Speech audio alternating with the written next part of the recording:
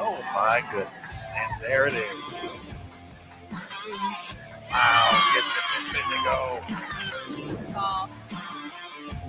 Oh.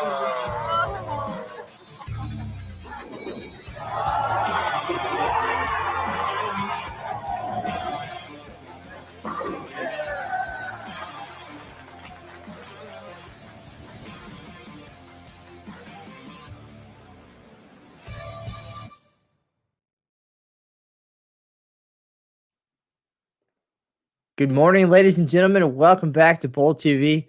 My name is Matt Canizaro, and it's hard to follow up that intro, but we are going to do our best throughout the day today. It is a match play all day. We're here for the PWBA Hall of Fame Classic here in 2021, the continuation and the final event of the Kickoff Classic Series at the International Training and Research Center in Arlington, Texas. 24 of the best in the world will go head-to-head all day today and tomorrow to determine who the 5 players will be for the exciting stepladder finals. That's all coming up tomorrow night. But a long way between now and then. A lot of games to be bowled. We'll have 2 8-game blocks today, 30 bonus pins on the line, and we cannot wait to get going here. All these players bowled 18 games earlier this week to determine who the 24 players were going to be for this final event of the series. And we're going to get to it. All pinfall has dropped, so everybody, first or 24th, starting from scratch this morning. Again, all games are match play. And for the first time that I can remember, we're going to have 2 matches per pair going at a time here. So something a little bit different. My co-host for the day will be Aaron Smith. And we've got a cool series of guests lined up for the event as well. But that's enough for me. Let's bring in Aaron Smith and get to it. Hello, Maddie, and hello, everybody watching here on Bowl TV. It's great to be back for another day. Matt, you kind of put everything in a nice little package right there. Hall of Fame Classic match play. It's going to be fun, going to be exciting, and hopefully some great guests along the way, too. Practice is just wrapped up, so let's get to the lanes.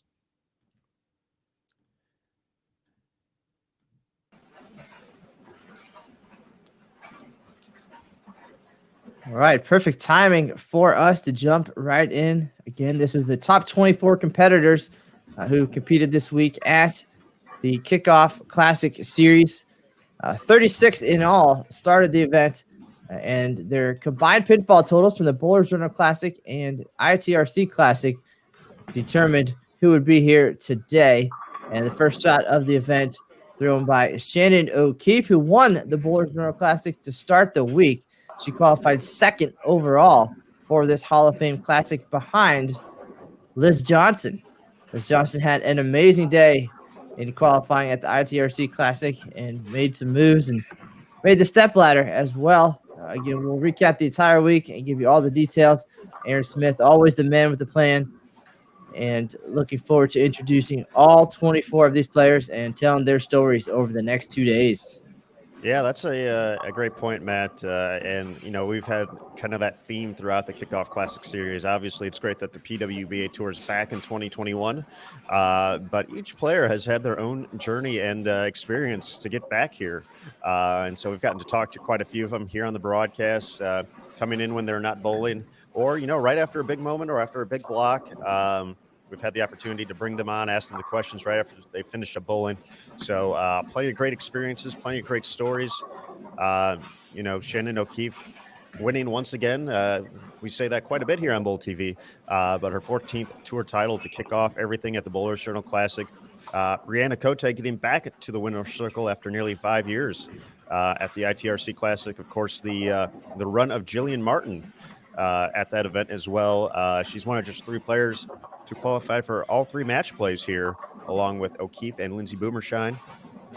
And then even yesterday at the regional, just a tremendous finish and a great article, folks, on PWBA.com. If you haven't got the chance to read it, just recapping the regional stepladder final, courtesy of Matt Canizaro, telling some great stories about our champion, Jacqueline Evans, as well as the runner-up, Jody Scherer, who has had quite a journey to get back to the PWBA Tour.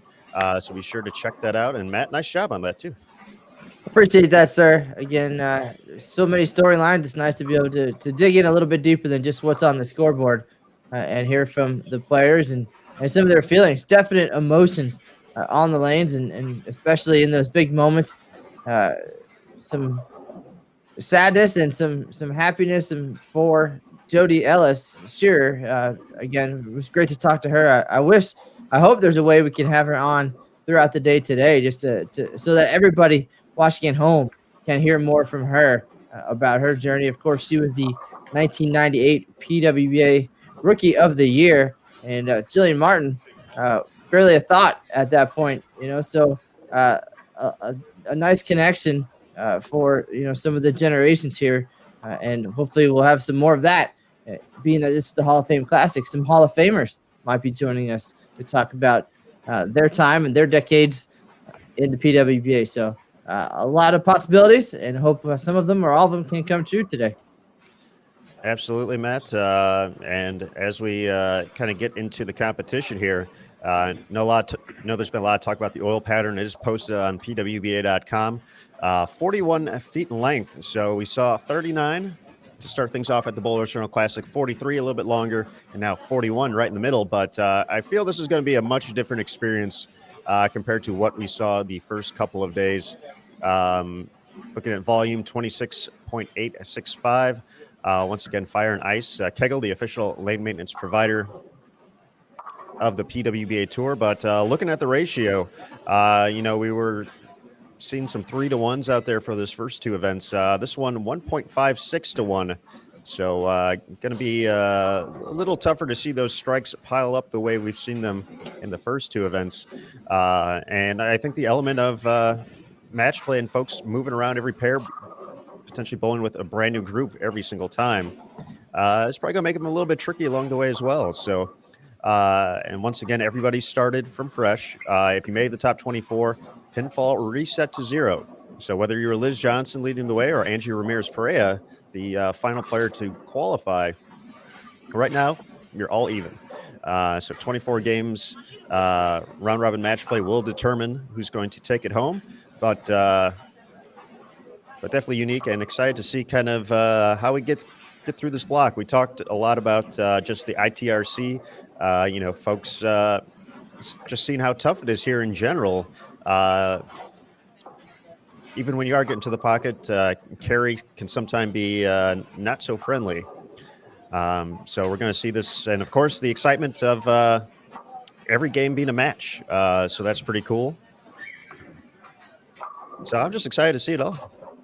And some additional factors to talk about too. The players had a practice session yesterday as they got onto this pattern for the first time. The key words that were being thrown around, of course, were that the pattern's a little bit flatter and more difficult than they've seen.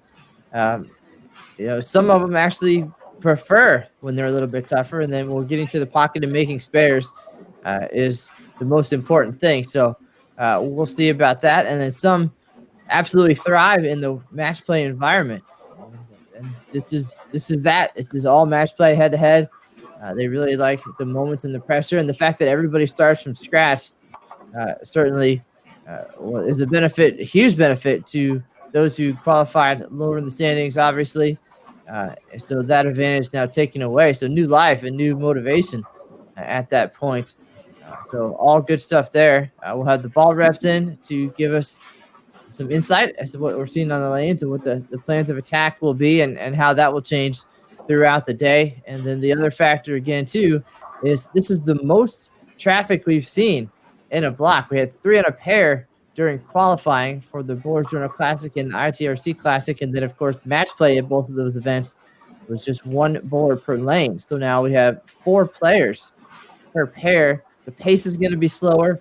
The transition will be different and potentially quicker, of course, with the extra player. So we'll see how all those things play in. Some people like the faster pace of the normal match play setup. And I don't know who it was that described it. I don't recall, but you go 1 shot, 2 shots, 1 shot, and it goes pretty quick. So a total new rhythm today as well. So all those things come into play as we get going here. But the most important thing is we have the 24 best players of the week bowling right now at the ITRC. Another PWBA Tour title on the line. It will be the third national title of the week.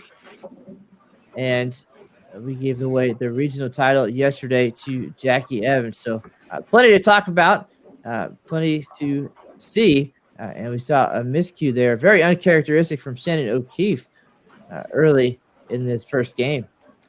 Taking a look at our featured pairs here, we are watching lanes 1 through 4 at the ITRC. First matchups, and it is going to essentially work just across the screen. So player 1 against player 1, player 2 against player 2. So Liz Johnson taking on Shannon O'Keefe, Maria Balanova taking on Maria Jose Rodriguez. So my early morning dad joke to get underway is, I bet Maria wins that one. See what I did there, Matt? See? That's a good one, Aaron. Only like 17 more hours, and that's how we started off. That's all good. And then on 3 and 4, we have Stephanie Johnson taking on Jillian Martin and Taylor Boltice taking on Jordan Richard. Folks, once again, we are working to get lanes 5 through 8 up as well. Jason Thomas working feverishly down there at the ITRC. Some Monday morning hiccups, but we will be back. But you can watch, once we get that up, every pair and play will be available if you're on bowltv.com.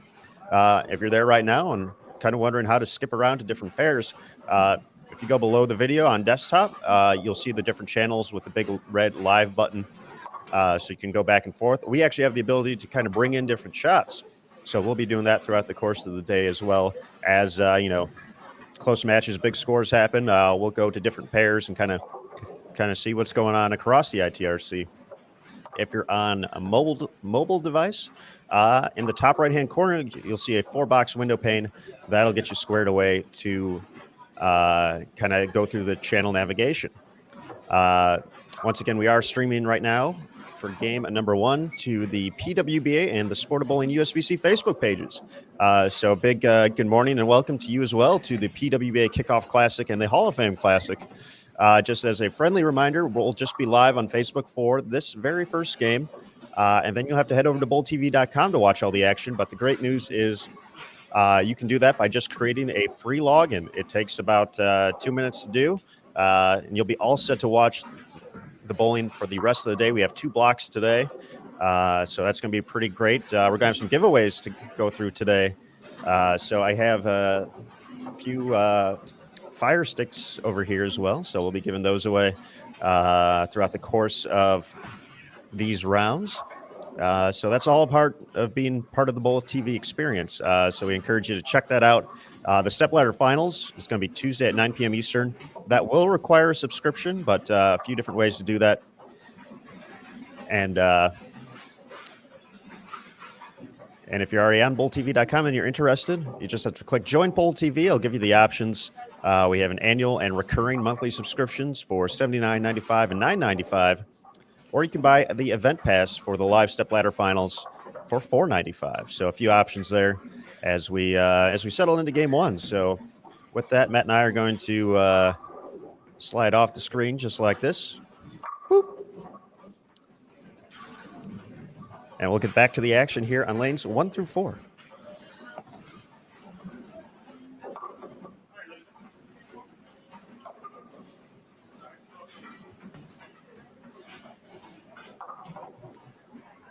All right, Aaron, it looks like comment in the chat that Jody might be available at some point tomorrow to come on and chat with us. That would be great. Of course, we'll have a long 8-game block during the day as we work toward our top 5 step ladder. So maybe an opportunity there to hear some more from the 1998 PWBA Rookie of the Year and hear how things were back in the day and how much fun it was being back out there this time around. I know not to give away too much of the story, but she really enjoyed once she got comfortable being back on the lanes and making a run at the title. So I think we'll see Jody Ellis back later in 2021. So looking forward to that conversation.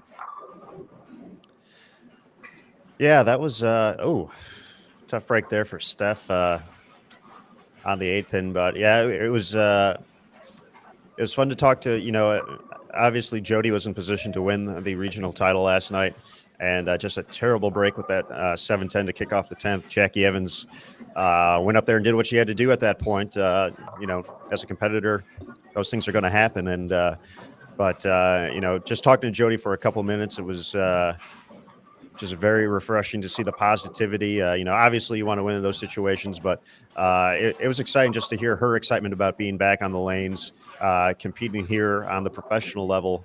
And we certainly hope to see more of her throughout the course of the 2021 season. Matt, I believe in your story you mentioned that a second pair of shoes ended up helping her get a little more comfortable here at the ITRC. And once that comfort level hit, she was fantastic during the regional on the way to earning the top seed. Bowled a great match in the stepladder finals, and like we said, just essentially one hit away from potentially winning her second regional title. But it was fun to watch. But big shout out to Jacqueline Evans as well. She bowled unbelievable in the stepladder finals, and for the second consecutive event, we saw the nerves of steel needed to pick up a 10-pin in a must-mark situation to win a title. So, kids, practice those spares. Well, also, Aaron, I think there's an upside, of course, to bowling in the regional yesterday. We had an opportunity to see some new players featured here on Bowl TV, and of course, Jackie taking home her first professional title, and getting to tell those stories was very memorable for me. But at the same time, the downside being that the reason that they were able to bowl in the regional was because they did not advance to the top 24 here for the Hall of Fame Classic. So a little bit of a bittersweet opportunity and a chance to shine in the spotlight there. But unfortunately, that means that their weeks were over and the competition was done. So all part of it. Glad they had that opportunity to get out there and bowl one more event and one more long day of bowling, and just certainly get motivated more for the next one coming up. Of course, the PWBA Tour continues in April, so a little bit of time to go home and regroup and enjoy the positives that came from that, and work on the things that maybe held them back in the bigger picture.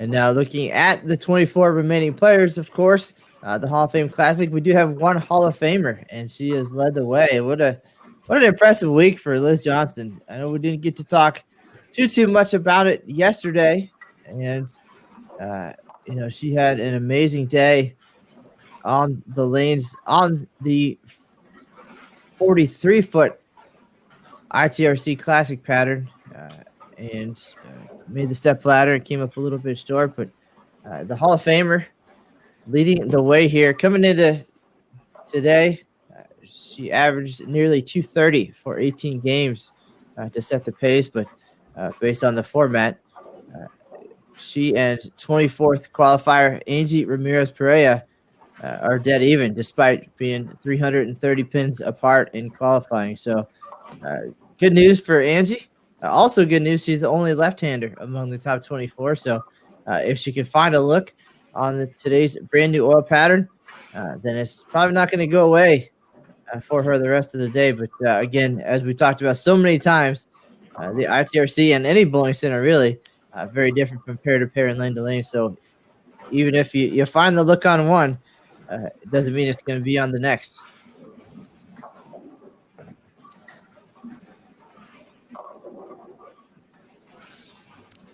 And folks, once again, we have live scoring available as well at pwba.com. I'll go ahead and drop that link in the chat as well. So if you want to hop around and follow folks that way, another great tool to view the action across the ITRC.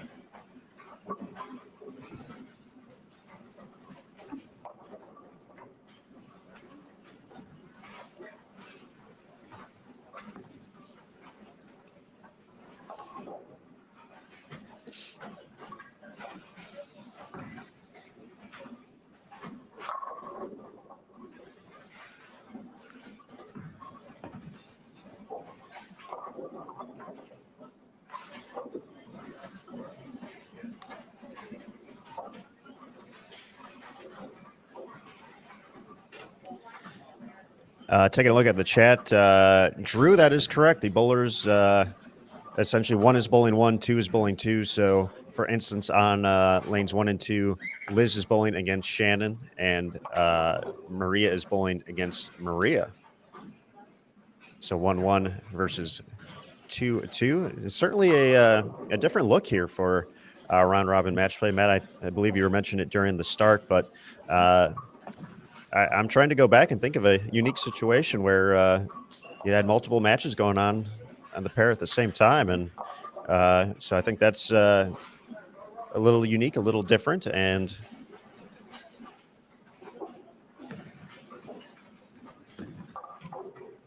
like you said, I feel that will make the transition interesting throughout the course of the block as well. So I think we talked a little bit about it yesterday, kind of leading into this, but we talked about the importance of bonus pins, and 30 is 30 pins no matter what. 15 is 15 for a tie. You're happy, you'll take it. But we just feel with the pattern looking a little bit tougher, just in general, looking at the numbers, you're going to see more people squeaking out wins with a 180 victory. We really didn't see too many of those in the first 2 events. So you're going to be happy with those. You're going to take those. You're going to run with them. Those are going to add up a ton, especially in this unique format with everything, all pins dropping too, is it's going to be fun. Usually if you think of like the U.S. Women's Open, pinfall carries over from qualifying. But this is actually more like the USBC Queens when you think about it. Essentially 2 separate events, qualifying being one portion, and then the bracket, you start fresh. You bowl 3 games against one other opponent, and you go from there. So a bit of a combination of both. Stephanie connects for the trip 4.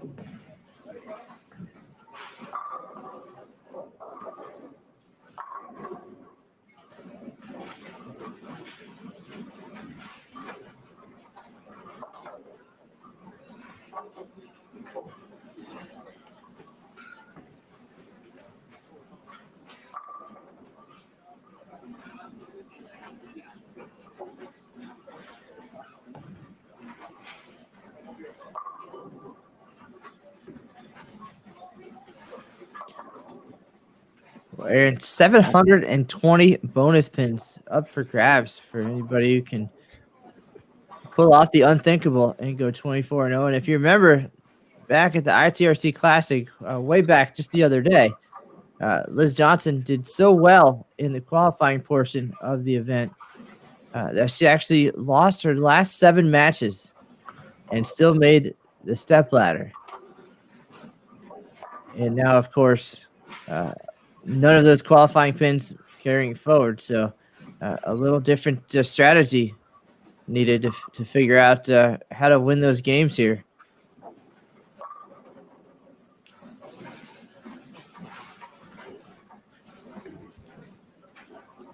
And no matter the difficulty of this oil pattern, I think some of these players will figure out a way to give us a 278, 266 match or something along the way. And we'll see some big scores. And we haven't seen a 300 yet this week. One close call from Jillian Martin, 299, and a handful of 289s as well. But will today be the day?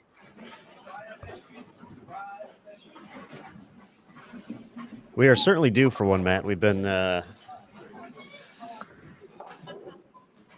you and I have had a terrible success at the moment. Just the one front 11, and that's courtesy from Jillian Martin, who's on our featured pair right now. Folks, I know there's I just checked my inbox, and there's actually going to be a brand new issue of Cyber Report coming out heading your way. So if you tend to get Cyber Report, be on the lookout for something coming up soon. There's a great interview with Jillian available right at the top there, sitting down with Mike Flanagan, who's been helping us out this week of Inside Bowling. And it's a fun little like 5-6 minute interview, definitely worth checking out. I believe it's available on our YouTube channel as well, so youtube.com/BowlTV. So be sure to take a visit and catch up with Jillian. It's, we've gotten a few opportunities to talk to her so far on here on Bowl TV after she's finished up a block, but it's been just very refreshing. Her attitude, her positivity looking at this event, especially as a 16-year-old. But it's been fun to watch her progression. She's been confident throughout the course of this week. She's having fun out there. She didn't have so much fun missing that 10 pin right there, but plenty of time to bounce back, obviously. But be sure to check out that interview with Mike. I know he's hopping in the chat as well.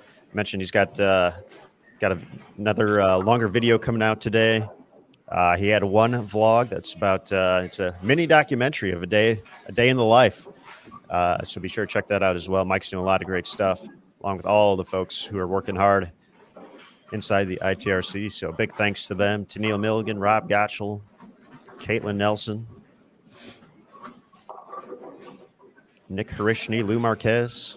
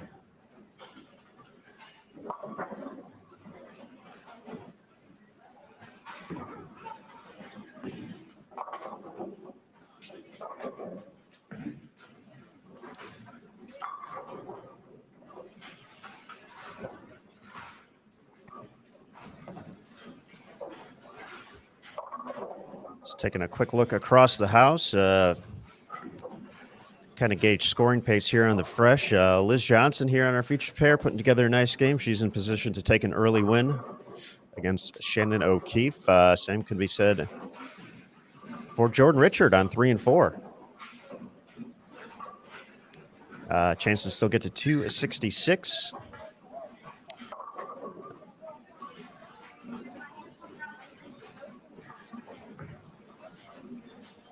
Pretty good match going on right now on 7 and 8 between Missy Parkin and Lindsay Boomershine. Missy can get to 257 this game if she's able to strike out in the 10th, and Lindsay 247.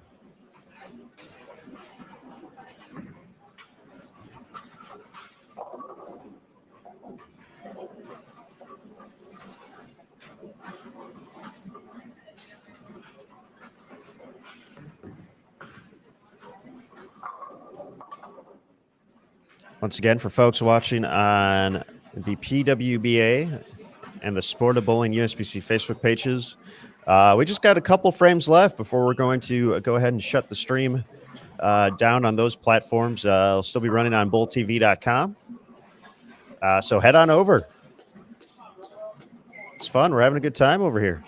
All you have to do is create a login. It takes just a couple minutes, probably even less than that, to get set up, and you can watch bowling for the rest of the day. It's Monday. Come on. You had some time to, get the cup of coffee in, answer a few emails. It's getting close to lunchtime, though, especially out on the East Coast, So it's okay to, relax a little bit, take in some Bowl TV as well. Tell your friends. please share across social media. You're watching the best players on the PWBA Tour right now on Bowl TV. You can do so for free with a community login. Spread the wealth and the good news of Bowl TV. The finals, though, of the stepladder, or the finals of the stepladder, that's a new one. The finals of the Hall of Fame Classic, the stepladder finals, that is, will be Tuesday night at 9 p.m. Eastern. That is the only thing that does require a subscription. So be sure to get that ready ahead of time. But top 5 players after 24 games of round-robin match play will advance to that exciting final, and we will have a third champion on the national tour in 2021.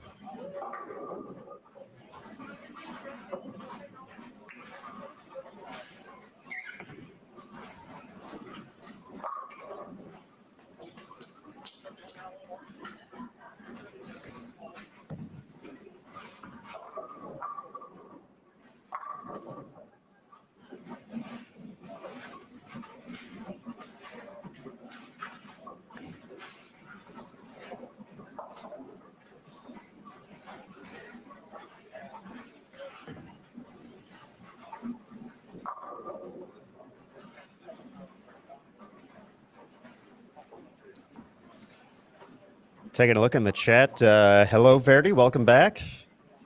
I think we would all like to see Tennille lace them up on BowlTV.com sooner rather than later. So, Tennille, we should have some type of exhibition match here on Bowl TV.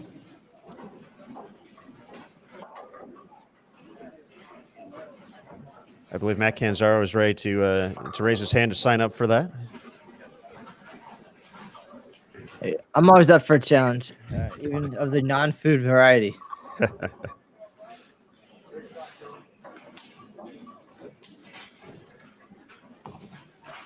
But folks, I know we've had some questions about lanes 5 through 8. We're going to make one more change in between games here to hopefully to get that looking a little bit better. But we're up and running on 5 through 8. But yes, we will attempt to make a few more adjustments as well down the stretch here.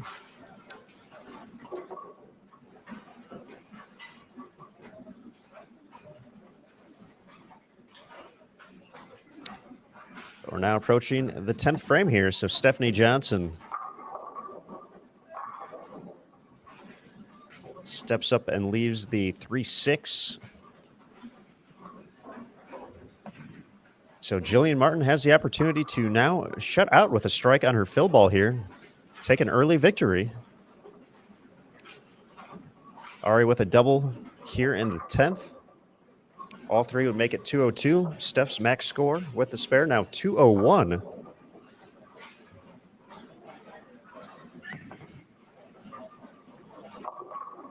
And there it is, an early win and an early fist bump as well from the young standout Jillian Martin. So she'll get the 30 bonus pins. A rough opening game for Shannon, 157. Liz is going to take this game. Just a matter of her final score. Still can get to 260. Finished 4th at the ITRC Classic after just missing match play at the Bowlers Journal Classic.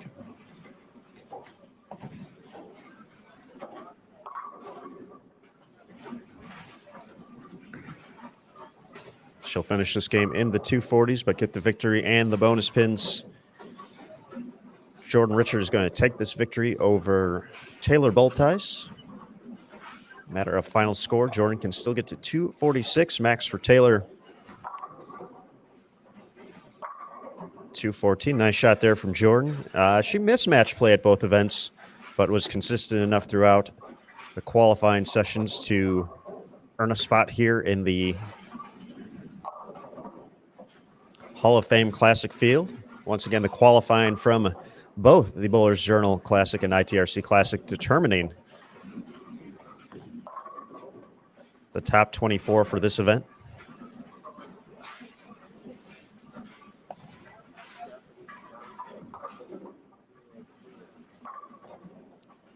So nice 247 start for Liz Johnson, 24-time titleist.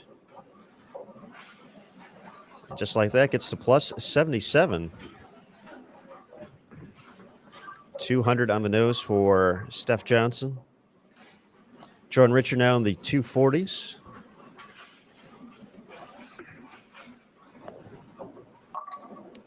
Maria Jose Rodriguez is going to collect a win against Maria Balanova. Balanova, a rookie on tour this season, made match play at the Bowlers Journal Classic to kick off her PWBA tour career. As did Maria Jose Rodriguez. Taylor Boltice leaves the bucket. She made match play at the ITRC Classic. As we mentioned, only 3 players advanced to all 3 match play rounds, so we got to see a great variety throughout the course. Players finding success on different patterns here at the International Training and Research Center.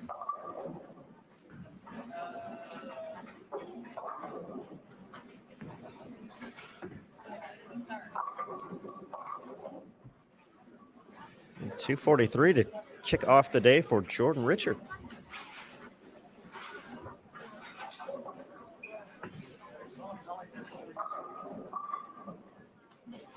.185 will be good for the victory for Maria Jose Rodriguez. And just a few shots left here prior to concluding game number 1. And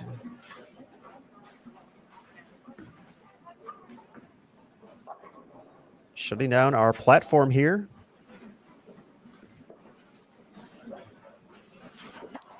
Across our Facebook channels, but once again, BowlTV.com will be the place to be.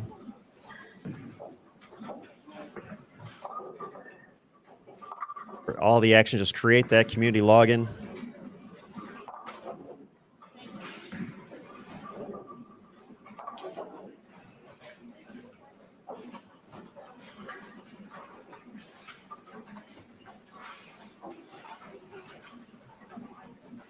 And you'll be all set for match play.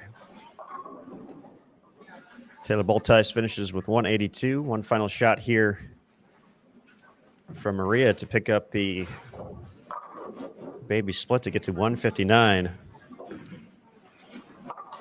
All right, folks, with that, Matt and I will be coming back in just a second here as we wrap up game number 1.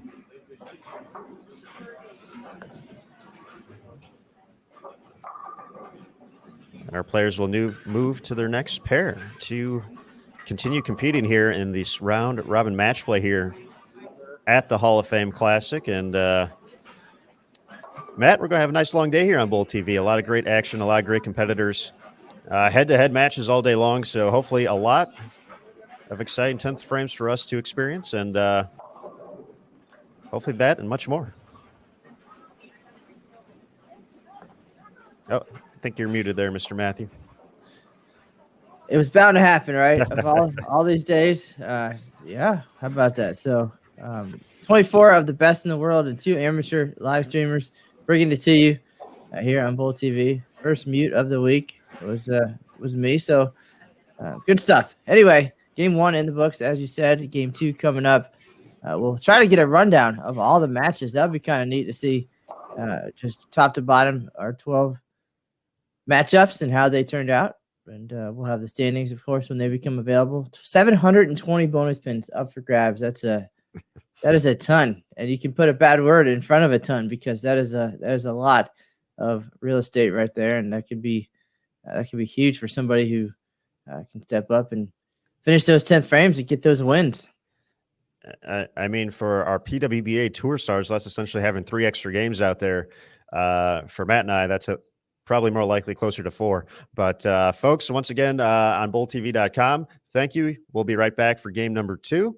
And if you're on Facebook, head on over to BowlTV.com, create a login, and watch the rest of the day. And by the way, this is what we're going to be giving away a little bit later. So there you go. We'll have that available only on BowlTV.com. So folks, once again, if you're on BowlTV.com, we'll see you in just a minute or two as we get back into game 2. If you're on Facebook, we're going to sign off for right now. But folks, thanks again for joining us here at the PWBA Hall of Fame Classic. We'll be right back with game 2. And remember, on Bowl TV, bowling lives here.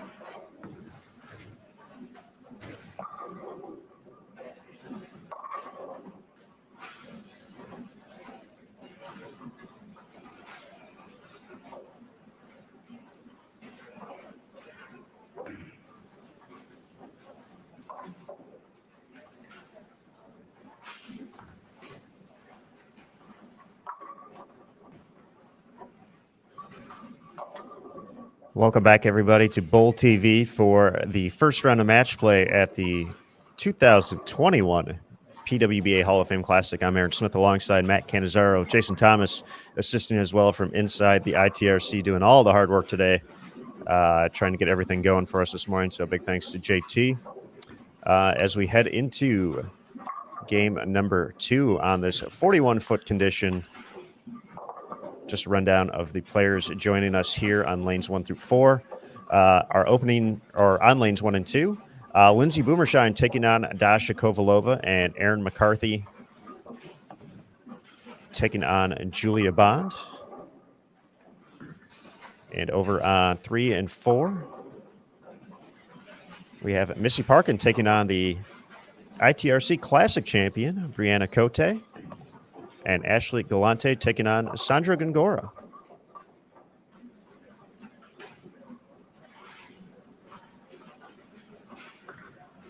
Other matchups across the house.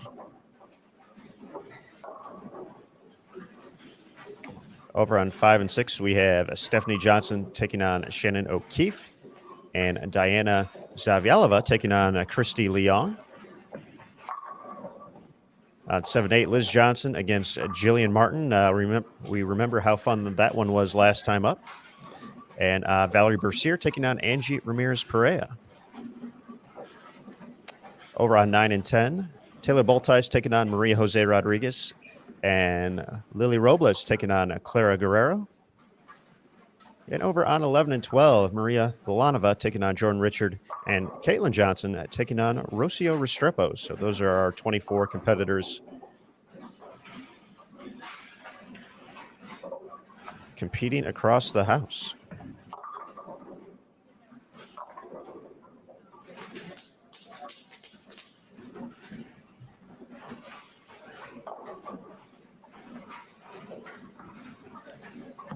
See, quick question in the chat. Brian, are they going 12 straight games? No, this is 8 straight games, and then another 8 later today starting at 5 p.m. Eastern, and then we'll have the final 8-game block tomorrow at 3 p.m. Eastern, so a few different opportunities to watch. What lane is Liz Johnson on? She is going to be on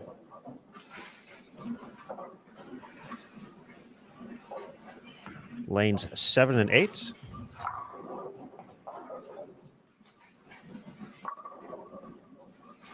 And there is a full screen button available on both desktop and mobile. So if you're on a desktop with the white bar underneath the video, you'll see a little rectangular square. That's full screen.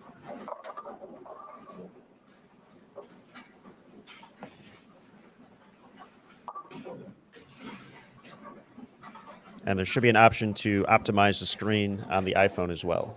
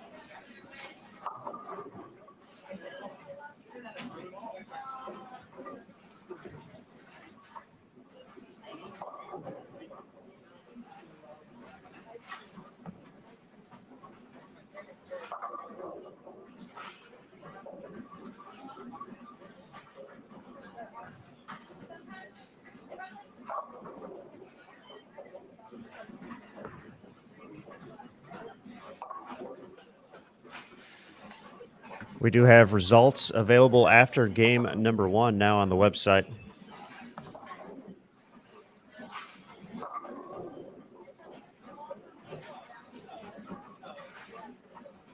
And we got to watch the two highest games out of the block. Liz Johnson and Jordan Richard, 247 and 243, both with victories with the 30 bonus pins at plus 77 and plus 73.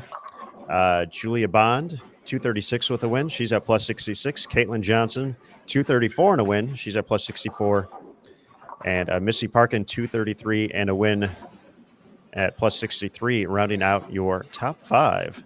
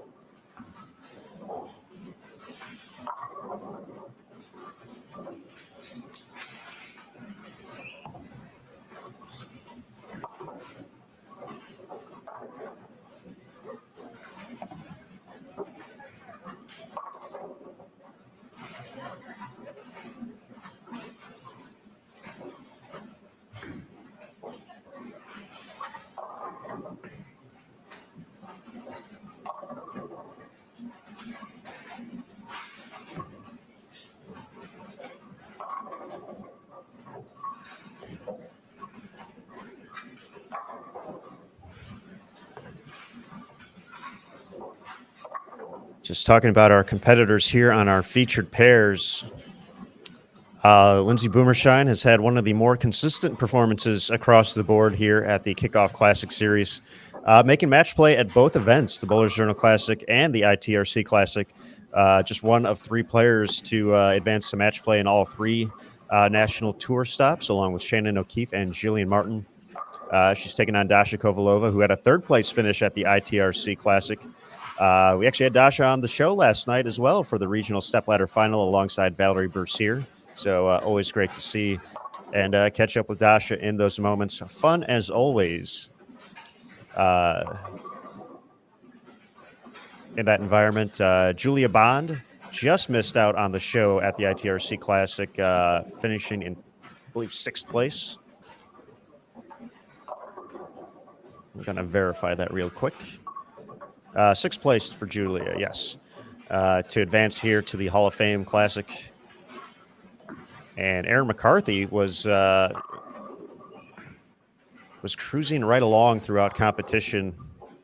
At the opening Bowlers Journal Classic, made the stepladder, ended up losing in the first match to Missy Parkin to finish in 4th place.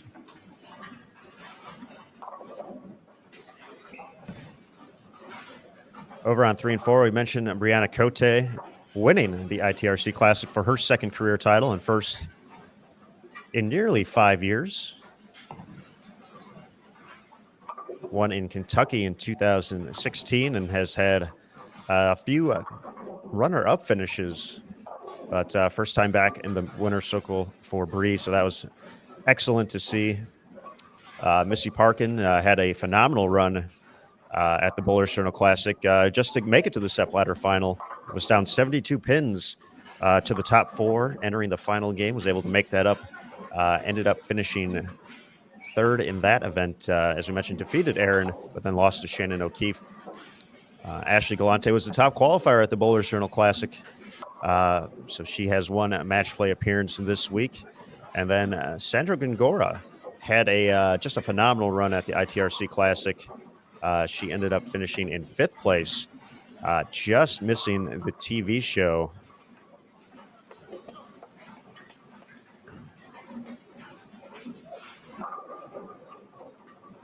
Which would have been her second in 2 seasons.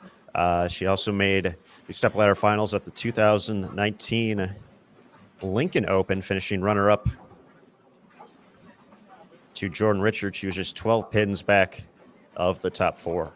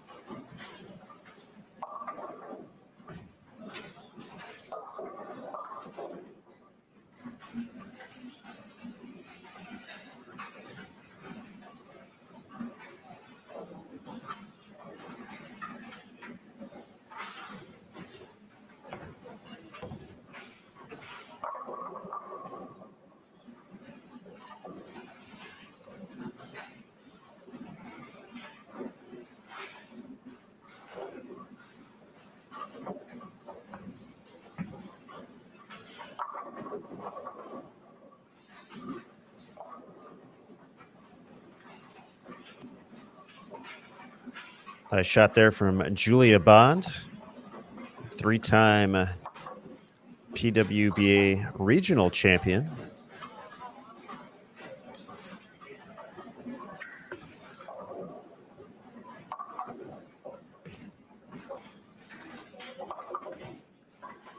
And now Dasha Kovalova will step up here in hopes of making it 7 in a row.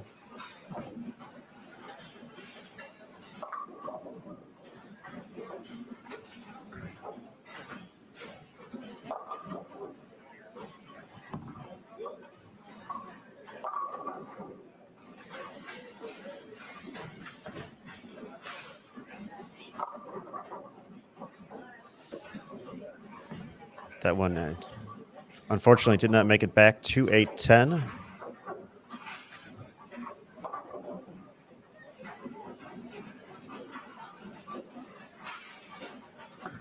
That will tighten things up in her match against Lindsay Boomershine. It's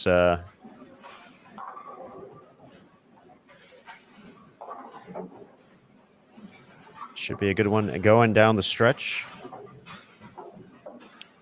Christy Leong on 5 and 6 with 5 out of the first 6 strikes. Saw someone mention Jillian Martin looking to get comfortable here, and she has a max of 268 this game, taking on Liz Johnson, whose max score is 246. Angie Ramirez-Perea with 5 out of 6 to start. All that over on 7 and 8.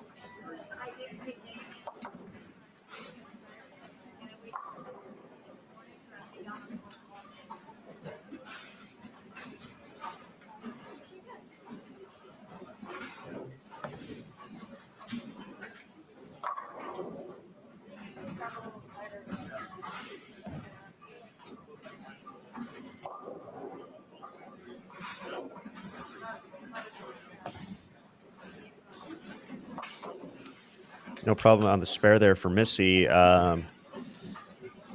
She's still looking to find the right look here, but has caught an opponent at the right time. Brianna Cote, just a single mark so far through the first 6 frames to go along with 4 splits to give Missy a pretty sizable advantage at the moment. Right now, Ashley Galante has looked to be the most consistent so far here in game 2 on 3 and 4.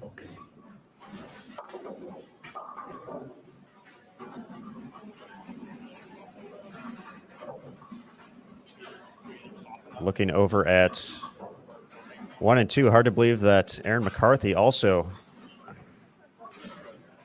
in a similar situation to Brianna, looking to get something going here. 58 in the 6th.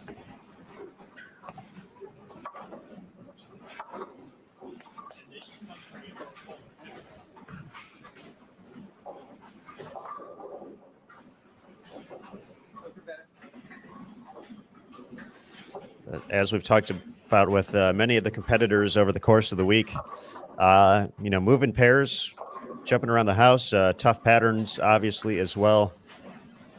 You got to let those particular games go really quick. Otherwise, you're going to find yourself in trouble. Obviously, in a 24-game format, you're allowed to have a couple games where it just doesn't match up, but obviously you don't want to let that affect the rest of the day moving forward.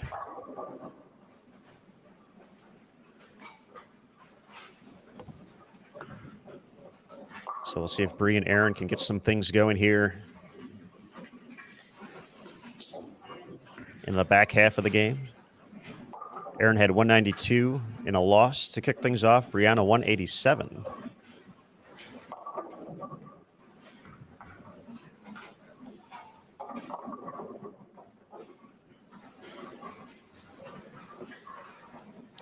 Lindsay now looking at back-to-back 10-pin conversions after 4 consecutive strikes. Does find herself down against Dasha Kovalova. Kovalova had the front 6 before the 2-8-10 in frame 7. She's looking to bounce back on lane 1. Up for her 8th.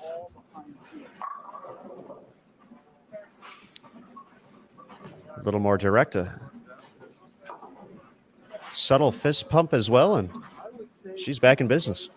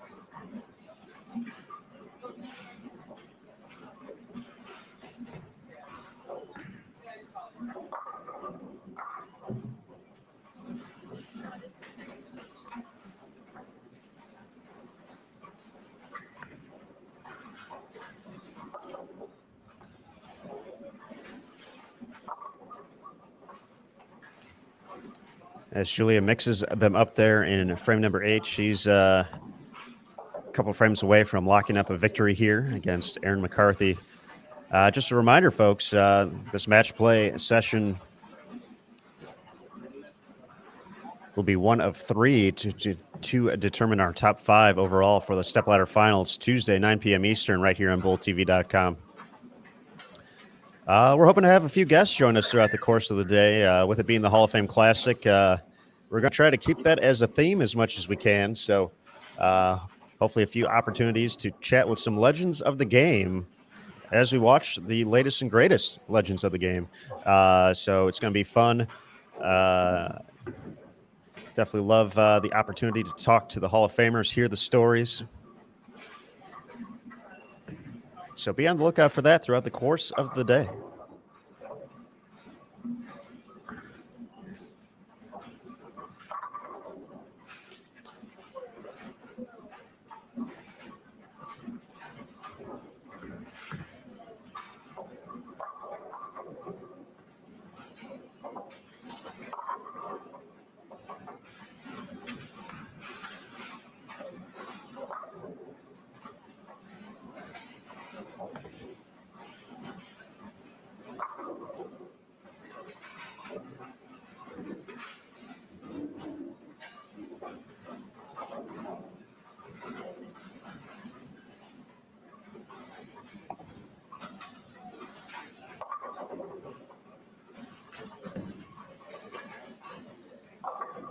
Lindsay Boomershine delivered a strike in the 9th. Her max score 248. She's going to have the opportunity to shut out Dasha, who left the 6-pin there in her 9th frame. Her max score now 243. So advantage to Lindsay with the 10 frame left to go.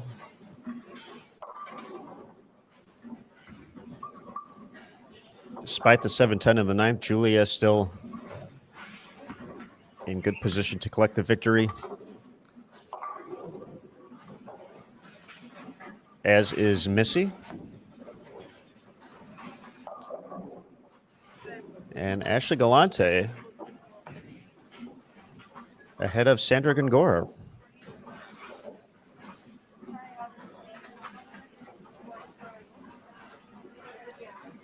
question in the chat from Brian. We did have some precipitation in the forecast the past couple of hours, so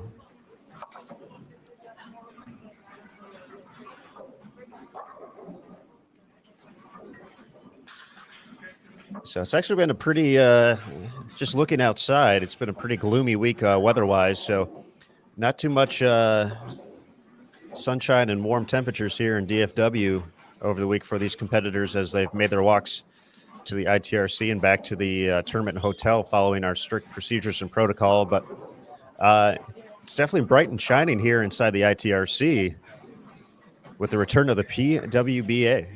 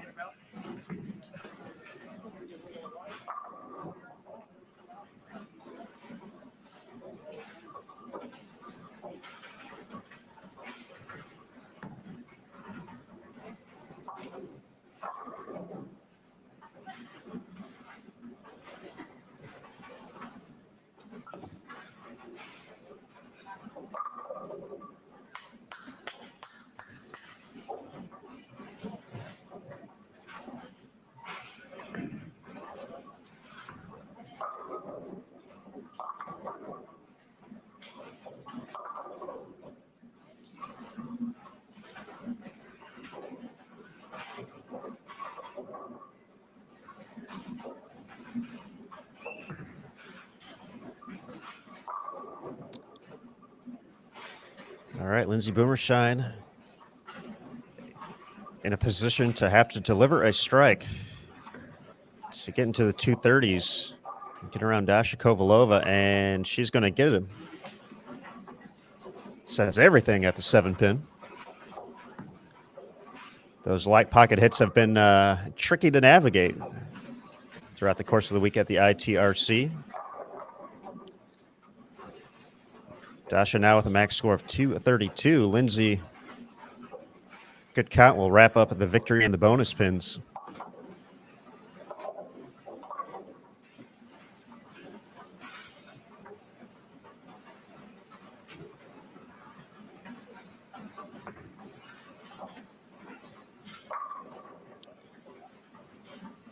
There's a little momentum for Bree. More than likely not going to be able to get the victory here. Expect Missy to cover the 10-pin and put herself in position to get into the 160s, but potentially a little late momentum to take in for the rest of the block.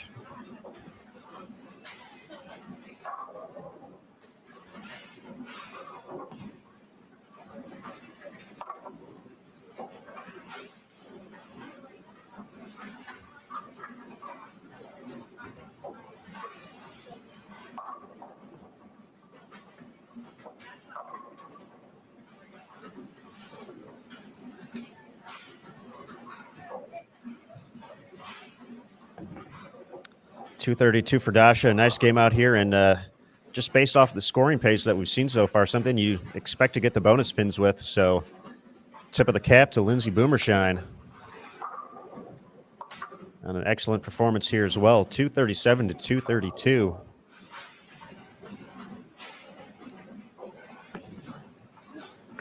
Aaron McCarthy can max out at 168 after the rough start. So Julia Bond will just need 6 pins and 2 shots to lock up the victory. I'm sure she's hoping for a few more than that. Ashley Galante really bowling a nice game over here on 3 and 4, especially looking at some of the scores from the other competitors.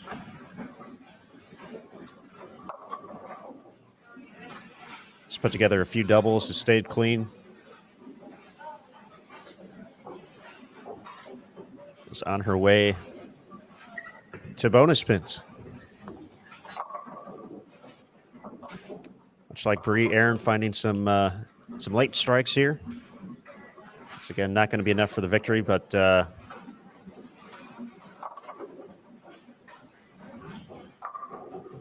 little boost moving forward.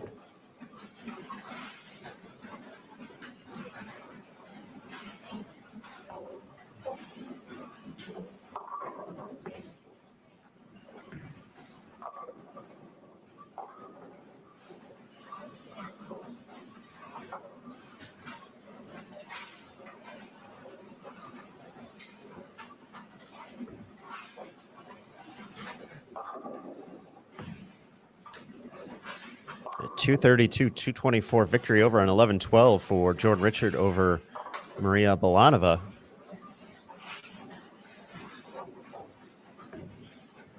And Caitlin Johnson putting together a nice game.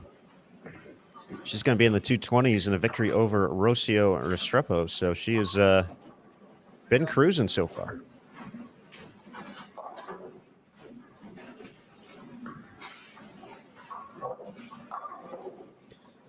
Christy Leong, a chance to get into the 230s with a decent count on her fill ball. She gets a strike, 232, in a win over Diana Zavyalova.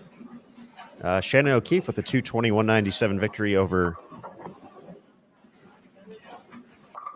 Stephanie Johnson. Jillian Martin continues to have Liz Johnson's number, 234-215 victory for the young 16-year-old standout. And Angie Ramirez-Perea, 245-214 victory over Valerie Bercier. Maria Jose Rodriguez is going to take the win against Taylor Baltais. And Clara Guerrero in position to capture a victory against Lily Robles. So I think we got you caught up across the house.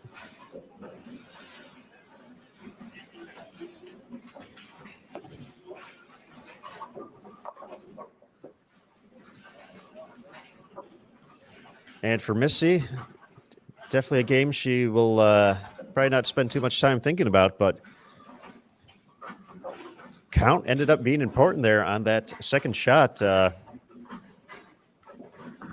Actually, she had it without the count. I lied, but going to be very happy to take home some bonus pins there. As Bree found it late, but just a little bit too late. She can still get to 157. Aaron saved 168, but was not enough against Julia Bond, 181.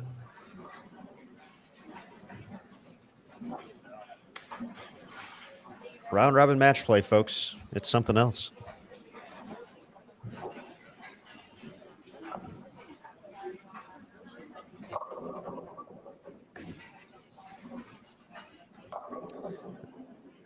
All right, Ashley with the victory over Sandra. Chance to get to 210.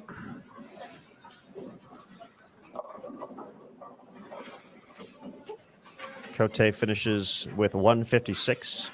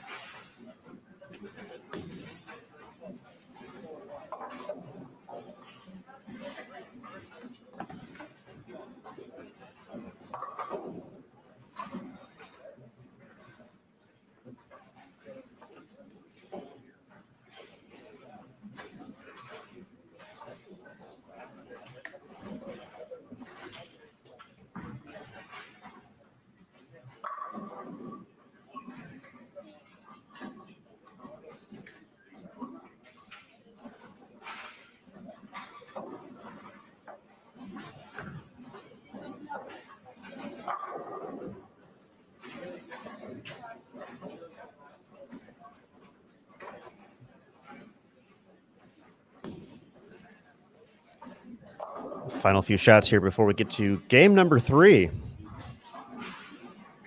in the opening round of match play at the PWBA Hall of Fame Classic, the final event of the Kickoff Classic Series. We had 3 events leading up to this, the Bowlers Journal Classic and the ITRC Classic, which were both national tour stops. And then yesterday, the Arlington Regional, the first regional stop of the 2021 PWBA season.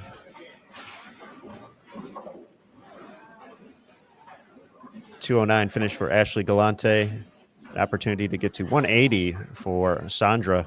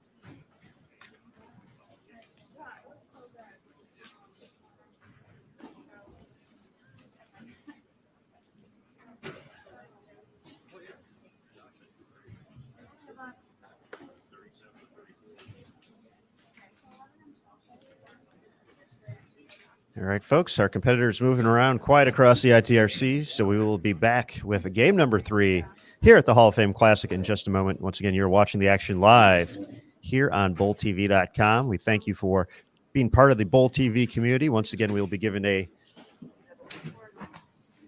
fire stick away a little bit later today during this round, so be on the lookout for that. We'll be sure to hype it up a little bit as it gets closer. But tell your friends, tell your family, all the bowling fanatics in your life, this is a place to be. Free to watch with a login only. You already know that because you've created one. We know you're here watching. But tell your friends, it's cool, it's easy. Check it out. Watch the top athletes on the PWBA tour. And we'll see you in just a moment for game 3.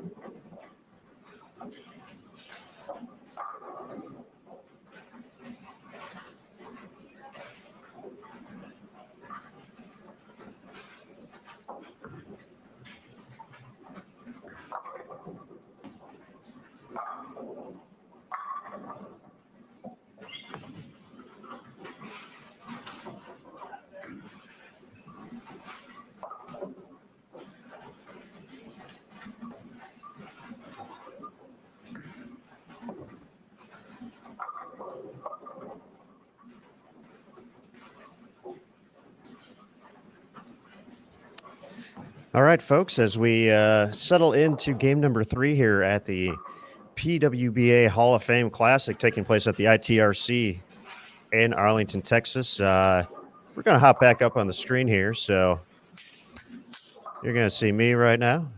Boom. You're going to see the one and only Matt Cannizzaro. Double boom. And then we're going to bring on PWBA Director of Operations and USBC Hall of Famer, McNeel Milligan. Boom, boom, boom. There we go. Hello, McNeel. Welcome back to the broadcast. It's been a fun couple of days. We've crowned a few champions. Can you believe we're this far into it? I feel like we're just starting. I know, right? I mean, how long have you guys been here? I've only been here a day. So I'm ready to just do this over and over and over and over, like Groundhog Day. Like Groundhog Day, great movie. Bill Murray, of course, and it's been it's just been fun to see these athletes competing once again. We've been too long with them, and just first thank you to you and the whole staff for being part of the experience with them. You guys are coming up on close to about 10 days in the environment. Just for you and what have you heard back from the athletes as well? Well, for me, it's been pretty simple. You get up, you get here in the morning, you leave late at night. You're the last ones out. So I haven't been cooped up in the hotel and in my room as the athletes have.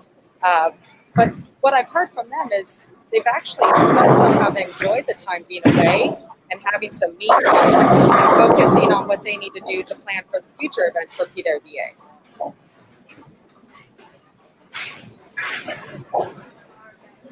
All right. Obviously, as this event continues on, it's named the Hall of Fame Classic, and a big part about this is remembering and reliving the history of the PWBA Tour and everything that we've done in the past couple of years to kind of look back at Hall of Famers, the history, the top 20 seasons. When you think about an event like the Hall of Fame Classic, knowing just the history of the PWBA Tour, how is the title going to be, especially knowing the format, knowing the multiple conditions, and of course, having to get through this incredible round of match play to just make it to the stepladder final? Yeah, I think whoever wins this will really look at it as a huge accomplishment. They've gone through the qualifying. Now they're going through match play just over and over again. And to have the words PWBA Hall of Fame in the title. Some of these ladies did experience when we brought back the PWBA Hall of Fame just a couple years ago. They sat in that ceremony and listen to Leanne Holstenberg, Wendy McPherson, and Donna Connor talk about what it meant in their career. And for a few of these athletes, they may have never heard of any of those ladies. And when they sat and listened to their stories, they were in complete awe. So for them to stand up and hold one of those trophies in their hands, to understand that hopefully one day they will be in the Hall of Fame as well. So, Danielle, as many opportunities as you've had to be a competitor out here on the PWBA tour and now actually running the show, who would you say were one or two of the folks you looked up to, the Hall of Famers that inspired you to want to go out there and make a living on the lanes? Oh, geez. I was very fortunate. I came from a Hall of Fame filled community in Southern California. So I got to watch the likes of Donna Adamick, Wendy McPherson, Leanne Holstenberg, just being from California, Amory Pike, Amory Dugan. These are the ladies that I looked up to. Carol Giannotti. I watched them every Thursday on television and said, I want to do that. I want to be the best. So those were my inspirations. And now I call them my friends. And I still get awestruck, complete starstruck when I send an email out to a Hall of Famer. Or they'll send me a text back. Betty Morris Lobb. I sent her a message and she emailed me back and went, Betty Morris just sent me an email. She knows my name. I mean, I still fangirl over it. So not only am I running the show, I'm also a big fan. So now, in one regard, you are the fan. In another, you are that inspiration for the next generation of young stars. And at the same time, the current stars are scared of you when they see you coming. No matter how much they enjoyed watching you roll, as soon as they see you coming toward them, they're running right now. That's a lot to think about all at once. Hey, I kind of like the fact that they were scared when I was on the lanes, that they're scared now. So my reputation precedes me. A couple of girls the other night, when Tony Franklin was on the show, he had mentioned me in my bowling. And thank you, Tony. I'm going to send you my $5 friendship fee later on this afternoon. But they didn't realize that I bowled. That's how young they are and how old I am and out of this game. But they said after that, they went back and, YouTube, Google, and they went, oh, you were scary there too. Well, I feel like if you would wear your tiara during competition now, I think that would be a great conversation starter. I'm thinking about wearing my tiara every week when we start in April, along with my green jacket, and then switch it out with my USBC Hall of Fame jacket. There you go. Dare on the table. I got you. That is the ultimate flex right there. So, we 100%. I may wear that same jacket because I heard Matt Cannizzaro called me out. So I may wear it during our match. Yes. Yeah, that was fun. Verdi Crawley wanted to see a little Tennille Milligan on the lanes now, not just making sure the rules are being followed. I call it timeout here. T is for timeout, not for Tennille. I believe I was called into this, and now unfortunately, I don't know how it would work to my benefit that my ball driller is my husband, right? So if anybody was going to save me in the equipment world, it was going to be Jay Mill. And now I don't know that he's going to want to help the opposition. So I don't know. I'm kind of stuck right now. But again, I'm up for a challenge, even of the non-professional. So whenever you guys are ready. He would have no problem, Matt, because I ain't scared of you. I don't care what hand you throw with.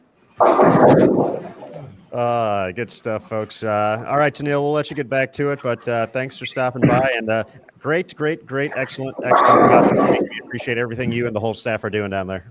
We appreciate you as well as our Bull TV friends. So stick around because we've just begun. We've just begun. I like it. And this is the way. This is the way. All right. Thanks, Tennille. That was Tennille Milligan, folks, joining us here on BullTV.com for the PWBA Hall of Fame Classic. I'm Aaron Smith alongside Matt Cannizzaro. We've been here all week. We've gotten to see these competitors. We've gotten to get to know the storylines. We had plenty of those just coming into the event, and obviously 2 events now in the books. Some additional talking points as we go back to full screen. Whoop. Taking a look at lanes 1 through 4. Over to your left, we have Missy Parkin taking on Stephanie Johnson, a matchup of longtime Team USA teammates, as well as Taylor Boltice taking on Ashley Galante.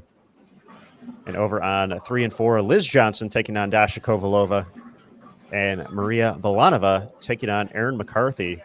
It's let's see, it's 3 games in. Liz Johnson has faced Shannon O'Keefe, Jillian Martin, and Dasha Kovalova. So if you just want to kind of put that together, or to think about the star power of this particular top 24, essentially that's a matchup every game for these competitors. It's a head-to-head matchup with the best players on tour, and there's no breaks.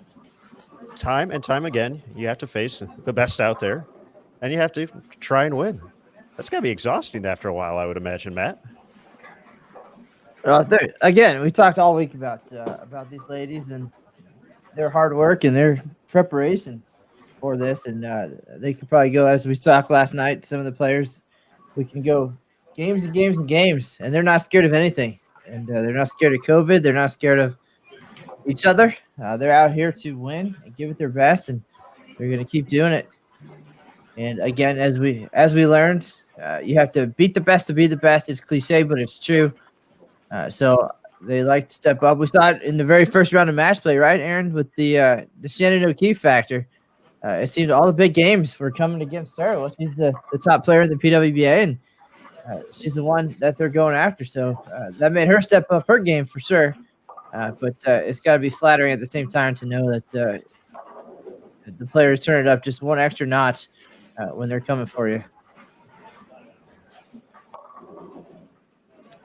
Absolutely. And folks, just a reminder, we've been pretty hunkered down on lanes 1 through 4 so far today, but if you do want to go around the house, you do have that option as well. If you're watching on desktop, the channel navigation to all the pairs in play at the ITRC is available. Just click on the lane numbers, PWBA 1 through 4, PWBA 5 through 8, PWBA 9 and 10, and PWBA 11 and 12 to jump around and watch the action. If you're on a mobile device, you can do that as well. Just go to the top right-hand corner, find the 4-box window pane, and you'll be all set.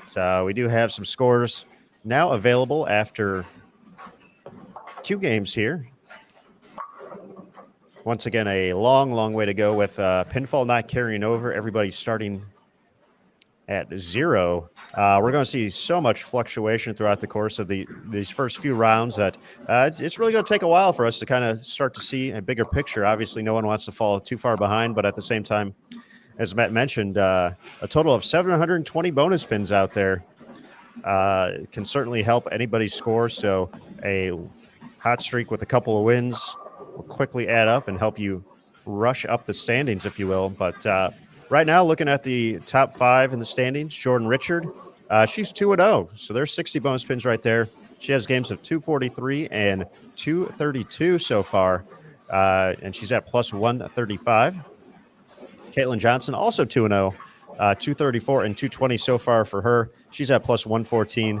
I'm sure you guys have heard this name before this week. Jillian Martin, 2-0, 202, 234. She's at plus 96. Lindsay Boomershine 1-1 at plus 93, and Liz Johnson 1-1 as well at plus 92. Your current top 5.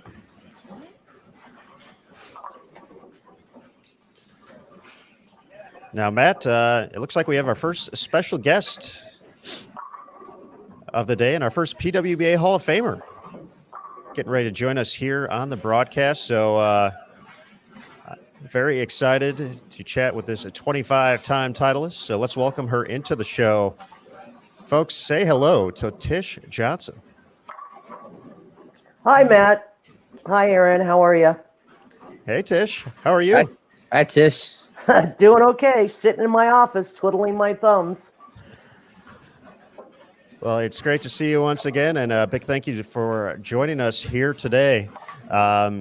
It's been fun to see the ladies back on the lanes here, and I've seen you popping into the chat here and there throughout the course. I know you've been watching. What have been some of your favorite things so far through the week? Just watching all the new people and how they attack the lanes. And Jillian Martin I'm glad I'm getting older so I don't have to deal with it. But I was planning on coming out there and bowling, but, our centers have been closed here for months. So, to be able to practice, that's hard. So we just opened one of the centers on Friday, where one of my shops are. So I'll be starting to practice again this week and see what happens. Well, we missed seeing some left-handers in the field this week for sure. We had just one of the 36 players, and that was Angie Ramirez-Perea. She made the top 24. She was the number 24 seed going in. Benefit, all pinfall dropped coming into this final event of the series. And if we can get a look at her while you're with us, of course, we'll get some expert analysis there from the left side and kind of get an idea for maybe how you'd attack this challenging oil pattern that we're seeing today, and maybe some thoughts in general about the first two this week. I don't know how much action you got to see, but any thoughts about those first two patterns? A little bit high scoring at some points, and two varying lengths, kind of middle of the road as well. So a lot of ways to attack the pocket. But any thoughts on what you saw earlier this week? Well, I mean, I saw, I watched Angie a little bit, of course, watching Liz and Lindsay Boomershine and, watching them all. But, I mean, Angie used urethane the first tournament. Then the next tournament, she sort of used a lot of different stuff. It looks like it's playable. It's just how you get there. And it's just, the new conditions, the new patterns. You got to have the right ball in your hand, playing the right zone, attacking the lane in a certain way. Do you use more surface? Do you use polished? It all depends on what you're doing. So I thought Angie bowled really good the first week, and then it seemed like, when she bowled the next tournament, she struggled a little bit more. It seems like everybody's getting to play a little bit where they like to play. So it just depends on what ball you have in your hand. I imagine over the years, of course, there's been some terrific left-handers on the PWBA tour, but there's probably been times where there were a few, or you were the only one.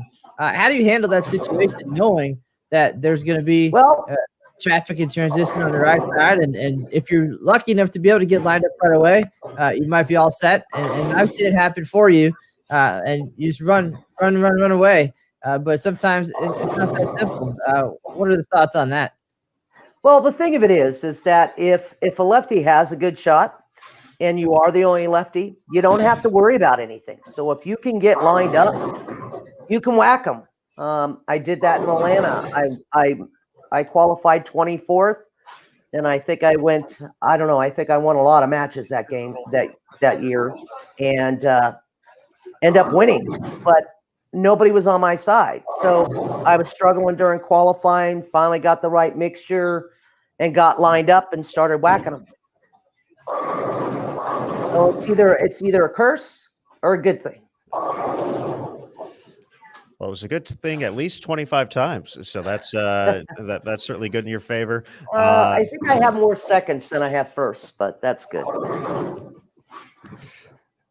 The important thing is always get into the title match, put yourself in those opportunities. And we've switched to lanes 5 through 8. And folks, once again, you can see the link kind of scrolling across there. We've put it in the chat a couple of times as well to watch the live scoring here. But we'll take a few looks at Angie as she's bowling on lanes 5 and 6. Tish, this is this Hall of Fame Classic, kind of a mix between the U.S. Open and the USPC Queens, with the qualifying from the first two events determining and then pinfall dropping. But instead of the 3-game matches, it's round-robin match play. It's kind of a mixture of two, both of them having a ton of games, 3 different patterns, and eventually a stepladder final to wrap it all up tomorrow. But what's kind of look at both of those tournaments. You're a U.S. Women's Open champion. You won the Senior Queens just a couple of years ago, so you know how to get to the winner's circle in both.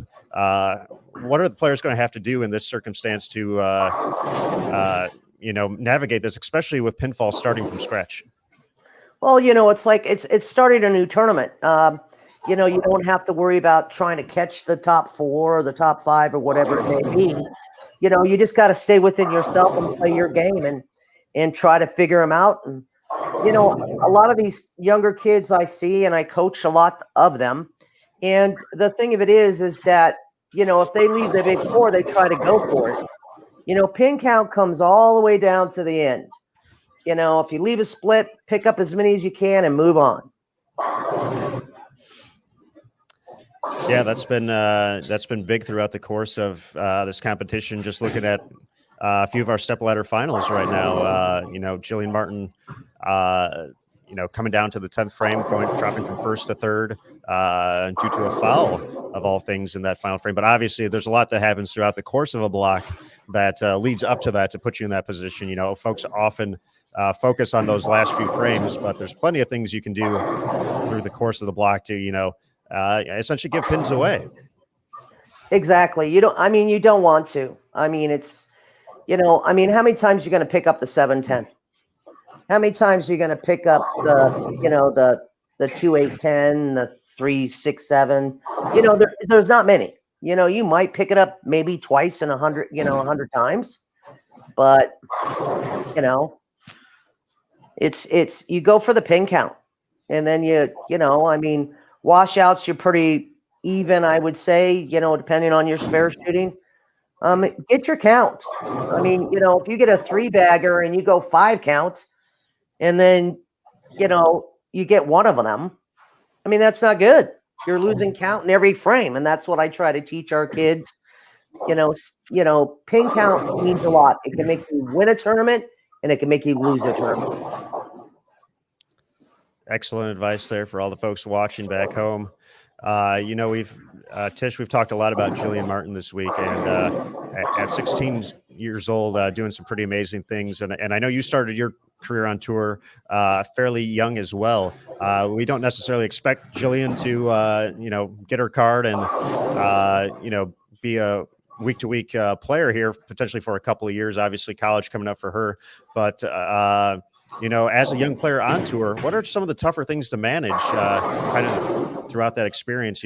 Obviously Jillian has her father, John, there, and he's been at quite a few events. We've seen that. So having that support system is great. But what are some of the toughest learning curves for a young player coming out on tour for the first time? Well, I think there's a lot of stuff. You have, we have ball reps now. When I first came out, we didn't have ball reps. That helps. I think that helps her. We had junior tournaments, but we mostly bowled on house patterns. We didn't get to bowl on sports shots or that kind of thing. So I think the kids nowadays have a better advantage than what we have, that we had when we were growing up. When she decides to turn pro, I'll bet you 2 to 1, she probably has every college looking at her right now. So it all depends. I just think, respect, keep your ears open, listen to veterans. Some of us do have some good ideas. Some of us don't. But, we always try to help the younger group. At least I did when when newcomers were coming out on tour, try to show them the ropes a little bit. They didn't know how to work out their bowling balls. So I sort of helped them. They go, what am I supposed to do with this now when they took it off the truck? So there's a lot of things that are different. So if you learn, you get better. I'm still learning. I've been in this game for 56 years. I'm still learning every day. I get up at 5 a.m. I watch videos. I watch layouts, how to lay out bowling balls, listen to some podcasts. That's how my day starts. Mel and I have 3 pro shops. Hopefully they'll all be up and running here shortly. Right now they're only open 3 days a week, Friday, Saturday, and Sunday. So hopefully that will start growing here when the pandemic starts getting a little bit better, and we'll see what happens. But just learn, listen, talk, ask questions, all those things. Yeah, has it been tough, obviously, to be at home and watch? And have you been kind of thinking what you would do in this situation, or how you would play a certain pattern while we're watching this whole week unfold? Really, 4 events in one, lots of opportunities, and it's got to be challenging to not be out there. But it's killing me not being out there. But I didn't have time to practice. Before the pandemic, we rushed and bowled the Golden Ladies, and It wasn't even a tournament. Everybody was wondering what was going to happen, all that stuff. And then when I was home, we were shut down, and then they try to open it up a little bit in the end of September, and then they closed us down again. So, from March when I got home until they opened it in September, I mean, I couldn't even bowl anywhere. And then they opened it up in September for a little bit, and then the end of September, and then closed it back down. And now we're just opening again. So there are some bowling centers that are privately owned that kept opening and closing because, of what the restrictions were. And, it's hard to run a bowling center with only allowing 2 people in the bowling center. 10 people. How can you can't operate a bowling center like that. So it is what it is. It sucks. I was really looking forward to coming out last year, and then I was planning on coming out this year, and I kept counting the days of, I kept asking the general manager of the bowling center, hey, when are you going to open up? Tish, probably not till February, and it was like, oh, because I think I could get ready within 3 weeks. I'll still be a little rough under the edges, but at least I think I would be ready to go. And it came down to the last minute that I just said, no, can't do it. I'm not going to go there and not, spend that kind of money and not being able to practice. I've got bowling balls that I haven't even been able to drill yet. So. Certainly understandable for that, but hopefully things looking up here soon, and the opportunity to compete, and hopefully back out here on the PWBA tour soon here as we get one more look at Angie. So we're getting toward the end of Game 3. A player who's also on this pair, who's had some success throughout the course of this event, is Lindsay Boomershine, who I know who you know very well, and Lindsay's, we talked to her on the PWBA podcast just a couple of weeks before all this started. And it seemed like, she was very confident coming into it. She's always had the physical talent, but it sounds like she's making the right steps, talking to Mike Shady a lot as well, and getting ready, just getting in the proper mindset to get back out on tour. I know she's probably one player on all of our lists who, when you talk about the most talented players without a title, but she's looked so good so far this tournament. Is anything going to stop her from getting a title this year, in your opinion? I think she just has to stay within herself. She has the talent. She's a great bowler. She's a very good friend of mine. We talk a lot. Her and I talked a lot during this whole week. You just got to keep getting there. You keep getting there. Eventually it's going to happen. Sometimes I think she gets it down on herself a little bit, and, she's got to stay in the moment. And she's been really working on that, and it shows. 2 weeks in a row, she's been up there. She's been really close of making the show. And as soon as she does it, I think it's going to be awesome. As soon as she wins, I think she's going to have. I think there's going to be more of them. How's that? Mm-hmm. No, I would agree with that. It's for many folks, it's once you get that first one, the weight off the shoulders, and all of a sudden it just becomes easier in every moment of it. I imagine, in talking to folks, I haven't won anything, so I wouldn't know. But I know you've experienced that, going back to that first win in Miami. Just what was the feeling afterwards, kind of collecting that first victory, and then knowing that, hey, not only can I can compete out here, but I know how to win now. Yeah, which was funny about the first tournament is that we didn't have TV. So I had to bowl Nikki G for the title, so that was awesome. I won. I go, great. Now we go to Clearwater, get pumped up. Hey, let's see if I can win 2 in a row. Well, I made the show. I led the tournament, and I lost to Nikki, but we had TV. So my thing was of how to get used to TV, and it was really hard learning how to do that because, as you know, Matt and Aaron, you know me. I like to walk around. I go to talk to you all the time, and I can't sit still. So having to sit in that chair and be careful that I don't swear, I don't do anything stupid, that kind of stuff. So it was really hard trying to learn how to be me on TV, but not be a jerk or not do something dumb. So once that happened, it seemed to get a little bit easier. But, you know, being on TV, it never gets easy. I still get nervous when I'm on TV. The one time that I felt really confident on TV, you know, I felt really good and I wasn't nervous.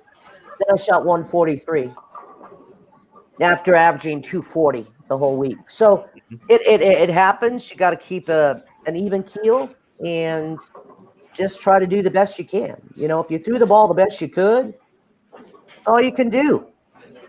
You know, give me 15 minutes after the show and I'm good. But don't talk to me in between that. See, Especially if I lost. Now that I know you so well after all these years and have seen you compete and been there in those 15 minutes after in person, knowing your personality, I'd like to go back and watch some of those shows and kind of see you and consciously trying to behave on TV, because I imagine that the Tish in real life had to tone it down just a little bit for TV. And I don't know that the entertainment value would have been as good in that regard, but I'd be curious to hear about what was going through your mind in some of those moments that probably took a whole lot of restraint to keep inside for the TV purposes.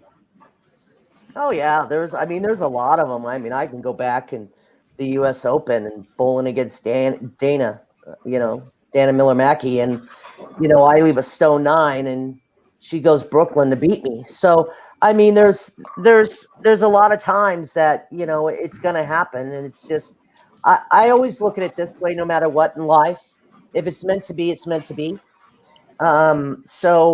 But you know, you feel like you've bowled so well. I mean, there's been a lot of tournaments that I've led by a lot, not just by, you know, 50 pins, 60 pins. I mean, I've led by a lot. And then lose on TV, those are the ones that are really hard. You know, and then I finally came to realize that if it's meant to be, it's meant to be. And that's just the way it is. If you gave it everything you had in those 10 shots and tried everything, every trick, everything that you could do, that's all you can do. And so that has been my philosophy over the years. Yes, I've done some funny things on TV. I've sat in people's laps and talked to them. In between commercials, I've tried to get everybody to laugh and have a good time. I've taken a towel and buffed somebody's bald head. I mean, I've done some crazy things, but I've had some fun too. And, you know, you never forget the people that you've met across the country. You know, I still get some emails from people, and I still get texts from people that I met years ago. You know, these young kids now, and I think it's good in some ways, but in some ways I don't. They take it as a business or a job. And there's nothing wrong with that, but you got to have some fun too. And I think if you find the mixture of that, I think, you know, I felt really bad for Danielle. I mean, she bowled really good and then loses and then doesn't even make the top 24 here. That is just shocking to me. Because, I mean, I love watching her bowl too. She's, you know, the heart. I mean, you can see the girls that are dedicated and work really, really, really hard, which is good. I didn't work as hard as I should have back in the day, maybe, but I tried to make it to where I was always told, do a job that you enjoy doing. And I did. I enjoyed my job. I loved it. When the tour folded, I was on a rocky year and a half there of, you know, what am I going to do? You know, this has been my whole life. This is what I've planned since I was 8 years old of what I wanted to do. Was I still in my prime? Oh, yes. Am I in my prime now? I can get back there. You know, it's different trying to learn the new patterns and trying to figure them out. Being left-handed, it's a little bit tougher. Either we have it or we don't. Yes, we can grind out a check. I mean, look at Shannon Pulowski. She hasn't won yet. I mean, she's very talented. You know, it's just the lanes break down different. They teach these kids in college, surface, surface, surface, surface, surface. Then they build up they open up a shot. So it's just now trying to learn all the new stuff that when the tour folded, we didn't have that. They were still bowling. They were still bowling in college. We didn't have really anything to bowl. Now being a senior, I'm going to bowl a little bit more of the PBA 50s. And if the women's senior stuff gets going again, then I will continue to do that.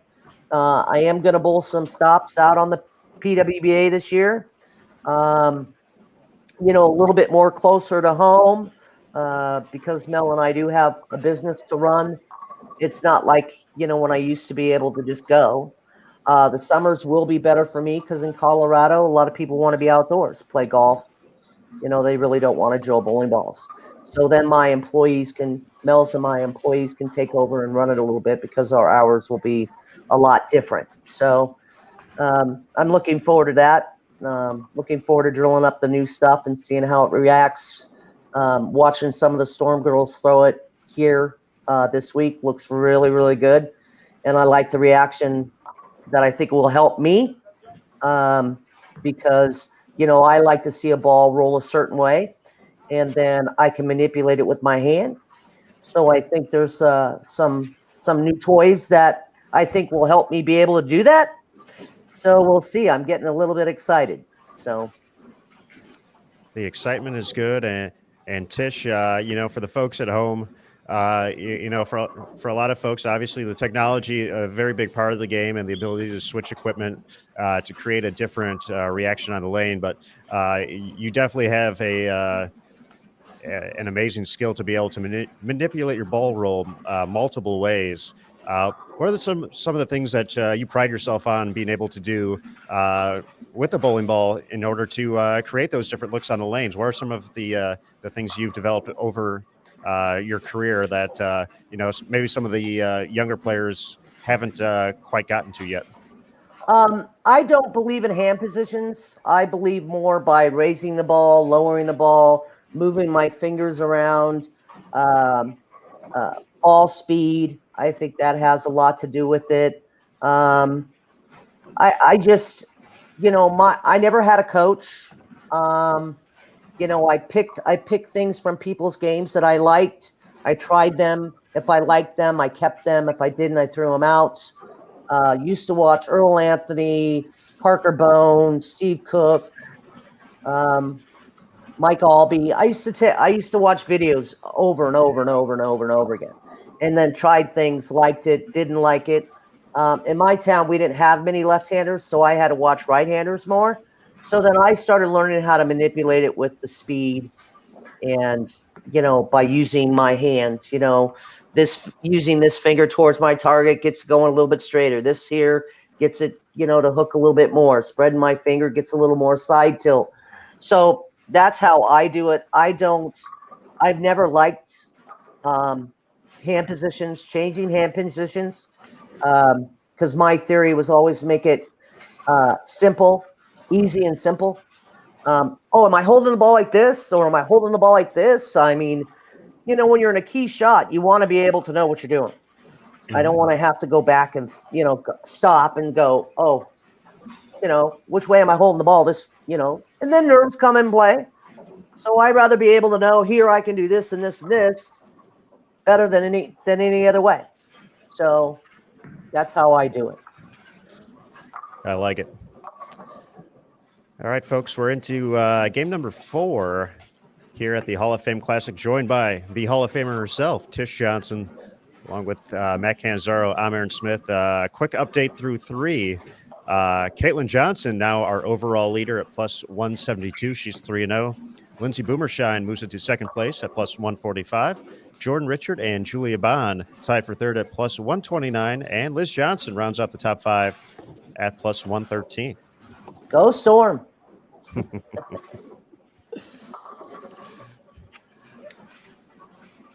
We are behind lanes 1 through 4 here at the ITRC. Once again, folks, on Bowl TV, you can watch every pair and play. We are on lanes 1 through 12 throughout the course of the competition here this week. Now, Tish, obviously, looking at your career, I don't remember the exact number, but I know you went on an incredible streak of being out on tour every single week. You got to be out there. You got to see all the greats. You are one of the greats. And kind of looking at the, going back to 2019 and obviously the strong start here in 2021, Shannon O'Keefe has been the premier player on tour over that stretch. From just your time on tour, looking at what Shannon's kind of accomplished over the past few years, who would you compare her to? Kind of looking at different eras as far as some of the success she's put together in just these past 5 seasons.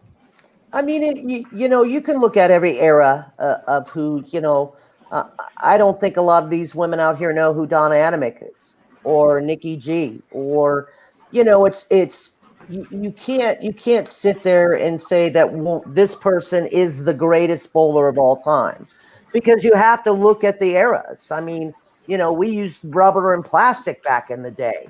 When they first came out with reactive resins, we're looking at each other going, "Oh, these balls hook way too much. What are we going to do?" I mean, it's Shannon Pulowski is a phenomenal bowler. For somebody that doesn't practice a lot and still can come out and do that. I think once she wins, that there'll be more of them. Patty Costello, Alita Sill, Paula Carter. I mean, you can look at a lot of us that are good, that were great in our era. I mean, I would be interested to see some of these women throw plastic again or whatever. It'd be fun. Or, we don't have the wristbands now or back then that we have now. You see a lot of the girls wearing those, and I'm not taking anything away from them, but I think seeing them bowl without it, see what would happen. That helps you rotate the ball a little bit different, helps a little bit more in all different directions. I don't know. I mean, I just think we have a lot of talented women out there now. And I think in the college ranks, the colleges are even getting better. They're now bringing Spectro to their facility. The kids have a lot more advantage. I think you're going to see Julian's going to be a phenomenon once she comes out. If she stays with it, you don't know. Mm-hmm. You don't know what's going to happen once she gets into college, or is she going to go to college, or is she just going to come straight out on tour? You don't really know. I mean, Shannon went to college and then came out, and I messaged her the other day going, "Why aren't you here?" And she goes, "Well, my kids had a tournament." And then I hear that Shannon, had her kids have a tournament, but she was here and Shannon wasn't. So then you start going, well, how does that work? They're both coaches. Why does one get to go bowl and the other one doesn't? I mean, it's just, I don't know. I don't know the circumstances, but not taken away from any of them. I bet you it's killing her not being out here too. I mean, it's just starting to get, and there's a lot of talented left-handed bowlers, but they look week in and week out, and it's sometimes it's hard to say. You don't want to get discouraged, but then you see what's happening and then you get discouraged. Does that make sense? Mm-hmm. Of course. So you really got to be really tough. And I think Shannon over the years has been really, really tough. My living is not this anymore. I mean, I love it and I will do it because I love the sport and I still believe I can win. And that's my goal, to win a PWBA title again. I would love to win the Queens, and that's still my goal. I've achieved mostly everything else you could do. I won the Super Hoikey. I won 3 consecutive tournaments on TV, which has never been done. I won in Japan, never went back. I've shot 300 in Guatemala. I mean, I've done a lot of stuff. Still want to win the Queens. That's my goal. That's what I'm pushing for. and we'll see if it happens. If it doesn't, I'll keep trying till I don't think I can bowl anymore. Because I think I can throw the ball just as good as some of these girls out here. So I would say so. Yeah, you're certainly still one of my my favorites to watch out there. Even though you tend to pick on me from time to time, I appreciate it. But always love getting to watch you bowl, Tish. You mentioned Donna Adamick in that, and we kind of talk about with this being the Hall of Fame Classic.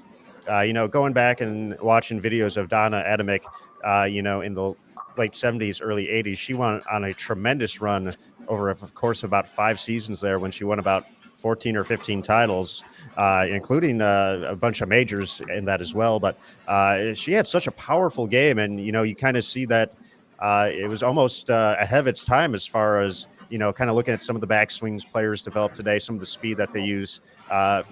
She was doing that essentially in 1978, 1980, right around there as well. Oh, you bet.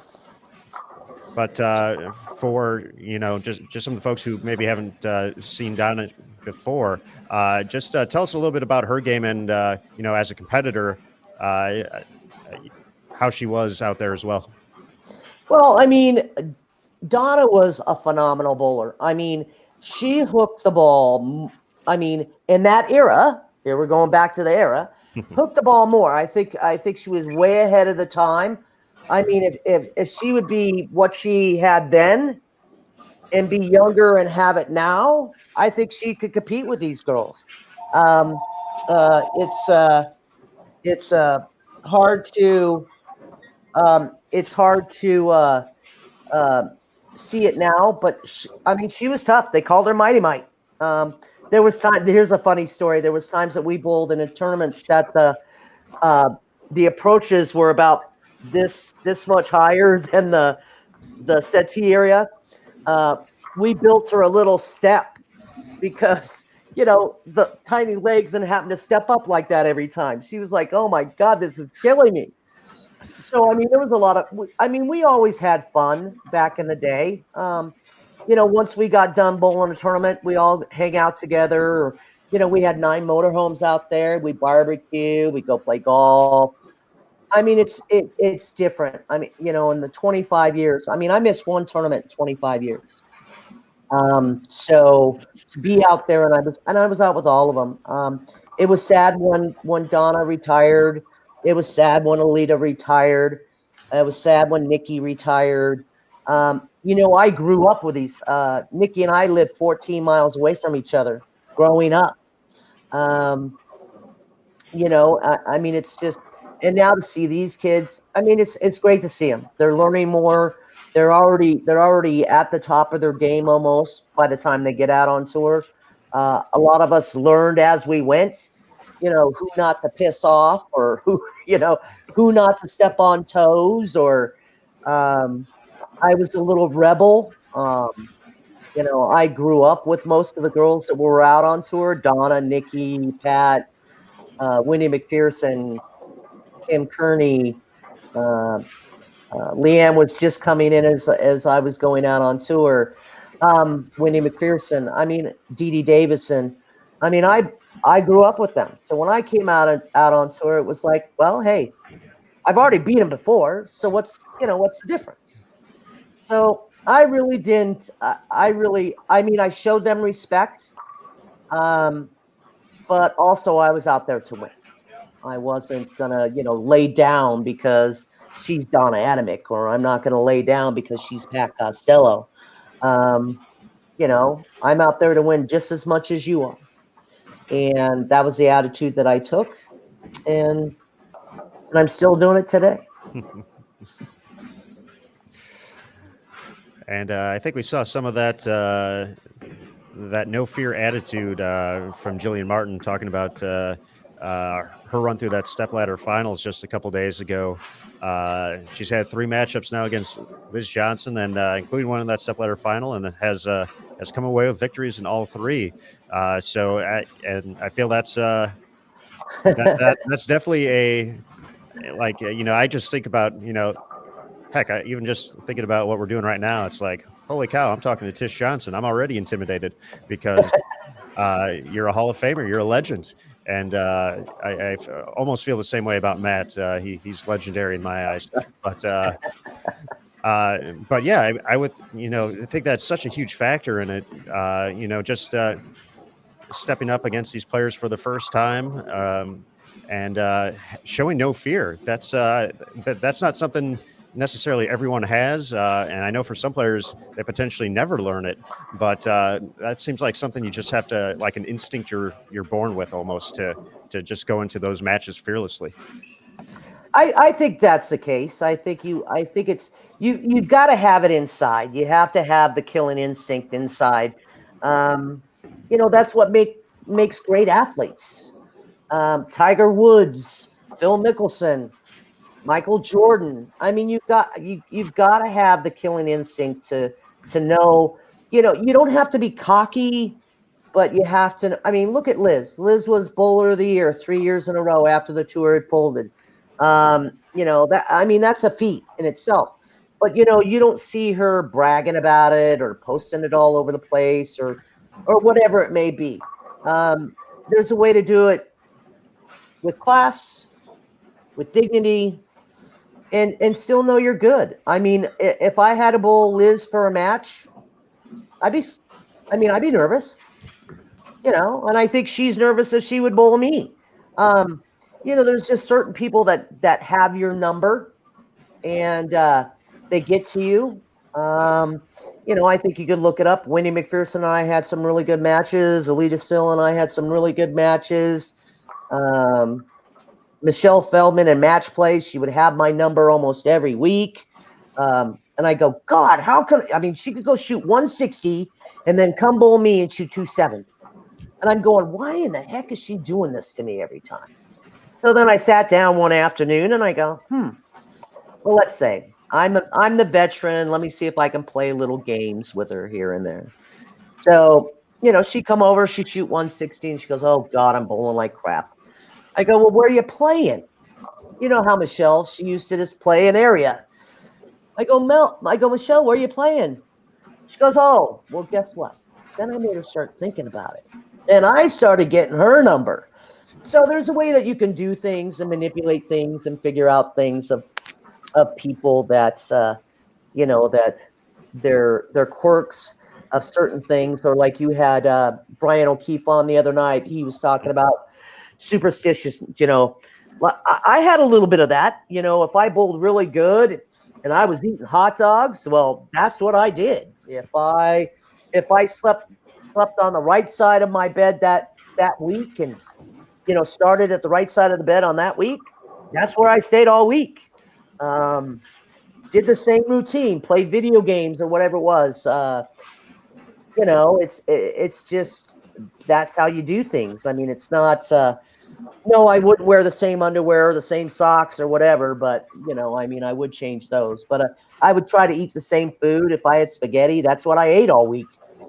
Because I'm from a big family, so I don't know how to just cook for one. So I cook for 7. So I have leftovers. So, I just put them in the freezer and then, every other week or whatever, grab them out. But I don't know. She's got to learn how to stop jumping around all over. I mean, it's one of these times she's going to run into somebody on that lane and they're not going to be very happy. That would be something else. That would not be good for business. Oh, no. But it's just, she's got a great game. She has at the bottom of the swing, it's just phenomenal. But there's a lot of them that have that now. Look at Jordan Richard. And I just like watching because I've always been a person that likes to learn. Mm-hmm. And, I do teach kids. I've got a 10-year-old now that's pretty good. He was really disappointed that he couldn't go to junior gold last year. And, and I think this year's canceled too, right? No, we're still scheduled for this year. Okay. in July in Indianapolis. Okay. Then he will probably be there. He's really good. But see, he's another young kid that the only thing he wants to do is strike. He doesn't think spares are important. So we have a lesson, I think tomorrow. and work on spares. I gave him sheets to fill in, and we'll see. He'll have to show them to me and see how he's doing. Now, spare shooting, very important, and kind of, as you mentioned, occasionally overlooked as well. When you kind of look at, some of the practice routines for folks, and it's to be out on tour. You can't be letting spare opportunities get away from you. That is just like we talked about pins looking at a cut over the course of a block, and those are the biggest hurdles that are easy to overcome. But you got to put in the work, the time, the effort. What are some of the spare practice drills that you like to put your students through? Well, it's the same thing: 10 pins, 7 pins, 4 pins, 3, 6, 10 washouts. Just the same drills that that I grew up on. There was a while there that I would be so frustrated I'd be missing 7 pins, and there was times that I would just take a practice session, the whole practice session. If I practiced an hour, 2 hours, the only thing I did was shoot at 7 pins. It's important. I've won tournaments by picking up my 7 pins, and I have lost tournaments by missing them. So I do believe that spares are important. Pin count is very important over a block. My kids will bowl a tournament, and like when we get back, and I go, well, how many easy spares did you miss? Then I go, well, how much did you miss the cut by, or how much did you miss the step ladder by? And then they look and they go, oh, see, that could have made you the cut, or it could have got you in the step ladder. I believe pin count is everything. And you try to get up there and knock down 10 pins, and guess what? You might not knock them all down. And the only thing they're going to do is set them back up and see if you can knock them down again. And I think we got 2 great examples of that so far this week. Players having to take care of those corner pins to win titles. Brianna Cote, who's actually looking at a 10 pin right now, had to pick one up to defeat Jillian Martin. She needed a mark in the 10th, and left the 10 pin. I'm sure a nerve-wracking moment for most, but knowing the time, the effort, the repetition, she took care of it without a problem. Got the count she needed to collect her second tour victory. And last night, a younger player, Jackie Evans, in the same situation after a tough break for Jody Scherer with the 7-10, and left a 10 pin, had to pick it up, did so, and collected the title. Yeah, I said that was pretty bummer about Jody leaving the 7-10 in the 10th. Those are things you just can't. There's nothing you can do about. You put it in the pocket. Yeah, maybe it was a little light. Could have shook the 7 pin. The 7 pin was shaking. It could have fell. It just that's when my thing comes into play, that it just wasn't meant to be. But it's good to see her bowling again. I think that's pretty cool. Absolutely. The 1998 Rookie of the Year. So, and from Matt's story last night, it sounded like, she had some trouble getting comfortable the first couple of days. I'm sure some nerves as well being back. But she switched, I believe, and got a new pair of shoes for the regional, just got a little bit better footing. And then we saw the shot making. We saw just a fantastic performance on the way to that stepladder final appearance. For the folks, though, who, we talked a lot about, her success back in the late 90s. But, just tell us a little bit about her game when she first came out on tour, coming from South Africa, so a new player, but certainly very experienced overseas.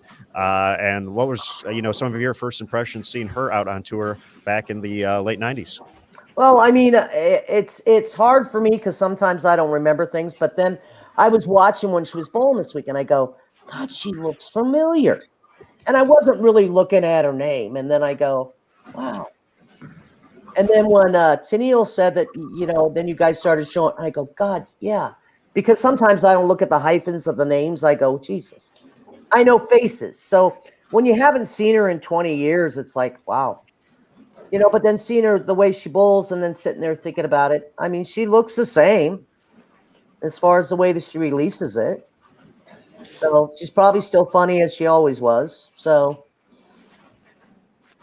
I'll leave that to Matt. I know Matt got the opportunity to chat with her a little bit last night. So again, lots of emotion in talking to her, just about being back on the lanes, and of course all the things that she went through off the lanes. So to be able to find the sport again after everything, and find the passion that she did.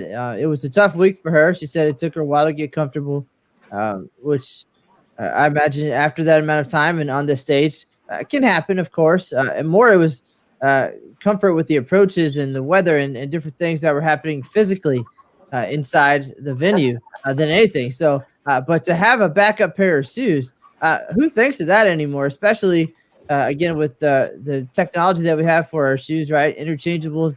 But I guess there was a point in time where that potentially was a strategy, right? To have different types of shoes or different soles that weren't removable when you went to different venues. So totally makes sense. Also to travel with extras for various reasons, but in general, just hearing about all of the stories and things, and we'll look forward to the opportunity to see her again, and many of the others who will come out now because 2021, right? It's a fresh start, and people appreciate what they have and realize the things that they missed, and hopefully we'll see some more great players come out and join us at various times when the tour travels to where they are, and we get to tell those stories and relive those moments. And there's so much that happens off the lanes on the tour that hopefully you'll be able to share some stories with us that are both to be appropriate. I know a lot of the stuff is so good.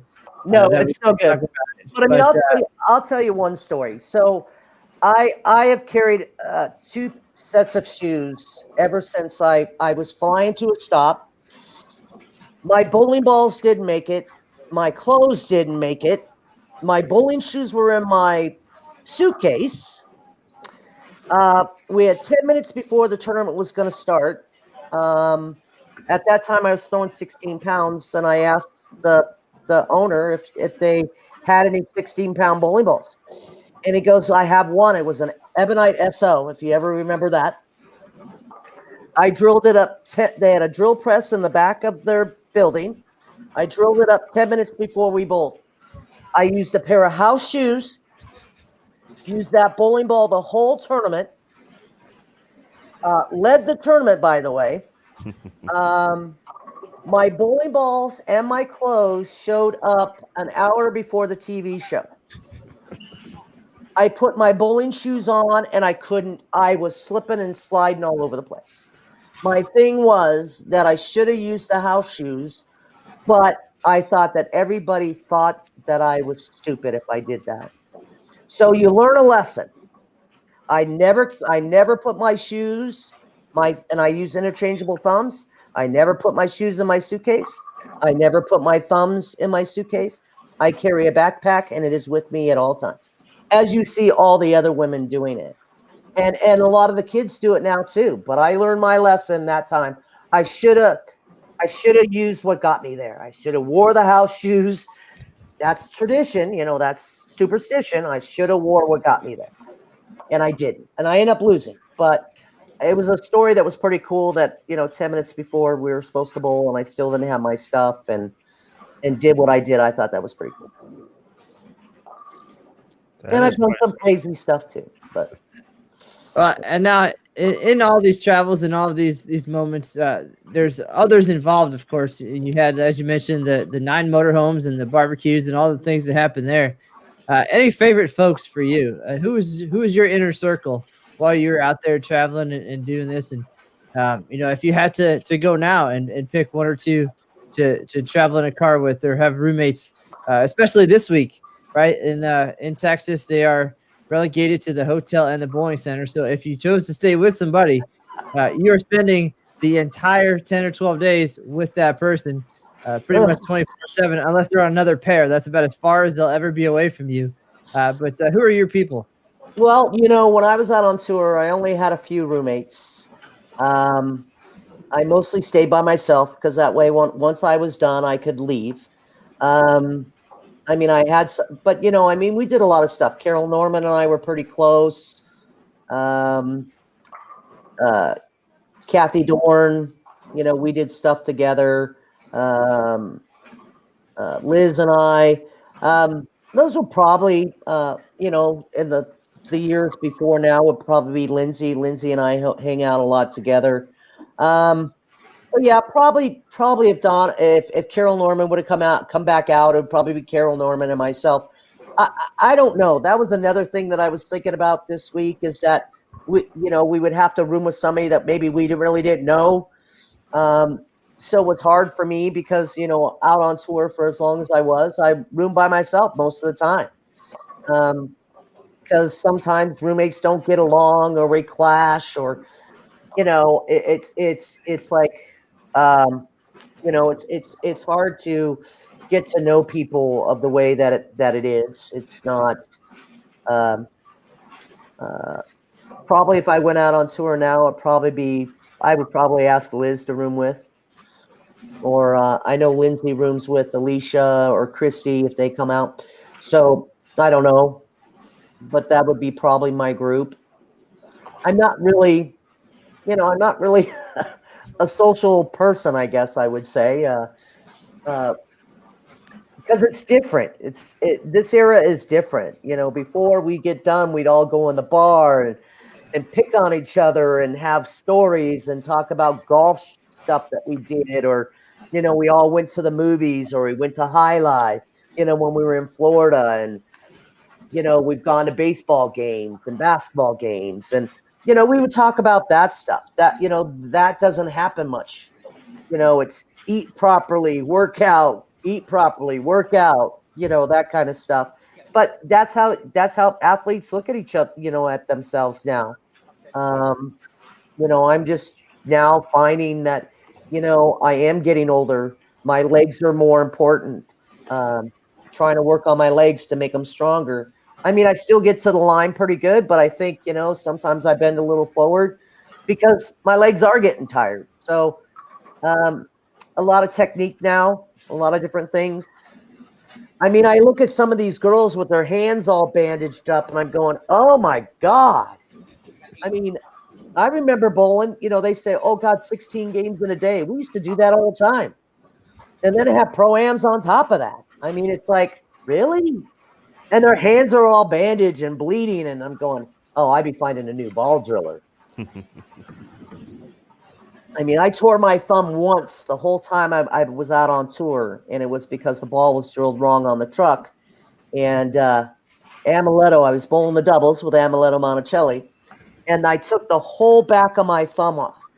And I'm sitting here going, my God, if we make match play, I got to do this. And if we, make the step ladder, I got to do this. And Amuletto looked at me and he said, suck it up. And I said, okay, you stop leaving the 2-8-10 and I'll suck it up. So I shot 300 that game. And then the next game, he shot 300. And so it was like, you learn things. But, I've never had trouble with my hand ripping or tearing or, I don't know, but it's just like, I see these girls all bandaged up and look like a Band-Aid. It's like, oh, there's got to be a different way to make it feel better. Work smarter, not harder. Figure out something. That is my motto. You can ask Matt. I always go that route as often as I can. So yep, that's my motto. Work smarter, not harder. Make it easier. Well, Tish, as we finish up Game 4, we'll let you go enjoy the rest of your day. You want to do my paperwork for me? I don't really want to. Absolutely. Fax it right over. We'll take care of business here. You got it. Get it all squared away. But as we wrap up, we're actually going to head over to 5-8. Diana Zavjalova going for 270. But this is the Hall of Fame Classic, of course. As a member of the PWBA Hall of Fame, it came back in 2019. You got to be there for that ceremony. What was it like for you to once again witness a class of just amazing bowlers get to join you in the PWBA Hall of Fame? It was awesome to see old friends. We all live all over the United States now, and it's good to see everybody, and it was. I mean, the speeches were awesome. We got to take photos, everybody together. I think it was great. I think we should have that. I mean, I would like to see a tournament to where we have the old timers back and the youngsters, and pair up with them. Just have the ladies and the legends. And I mean, I don't know how many of the women are still bowling. I know Donna's not bowling. I don't know if Alita's still bowling or Michelle Mullen or I don't know, but I think that would be fun. I think we would like that too. That's I like the sound of that. We'll have to talk to some folks, see if we can make that happen. I think it would be awesome. I agree with that. And Tish, we'll like I said, we'll let you go. But we appreciate you taking some time with us here today on Bowl TV to watch some bowling, kick back, enjoy some stories as well. We can't wait to see you out on the lanes again, and hopefully get to see you compete in person sooner rather than later. You betcha. Okay, be glad to see you guys again. Take care. All right, you too, Tish. Thanks again. All right, bet. All right, everybody. The legend, Tish Johnson, joining us there for about a game and a half or so. We appreciate Tish swinging by. Some great stories there. I'm going to start using that particular phrase and thinking about us live streaming and writing stories, and we're fighting through the day. I'm just going to remember what Amleto said to Tish, and then what Tish said to Amleto. That was fantastic. But as we wrap up this game, we're going to bring in our buddy. We're going to keep bringing guests in here. Matt McNeel is going to be joining us next. There he is. Hello, Matthew. Morning, guys. How are you doing? We're doing well. We just had a big game there by Diana Z. Give us an update on what's been working for her. Yeah, she's been using a phase 2, just using a real stable hand, keeping her angles closed for the most part. Really just reading the lane, staying mentally patient, and that's what you got to do here. It's a shot maker's condition right now, so it's really about controlling the pocket, putting a lot of good shots online, making sure your second ball focus is very high, and being very patient. You got to understand this is 24 games here, so if you have a rough patch of shooting 190 and losing your match, you can't go off the reservation mentally and then just kind of lose sight of what's going on in front of you. And that's kind of the big thing here. We just got to make sure we have a lot of patience. We're going to hit some tough pairs, but we're going to hit some good pairs. And Diana just did a really great job of taking advantage of a good pair. Now, we talked about the pattern playing a little more difficult than what we've seen through the first two events. Just from how the players have kind of been breaking them down across the house, do you see scores potentially opening up a little bit toward the end of this block? They have the possibility to on some certain pairs, absolutely, I think. The track area, I think, here is actually pretty dominant. So between like 10 and 15 is actually kind of a pretty dominant part of the lane. And that part of the lane is just kind of tended to show itself after we've seen some play go down the lane. So just making sure balls are between those two tracers. Down lane is kind of the big key. They're just on the right side of them. And it really just depends on front to back when you get it there. As long as you get it there at the right time, you're in good shape. So, I wish there was, in a perfect ball repping world, there would be a one size fits all answer. And there just is. That's the toughest part about bowling, and the toughest part about our jobs is you have to know every single player's game very well. And you have to, get them comfortable so that they can execute well. And there's always that balance there where we feel this is the right part of the lane, but we got to get close. And it's a really tough job. So it's this is my first tournament out here as co-managing the tour with the other tour reps. So this is still a learning experience for our team as well here. Now we just had Tish Johnson on for about 30, 40 minutes. It was great to chat with her. But we talked a little bit about Angie Ramirez-Perea being the lone lefty out there here in match play. What's kind of been the game plan for her so far? she knows exactly what part of the lane to play. It's just going to be what ball she needs to use, and just making sure she repeats. That's actually the best part about what she's got going on, is that she doesn't have to worry about anybody else changing the look she has.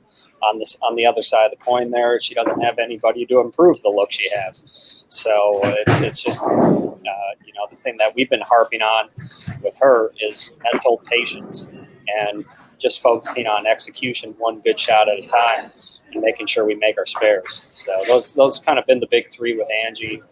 And, when she does it very well, she does it very well. And, we're going to have, like you say, we're going to have a few dips, but we're going to have a few highs as well. So hopefully at the end of the day, it comes out being a good one for her. All right, Matt, we'll let you get back to it. Thank you for the insight as always, and good luck down there. Hey, guys, I'll take all the good luck you want to send. I'm not going to turn any away. So, whatever you guys want to send, I'll gladly take. Just make sure you address it to 621 Six Flags Drive, Arlington, Texas. All right? I know the address very well. All right, guys. Thanks again. Thanks, Matt. Yeah, bye. Thanks, man. All right, Matt Cannizzaro, we are moving along here once again on, or trying to move along here at least. Let's see. Matt, where do we want to go here? So we wait for our folks here on. Let's go to the far end. I feel like we haven't been down there. We haven't. Let's take a look at. We talked about Diana. Let's go see how she's doing over on 9 and 10. Excellent choice, Matthew. I do make good choices. So we have Diana taking on Stephanie Johnson and Taylor Boltice against Jillian Martin over on our stepladder final pair.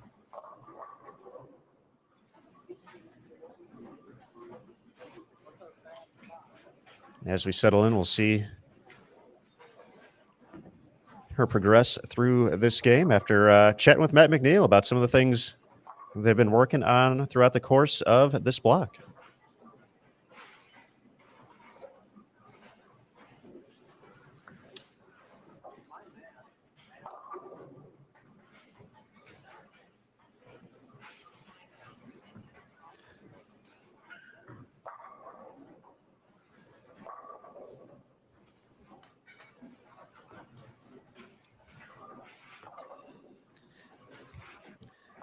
Taking a look at our competitors on this pair, we've kind of recapped the week for some of them already. Taylor making match play at the ITRC Classic. Stephanie Johnson also making match play at the ITRC Classic. That was the second event of the week. Jillian Martin has made match play at both events. An 8th place finish at the Bullers Journal Classic and a runner-up finish at the ITRC Classic to Brianna Cote. For Diana Z, she missed match play at both events, but did enough in qualifying of both to earn a spot here at the final event, the Hall of Fame Classic. The top 24 bowlers from qualifying from the first two events advance on to this all round-robin match play event leading up to the stepladder finals. Pinfall started at 0, 24 games round-robin match play with bonus pins. Before we get to the top 5 for the stepladder finals tomorrow night, 9 p.m. Eastern, right here on BowlTV.com. You will need a subscription to pick that up. But since we're talking about subscriptions, how about a little giveaway for the good folks here watching on Bowl TV? We got a Year of Bowl TV coming up next on the giveaway. Let's get that ready here in just a second or two.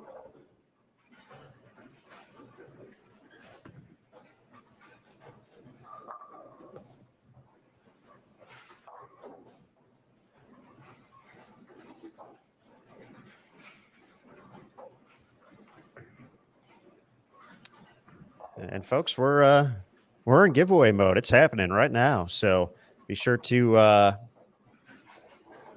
click on the submit entry button. Once it appears on the screen, it should be reading should be able to see a giveaway will begin soon. Watch here to participate. And then it's going to switch screens once again. Once the countdown is complete, then you'll see the big blue submit entry button. One lucky winner will take home a Bowl TV subscription. So good luck, everybody.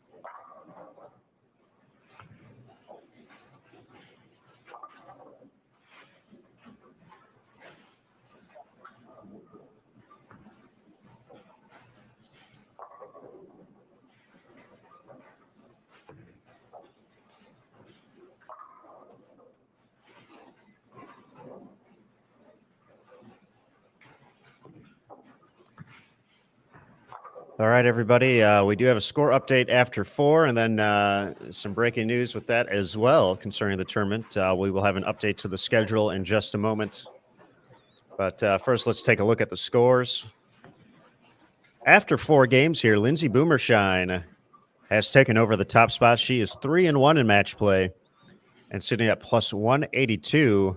She has shot 892 for her first 4 games. Liz Johnson sits in second, 3-1 as well. She's at plus 177. Caitlin Johnson also 3-1 at plus 175. Julia Bond, guess what? She's 3-1 too. She's at plus 142. And Diana Zavyalova with that 258 last game. Although she is 2-2, she sits in 5th place at plus 136. Going a little bit farther down the standings, Jillian Martin in 6th place at plus 117. Sandra Gongora plus 116. Erin McCarthy plus 111. Christy Leong plus 109. And Jordan Richard plus 105. Here in the early going, once again, 24 games of match play to make it all the way around here. But as we said, a schedule update has just come in. So we'll have a few updates to make on the website here in just a moment. But we'll let the good folks at Bowl TV know it first.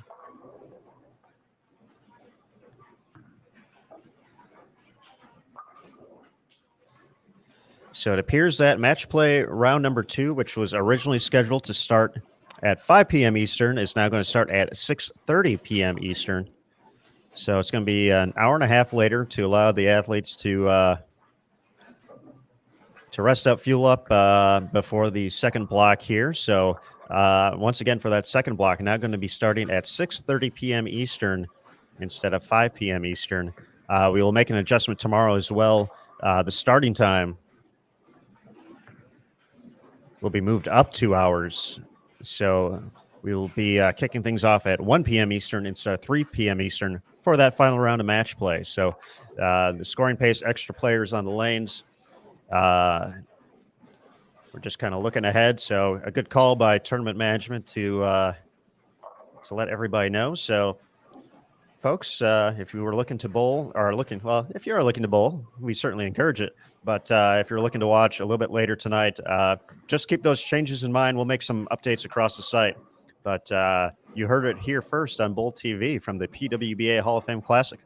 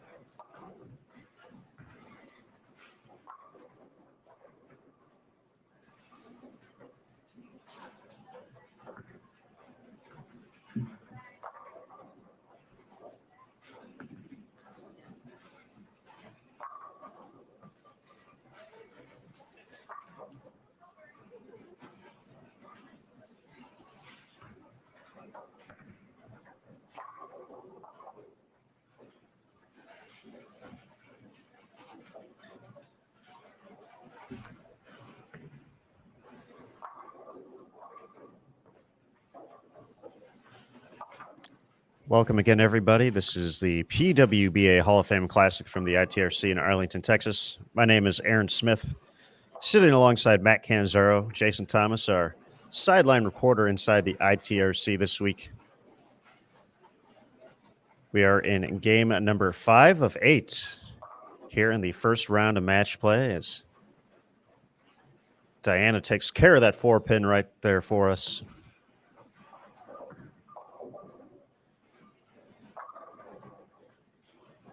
Just as a reminder, now that schedules are updated across the board, our second squad today, originally scheduled for 5 p.m. Eastern, now is going to be 6:30 p.m. Eastern.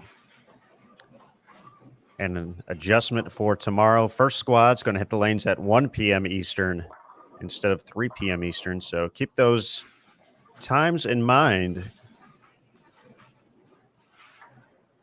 if you're planning to join us throughout the course of competition. We certainly hope you do.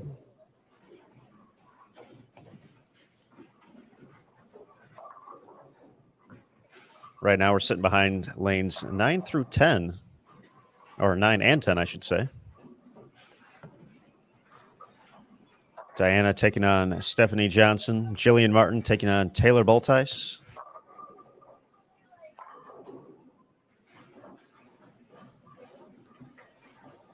We've already had one Hall of Famer on the broadcast today join us. Technically 2.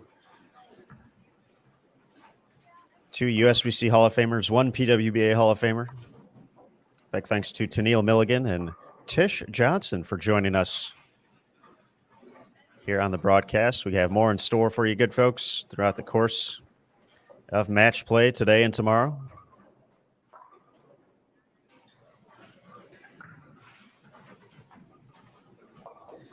And once again, be sure to visit pwba.com, your one-stop shop for everything about the PWBA Tour.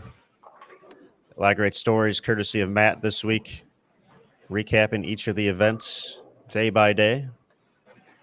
We'll have a a match play recap as well tonight, so be on the lookout for that. Player profiles, schedule information, and much, much more.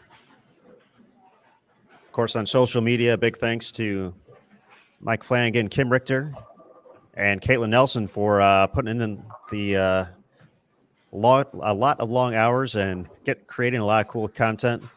Instagram stories have been going crazy this week, so big thanks to Caitlin for those. It's been fun to watch, to see the tournament kind of unfold on social media as well. The players have been doing a great job kind of keeping everyone up to date as well on their player profiles, so be sure to follow them as well. But swing over to PWBA, give us a follow on Facebook, Twitter, Instagram, and of course, Bowl TV on YouTube as well. A lot of great content there. A few vlogs coming up on each day, a couple of documentaries, and now an update going to be coming on the way. So we'll be hopping on the screen once again here and bringing Jason Thomas into the show. So with that, JT, welcome back. Hello. It's been an interesting morning. I almost took one of our computers and threw it in the trash can and lit it on fire. Hey, I'm not sure about the phone. Yeah, I can't hear you right now. Hello, can you hear me now? Over there. You're very low on my end.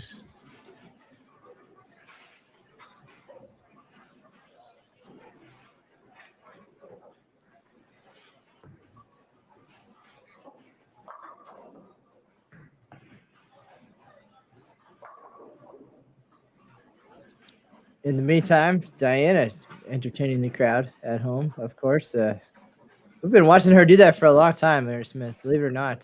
2013 was the first time, and still getting it done.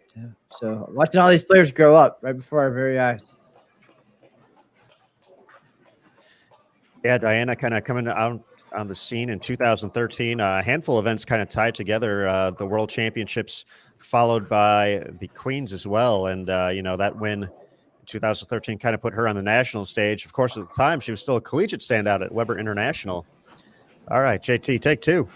Man, technology is just beating me down today, guys. You sound fantastic now. Well, of course. I mean, but it's just gremlins in the system. One of my laptops, I was ready to throw in a trash and light it on fire and throw it outside the ITRC today. But anyway, let's move on. We got it all sort of working, and we'll fix it all completely on the break, or I will light that laptop on fire. But I did have a. Well. Yeah, I didn't want to come on and talk about that, or didn't come on to talk about that. I came on to let you guys know there's several players this game that are bombing them. All of them are players, well, not all of them, but for the most part, players that are hooking the ball quite a bit. Brianna Cote has a possible 268. We've got Aaron McCarthy has a possible 259. Jordan Richard has a possible 270. So there's a number of players that are starting to hit him this game. So it feels like they're starting to open up a little bit. And we're starting to see a little bit of scores after kind of a slow start to the scoring here. Not surprising, given the pattern and the number of players that are on the floor. It's not very common that you see 4 players on a pair during match play.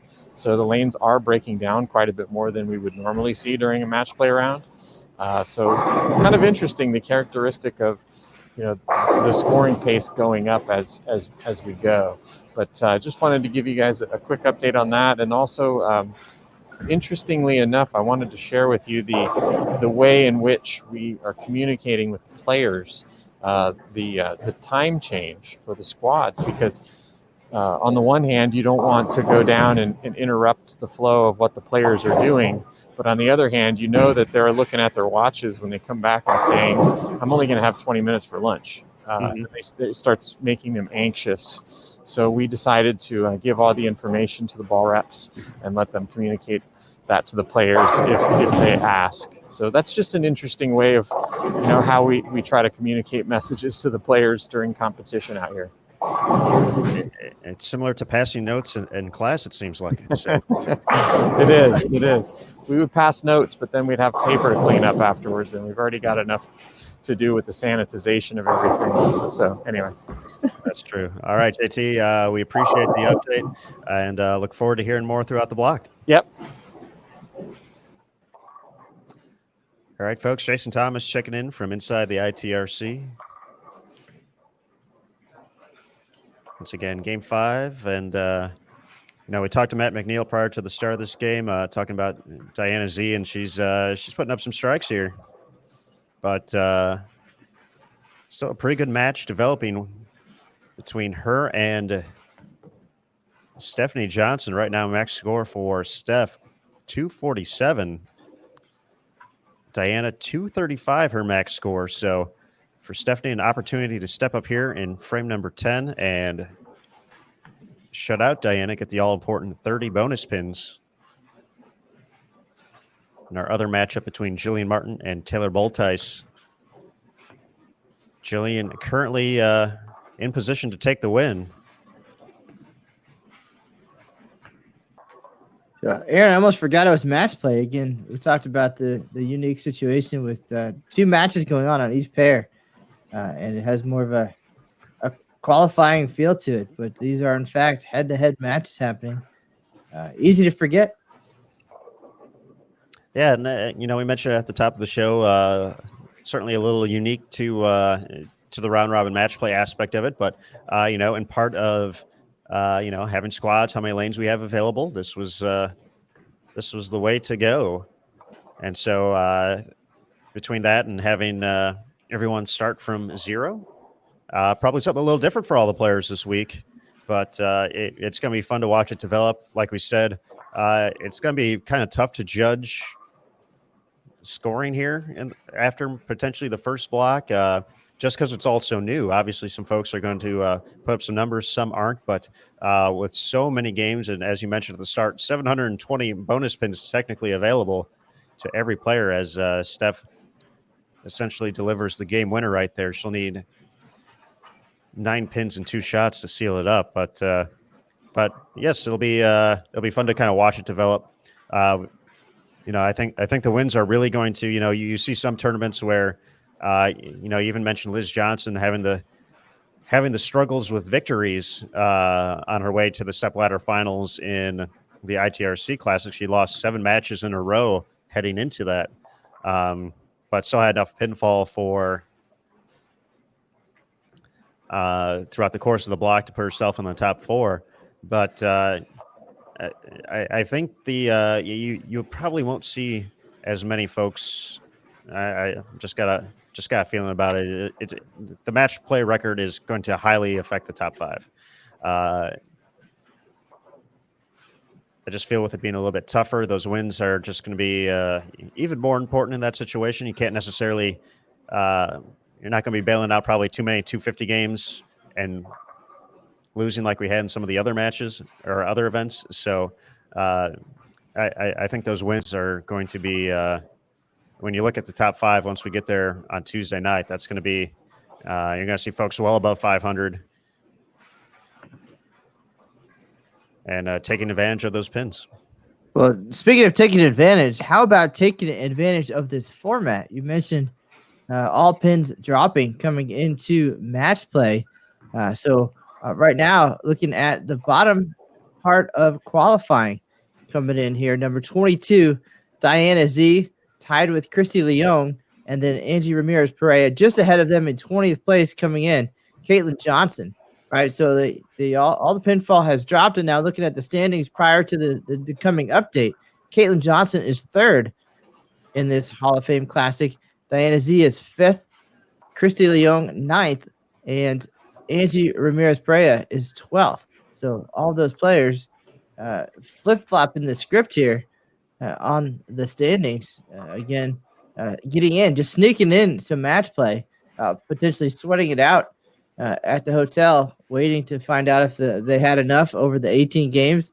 And then a clean slate has to be great for the motivation. And it'd be interesting to hear maybe at the end of the day from one or two of those players who were able to take advantage of the format in that way, take the new life and really run with it. But how about that, though? Caitlin Johnson, the rookie, maybe some early season jitters initially and just being able to put that aside and have a run like this. I'm sure there's a few others who are toward the top. It started or finished the qualifying at the bottom, but that's pretty unique and good for them for going out and getting it.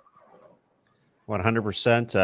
And taking a look, JT mentioned some big scores. Brianna Cote finished with 264 in a victory over Rocio Restrepo. That was over on 11 and 12.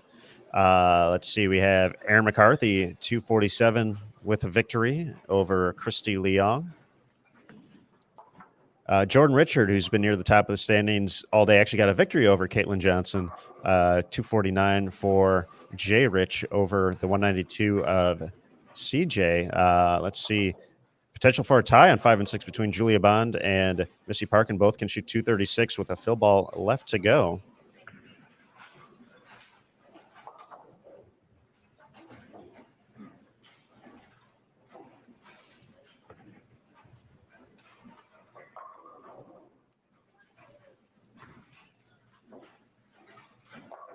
And I don't think we'll get over there quick enough, so we'll just take a glance here as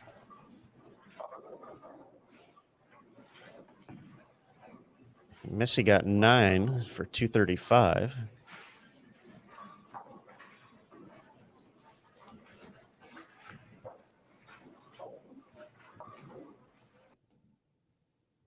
Let's see if we can get over there quick enough, Matthew. Anything you put your mind to, Aaron Smith. All right, so Missy got 9 on her fill ball for 235. Julia needs a strike far left of your screen to win by 1. 9 to tie. Anything less, Missy gets the win, and there's a win for Julia Bond. How about that?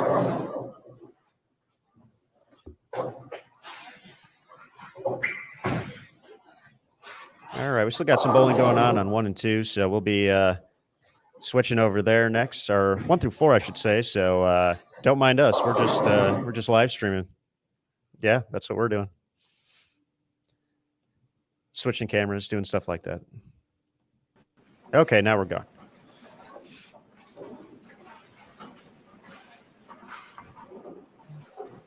All right, some scores here on 1 through 4. Angie Ramirez Perea, 200. That'll be a victory there for her. She was taking on Ashley Galante with 177. Lindsay Boomershine with the win over Lily Robles.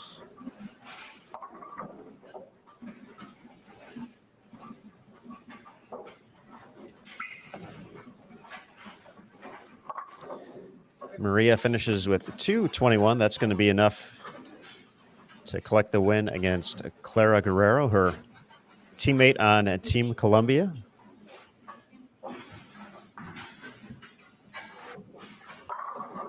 Nice 232 finish there for Lindsay Boom.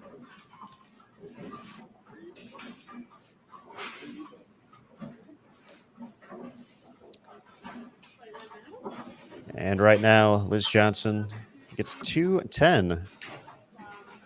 Max score 215 out there for Valerie Bercier.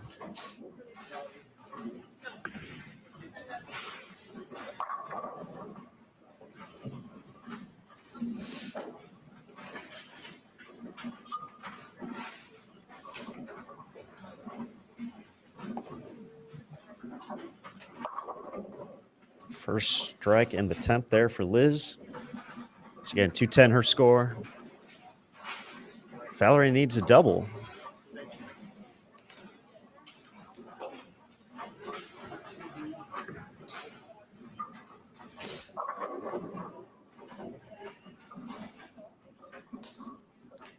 And with the 10 pin there, good count's going to get Liz the win.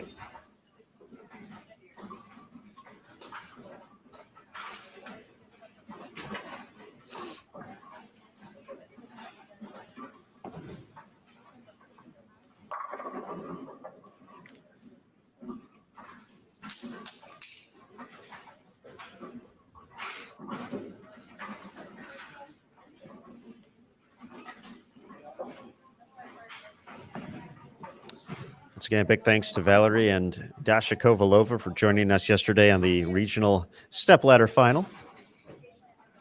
Another exciting finish here on BullTV.com, and we're hoping for one more to wrap up the week at the Kickoff Classic Series. Here at the Hall of Fame Classic, Tuesday, 9 p.m. Eastern. You will need a subscription to watch as Liz finishes with 209. Valerie's max now 194.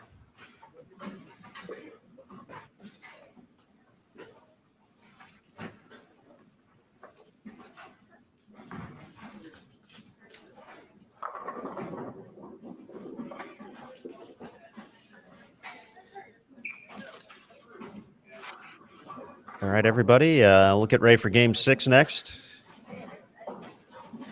We're going to hang out here, so everybody hang tight. We'll be back with more Bull TV action from the PWBA Hall of Fame Classic taking place at the International Training and Research Center in Arlington, Texas. My name is Aaron Smith alongside Matt Cannizzaro, our man inside the ITRC, Jason Thomas, taking care of business. But we'll be back with the final 3 games here in the opening round of match play next on Bull TV.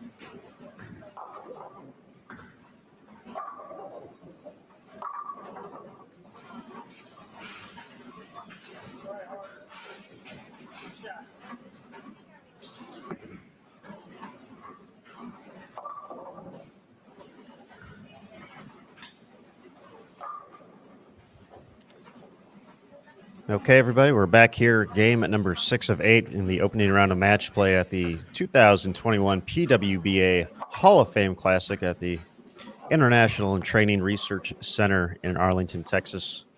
My name's Aaron Smith alongside Matt Cannizzaro. We do have a score update available for you after game number 5.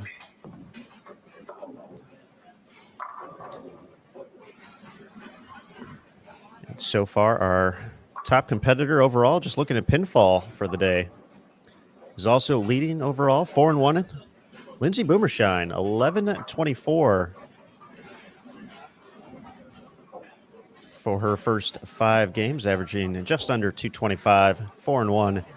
She's at plus 244. Liz Johnson, the Hall of Famer, at plus 216. And second, she's also 4-1.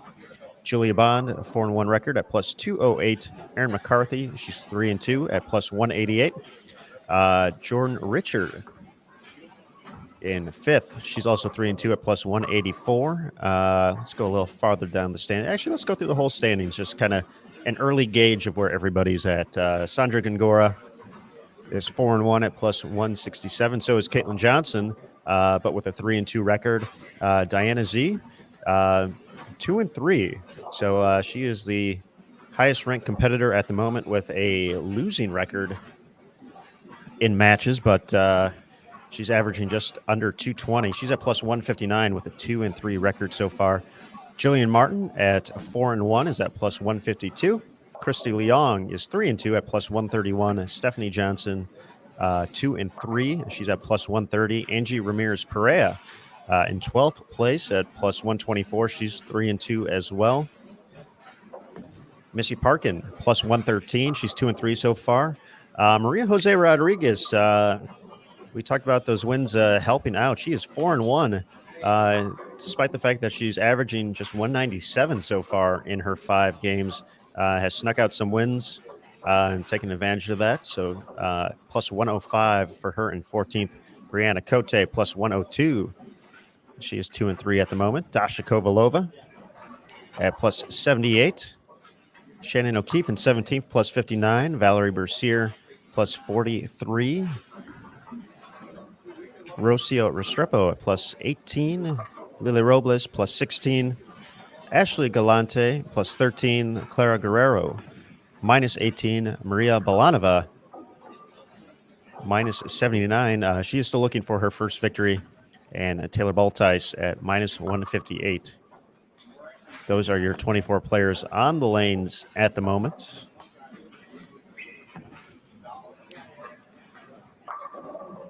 And joining us right now on lanes 1 and 2, we have Clara Guerrero taking on Erin McCarthy.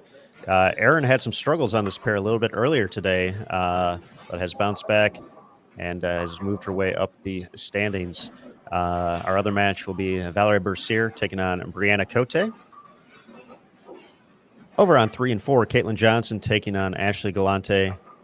And then Diana Z taking on Lindsay Boomershine as well. Once again, if you are just joining us now, these are all head-to-head round-robin match play games.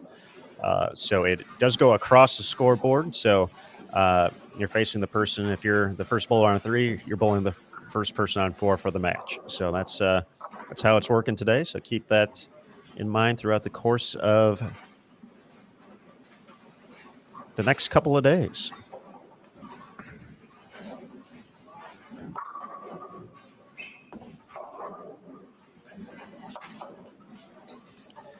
Good question in the chat. Just talking about the extra pins, the bonus pins. So in round robin match play, per the tournament rules, every match is essentially either worth extra points in the head-to-head aspect of it. So if you bowl a game against a competitor, say you shoot 200 and they shoot 195, not only do you get the 200 pins that you shot that game, but you also get 30 bonus pins on top of that added to your overall score. Let's say we had a tie matchup, 200 to 200. Each competitor would then get 15 pins, so their score essentially would be 215 for the game. If you do lose a match, you receive 0 bonus pins.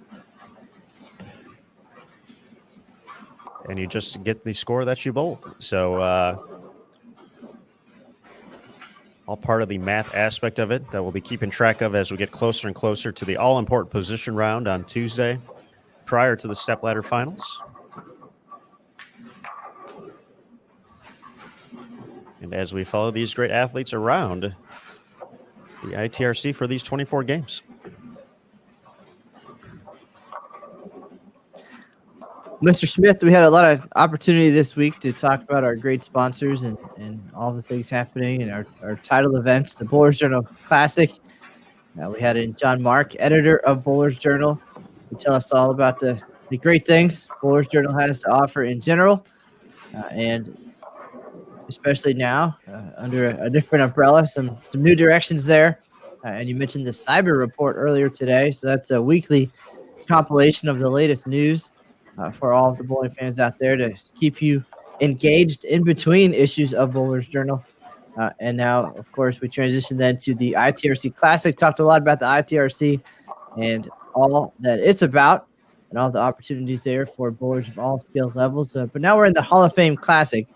So we're talking to Hall of Famers throughout the day. Of course, the PWBA, the USBC Hall of Famers, often synonymous.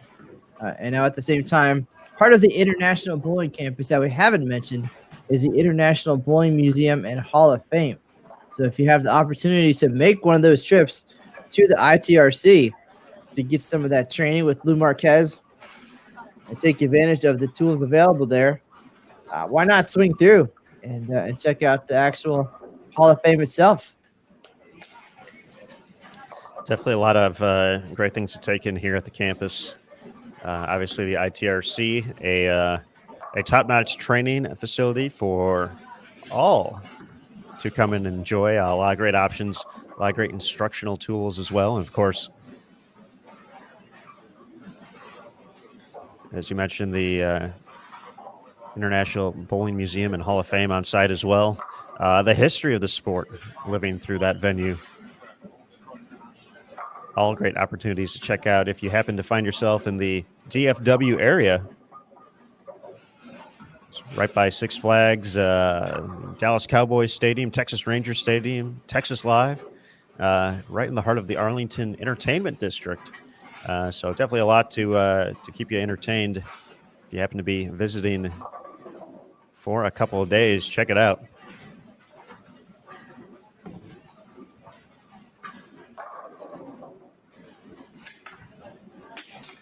Big thanks to the folks in the chat as well, helping each other out. So that's what it's all about, people.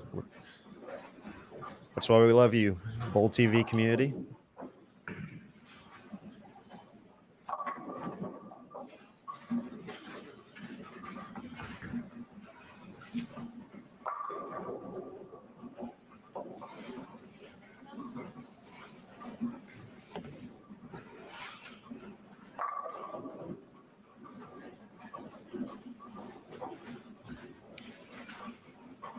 Another good question in the chat about the position rounds tomorrow as far as the pairs. Let me see if that's on the lane pairings first and foremost, but we don't have those posted yet. But typically, I believe it's been 7 and 8 has been the 1-2 match. The 3-4 match has been on 9 and 10, and the 5-6 on 11 and 12, and then circling around back to the low end of the house. So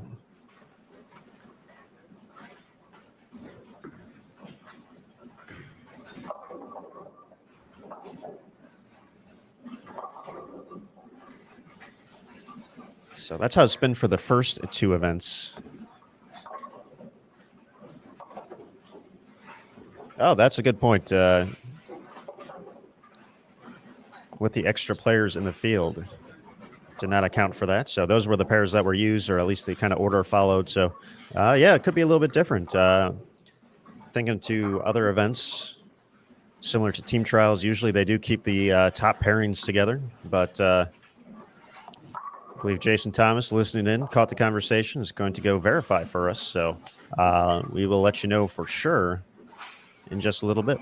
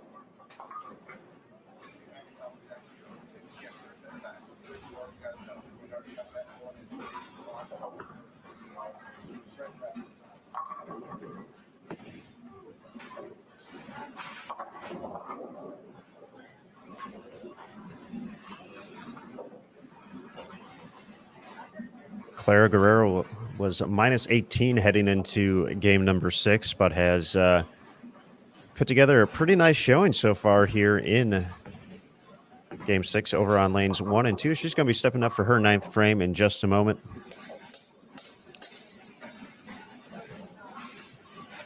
For Clara this week, did not make match play at the Bowlers Journal Classic or the ITRC Classic, but looking to get things going here at the Hall of Fame Classic.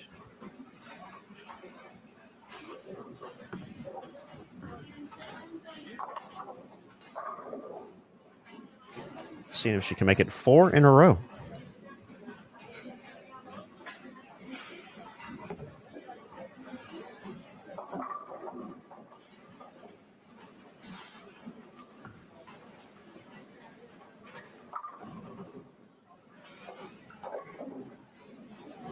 Nice shot and an opportunity to step up in the 10th frame, strike out for 269 and collect a victory,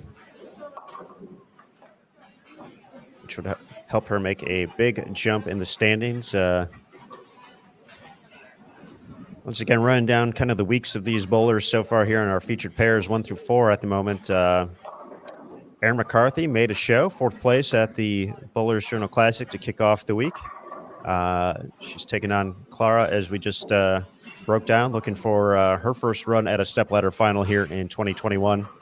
The other matchup going on 1 and 2 is Valerie Bercier, who finished 5th at the Bowlers Journal Classic, just missing the show, taking on Brianna Cote, the winner of the ITRC Classic from the top seed over on 3 and 4.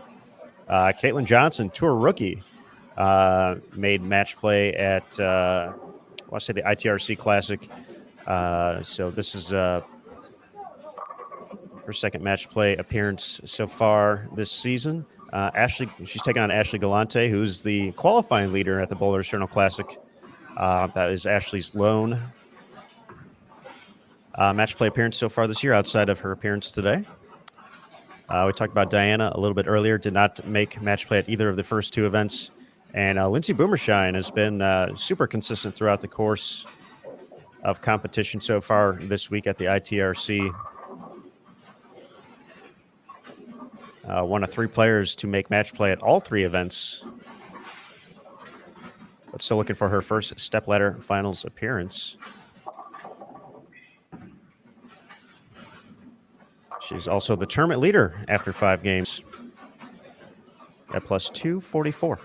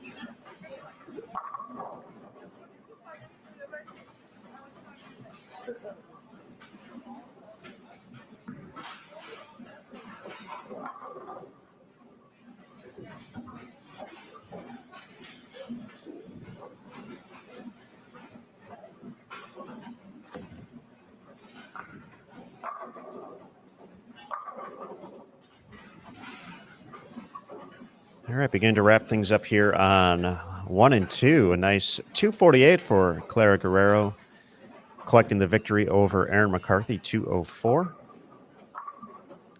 Double in the 10th by Brianna Cote will get her the victory with a good count here, or a decent count, over Valerie Bercier.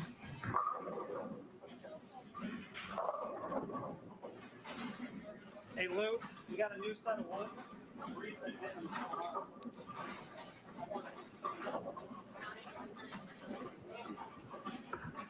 Important spares for both Ashley Galante and Caitlin Johnson.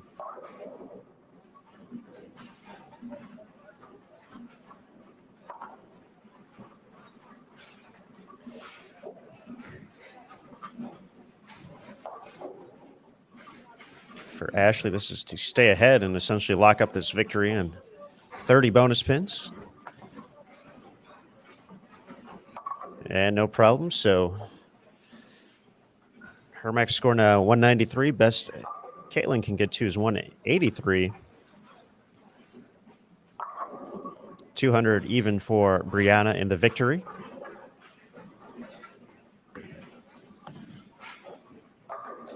And Diana will have a chance to step up here on lane 4, up 5 pins over Lindsay Boomershine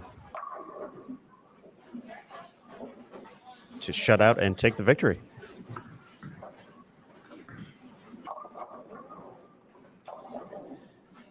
I see some comments in the chat about the squad time coming up next. So we did adjust it. It originally was 5 p.m. Eastern, but looking at the pace of this block, we're going to give the athletes a little more time to rest up, eat, and prepare for their second 8-game block.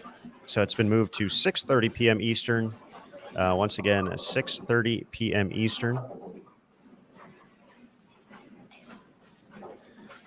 We have made the adjustment. The schedule should be updated across all the platforms as well. So if you come here at 5 p.m. Eastern, you're probably not going to see bowling because we'll have a little break. We also adjusted the start time tomorrow. Originally it was supposed to be 3 p.m. Eastern. Now going to be 1 p.m. Eastern.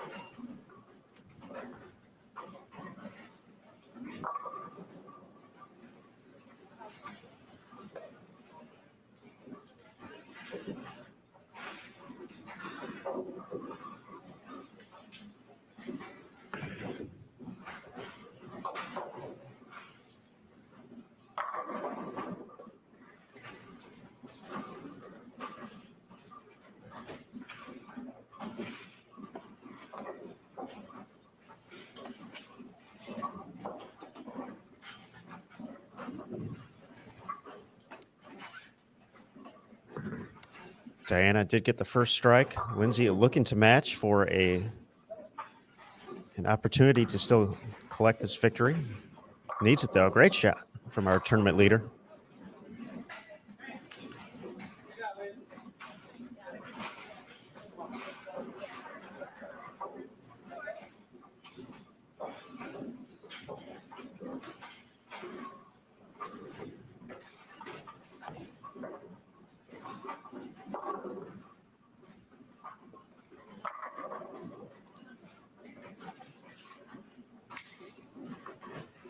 The 10 pin there from Diana. It's going to drop her max score now down to 183. Lindsay still has 189 out there if she can find a double in the 10th.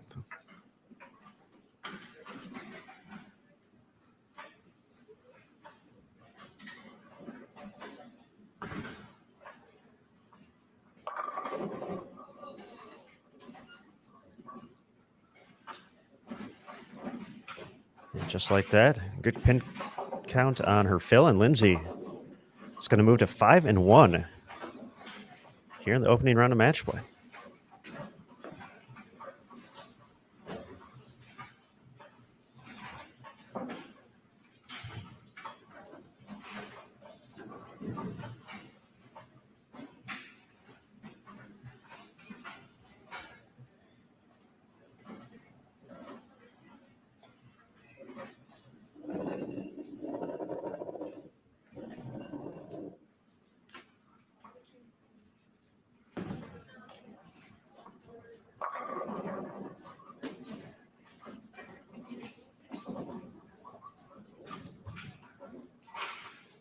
All right, 189, 183. Lindsey Boomershine with the victory.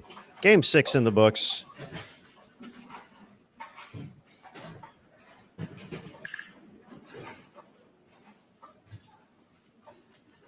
And our players are moving around the ITRC now, moving to their next pair. So as we hang tight, just a reminder,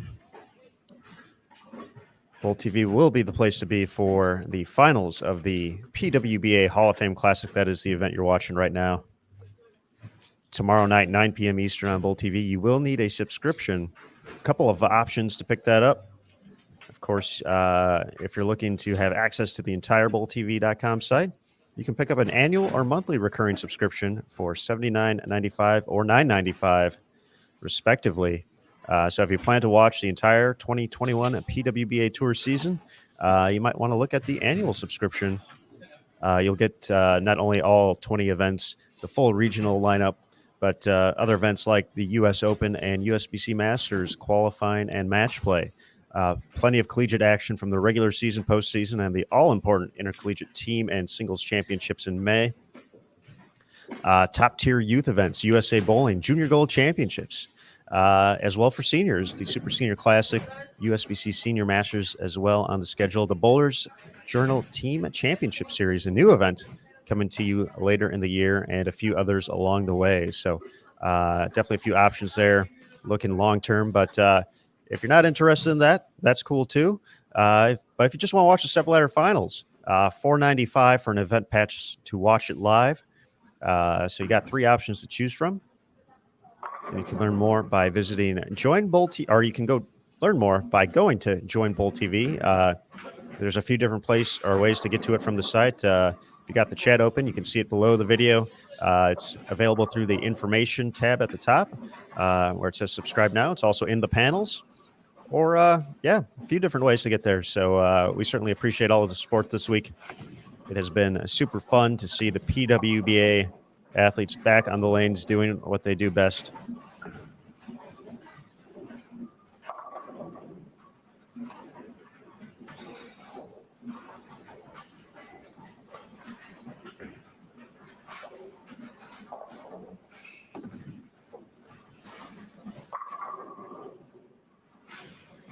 We're going to bring it all to you live here on Bowl TV.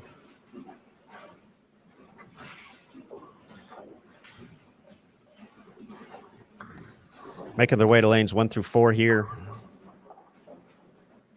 We're going to have Christy Leong taking on Jordan Richard, and Rocio Restrepo taking on Stephanie Johnson on 1 and 2.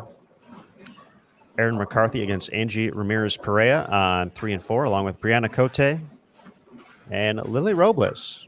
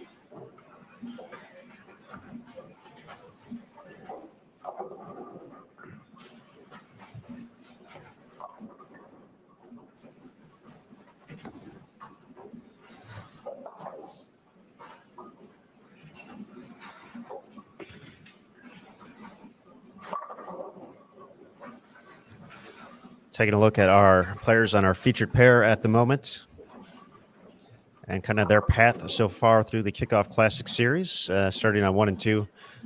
Jordan Richard, the 2018 Rookie of the Year, missed the cut at both the Bowlers Journal Classic and the ITRC Classic, but she's been bowling well today here at the Hall of Fame Classic, has been near the top of the standings throughout the day so far. Christy Leong made match play at the first event, the Bowlers Journal Classic. For Rocio and Stephanie, both made match play at the ITRC Classic, the second event overall. We had Aaron and Brianna on last game. Aaron finished 4th place at the Bowlers Journal Classic. Brianna ended up winning the ITRC Classic for her second career PWBA Tour title. Angie Ramirez-Perea earned a spot in match play at the Bowlers Journal Classic. And for Lily Robles,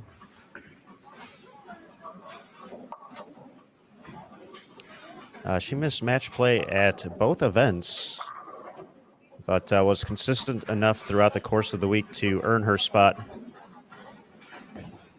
here in the final event. She just missed match play at the ITRC Classic, finishing 15th.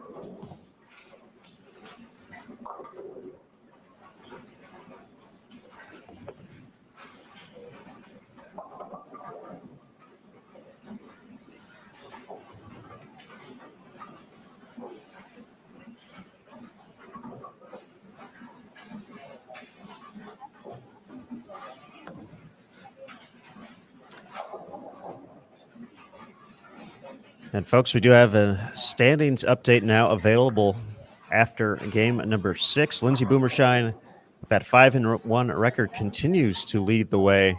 She is at plus 263. Julia Bond in second, plus 246. Liz Johnson, plus 235. Sandra Gongora, plus 230. And Jordan Richard, plus 203. Is your top 5 at the moment. Once again, Lindsay Boomershine, Julia Bond, Liz Johnson, Sandra Gongora, and Jordan Richard. Aaron McCarthy is in 6th place at plus 192. Maria Jose Rodriguez jumped up into 7th place, now at plus 183. Missy Parkin has moved into 8th place, plus 166. Caitlin Johnson, plus 150. And Jillian Martin rounding out the top 10 at plus 147. Let's keep it going down the line here. Tied for 11th, Dasha Kovalova and Diana Zavyalova, plus 142. Brianna Cote, plus 132 in 13th. Christy Leong, Stephanie Johnson, and Angie Ramirez. Oh, no, just Christy Leong and Stephanie Johnson tied for 14th, excuse me, at plus 127. Angie Ramirez-Perea in 16th at plus 90. Shannon O'Keefe at plus 86. Lily Robles plus 62. Clara Guerrero plus 60. Valerie Bercier plus 34. Ashley Galante plus 33. Rocio Restrepo minus 1.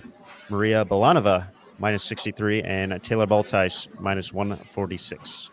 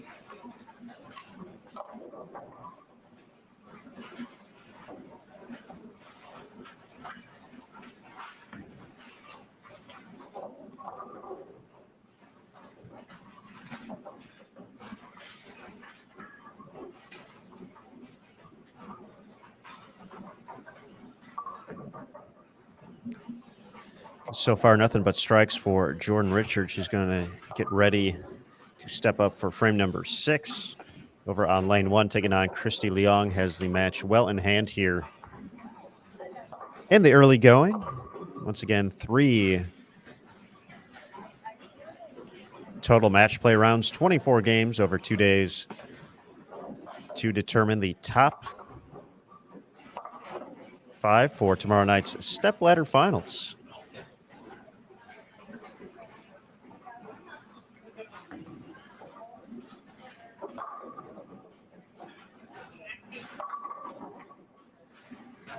All right, folks, we're going to have a guest joining the broadcast here as well. So you'll see Matt and I reappear once again on the screen, so don't mind us at all. But we're going to welcome in Nathan Boore. Once again, Motive Ball Rep. Great to see you again, Nathan. Hey, looking guys. Good, looking good as always, and thanks for joining us. Sure thing. I like joining you. That means at least one of my players is striking. This is true. Let's talk about Maria. She's winning matches. I know it was she was grinding some victories out there in the early going, but big 248 victory last game to move up the standings. How's she been navigating this 41-foot pattern? Well, they start out pretty tough, honestly, for the most part. 190-2-0 is a good game for a couple of games. I think she bowled 180-2-0 the first 2 and got 2 wins. When transition hit, she got stuck behind a little bit, bowled 150. But once we got on the right side of it, she's been just all over the pocket, 215, 220, 240. So, just kind of got to grind out the first 3. Hopefully we can bowl better than 550 tonight. But once they get broken down a little bit, she's in real good shape. All right, and we have a note here about her jersey as well. Is that right? Do we got something cool with that? No, not Maria's jersey, actually. Well, I don't know. Which one's she wearing today? No. Not Maria's. Sandra's, right? Sandra's. Yes. Yeah. It's another, as far as I know, it's another soccer one. She's a big fan of Javier Hernandez. Okay. Chicharito. Mexican national team player forever. And right now I think he plays in LA Galaxy. So 14 is his number, so 14 is her number. All right, that explains it. We had some folks asking about that a little bit earlier today, so there's the answer, Bowl TV folks. And Erin McCarthy, I know we caught her for a real rough game on 1 and 2 a little bit earlier today, but she's bounced back nicely. Just tell us a little bit about her day so far. Well, that game on 1 and 2 was the turning point of the day for her. She could have gone one way or the other. And she managed to turn it into something good. She threw the last 5, I think that game for 150 or 160, and then bowled like 5-0 the next 2, 5-10 the next 2. So same thing. She kind of got on the wrong side of transition. Wasn't throwing it real good. Wasn't real comfortable. But once she got on the right side of it, once her ball started doing what she likes to see it do, it's off to the races. All right, cool. Nathan, we appreciate the information as always. We'll let you get back to it. Give me some more. What else you got? Nothing else? I'll throw it to Matt there if he wants it. Matt, what do you got? It's easy right now. My players are striking. I think you got on. Coming into today, we knew this pattern was going to be much tougher. We saw that. What conversation strategies happened, especially in the day off yesterday for most of the players? You got the practice session. What do you do to shift gears and get ready and do what you can with the resources that you have this week? Yeah, well, so not only is it a flatter pattern, it's a completely different oil. So the first day we bowled on a mixture of fire and ice. The second pattern was all fire, and then this one is all ice. So the difference between all fire and all ice is night and day. You guys, you can see some people's balls doing things that they haven't done all week. And so it was really just a chance for Maria and Erin and myself to kind of reset. We didn't strike very much the second day, so they both got or the second event. So they both got an extra day off. They both took advantage of it, as far as I know. Didn't do much, not that we can do much here, but we're able to just reset and get ready for this event. Bowling practice session yesterday, you could tell it weren't going to be quite as many strikes. There are some players that are striking, but it's not like it was the couple days before. So, yeah. As far as strategy goes, just hit the reset button, get ready for another event, and go from there. All right, Nathan. One more from the Bull TV chat for you specifically. What about your jersey? You have 10 on yours. You know, what's that represent? I'm sorry, you're cutting it out. We had a question from the chat for jerseys. I believe I've seen quite a few with the number 10 on them. Oh yeah. Same idea really. Not really from a favorite player, but it was my number playing soccer, being either a middle forward or I had a chance between number 9 and number 10 growing up, and so I took number 10, and kind of has a nice kind of dovetails with bowling also. 10 is better than 9, so I went with that. That's certainly so. All right, Nathan, we'll let you go, sir. Yeah, but thank you again for joining us. All right, have a good one. Good luck.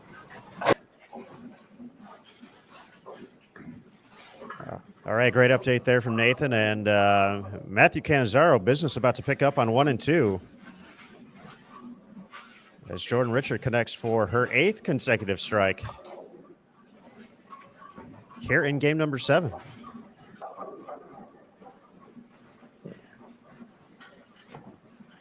Aaron, we've also seen Jordan have success in this venue too, right? As a member of the Arkansas State bowling team at the same events where we saw Julia Bond shine, and of course the McKendree Bearcats over the years as well, the Prairie View A&M Invitational. So I'm not surprised, to say the least. We haven't heard much from Jordan so far this week, but as you said earlier, enough to get to this point, right? But maybe a little motivated now after the first couple of events here. So again, unless you're gonna ruin this one for her, let's let the Bowl TV fans have what they want. Absolutely. Just a tracking of her progress so far today. She's 4 and 2, and in 5th place at plus 203. Her games today: 243, 232, 194, 176, 249, and 189. Did collect a win with that 189, so that's always a nice bonus out here.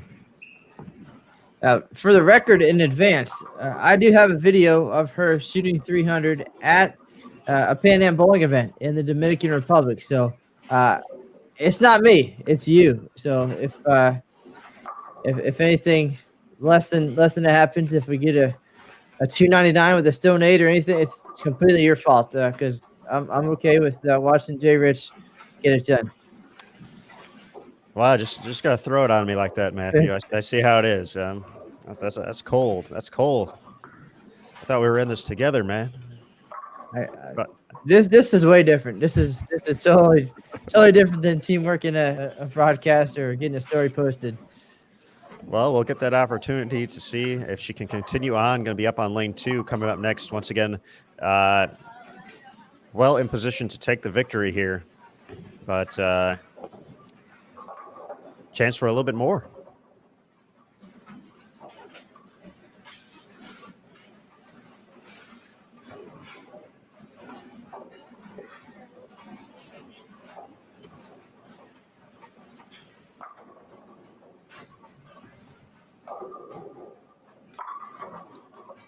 Crossing over 4th arrow and delivering the damage there in the 9th. Here we go. Let's go. That is good stuff. And Aaron, a lot of the players mentioned, and Brian O'Keefe did as well, 1 and 2 in this facility. Lane 1, it's a little bit different, a little bit tricky, whether it's the location closer to the door or the fact that it's an end pair, as Rod Ross mentioned, what's happening underneath the lanes. Always really something you never think about is that the lanes that are sharing all the parts underneath the approaches and such. So all good stuff. But I imagine by this time in the week, players probably have pretty good notes about how to attack each lane differently, even if it's a subtle difference. Even a couple of boards in our sport, of course, can make a huge difference. Now that the other last shot from Jordan, it looked like it went left. And Stephanie Johnson, it just appears to be how they're migrating at this point in the pattern, and there's hold down lane. So not that I would question the shot making of any of these players at any point, but just perceptively it looked, and definitely that hold kept it online, and a great shot there by Steph as well. So looking forward to the next 3 shots coming up here. Absolutely. You mentioned Brian O'Keefe. Shannon O'Keefe, a little bit farther back in the standings, putting together a big game, can shoot 269 over on lanes 9 and 10. So Shannon's kind of been just fighting to get it going today. It could be a step in the right direction for the 2-time reigning PWBA Player of the Year.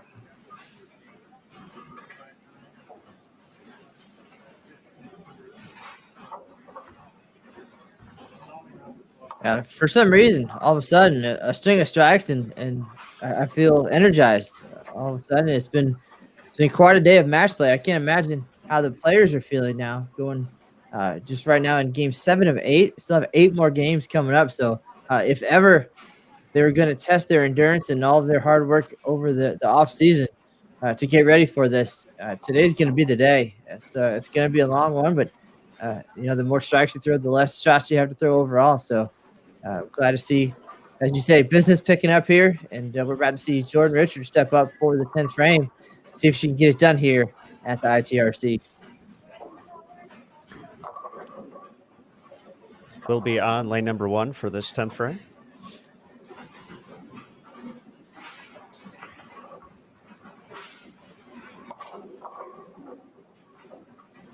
All right, looks like she's getting set up very far left of your screen. You can see her right shoulder there.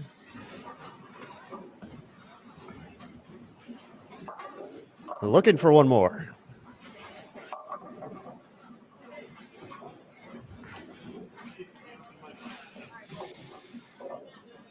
And the string ends with 9 consecutive strikes. And it's not Matt's fault at all. I wanted it for the fans, Aaron Smith. I wanted it. I know how well those videos perform on social media, and what good conversation they generate. So I'm waiting. Maybe we'll have a flurry, right? Once you get the first one, just like titles. Just like titles. That's like right. Titles.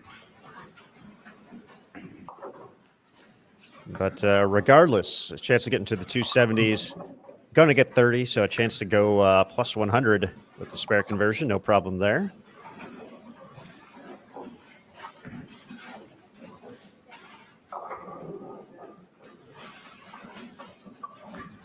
Talked a little bit about Erin McCarthy and her run bouncing back from that rough game in the early going on 1 and 2.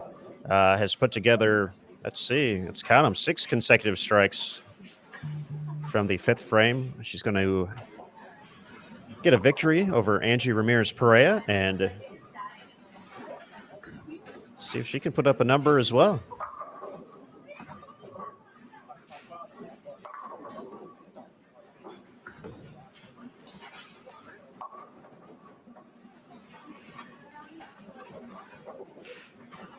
It's a nice 277 in victory for Jordan Richard, 2-time PWBA Tour titleist.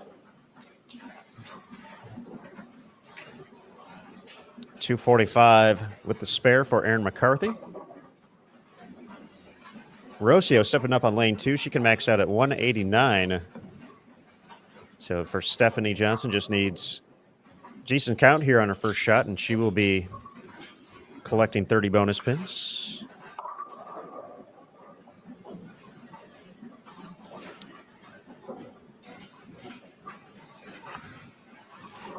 .177 finish for Angie.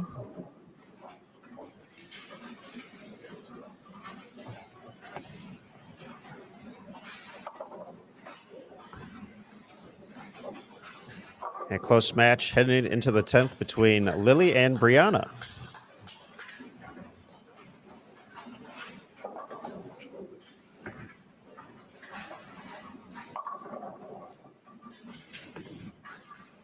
Lily's going to step up first. She's up by 8 pins. Both players working on a spare, so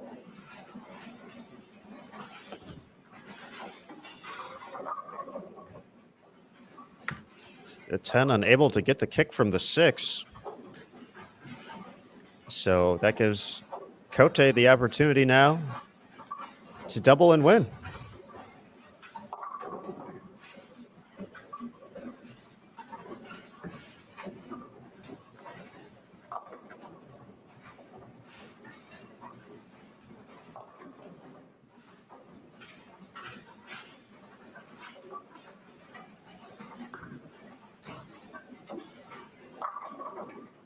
There's the first one from Bree. 219, her max score. Once again, bonus pin so exciting throughout the course of these 24 games.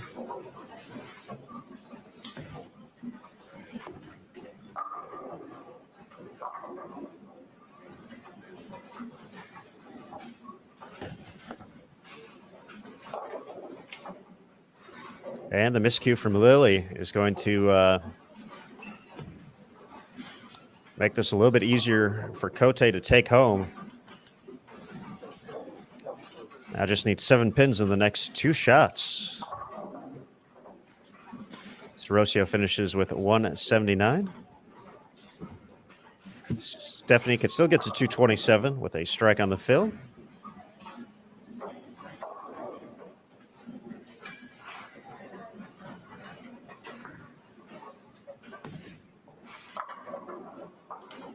And did not need the double after the miscue on the single pin.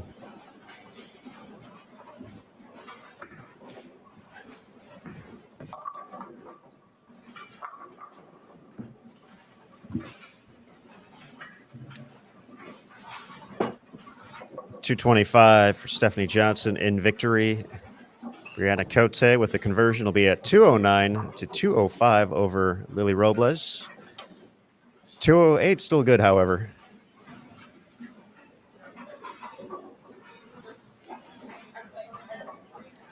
It looks like we're getting ready to be joined by Matt McNeel once again, so we'll bring Matt back into the broadcast. Hello again, Matthew. Yeah, it's afternoon now, so good afternoon, guys. How's it going? It's going well. We just watched Jordan Richard put up a big game, 277. It looks like she's kind of gotten comfortable here today. Some big scores. She had a few rougher games in there, but it looks like after missing both match play rounds, she's found something she's liked here today. Yeah, like you say, it's like the same thing. I hate to sound like a broken record and ruin your program, Aaron, but it's kind of one of those things. There's some tougher pairs. There's some better pairs. You got to just grind out the tough ones. You got to take advantage of the good ones. She's using a Rubicon UC2, which is a pearl asymmetric ball from Rotogrip, and it's matching up really well, especially on 1 and 2, which I think has been actually a better pair the entire week here at the ITRC. So she just took advantage of a good pair and made a lot of great shots and put up a good number. So that's just kind of the overall theme, is we're just trying to keep our players mentally stable here and, hey, grind out the bad ones. When you get on a good pair, let's take advantage of it. Let's make sure we make some good decisions, stick to our mental process, fill those frames and do all the, the good fundamental things that keep people competitive in the tournaments. One of the players who's been checking off all those boxes this week for you guys has been Lindsay Boomershine, and she's been near the top of the standings all day today. What have you seen from her this week that's impressed you? Well, the big thing we focused on for Lindsay gearing up, she works with her husband, Hank Boomershine, who, is a gold coach, one of the best minds in the sport of bowling. So she works a lot with her husband, Hank, and he does a very, very good job. He makes our job really easy because she always comes very well prepared, arsenally-wise. Just in my talking with her before the event, we really made sure the focus was on the mental preparation, just making sure we're very mentally strong, very mentally patient, using visualization and these types of things to really focus, and then keeping her more or less focused in the present moment. If you miss a spare, you make a bad shot, really just letting that go, and then really staying mentally present in the current shot you're in. That seems to be the things that have been really working well for her and why she's been able to compete at a high level this week.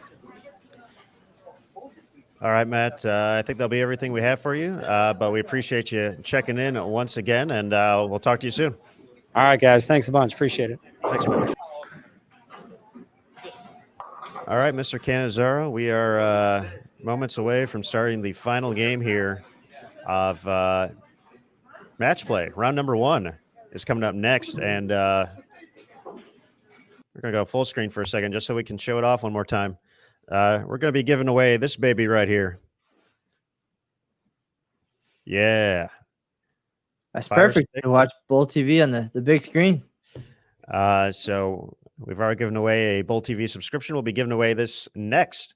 So be on the lookout here in the 8th and final game of this opening round of match play. Once again, a time change. So we'll be back at 6:30 p.m. Eastern, 5:30 local time for round 2, another 8-game block.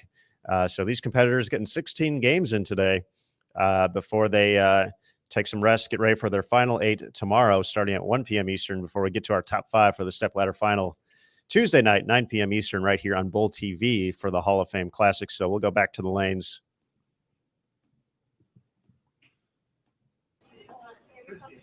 As we prepare for the final game. So be on the lookout. We'll let you know before the giveaway flies out there. But everyone sit back and enjoy. Final game coming up next here on Bowl TV from the PWBA Hall of Fame Classic.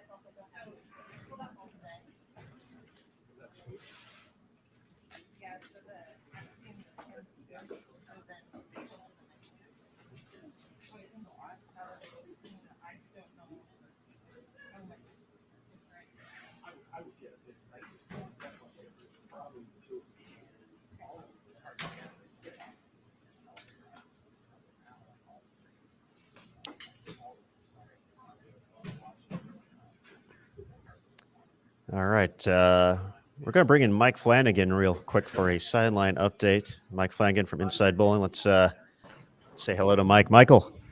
Hey, how's it going, Aaron? It is going well. We're cruising along. Final game of this first round, and it appears you have an update.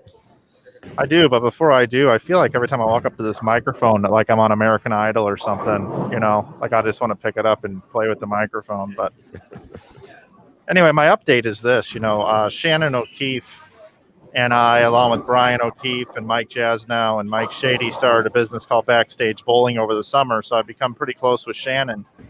And I try not to talk to Shannon too much during competition just because I let her do her thing and I'm here doing my thing. But I did just walk over and check in on her after she kind of had a bit of a bagger going here on 9 and 10. It looks like she's over here again. But she bowled 269, and I walked up to her about halfway through the game, and I said, all right, let's pull this game out here.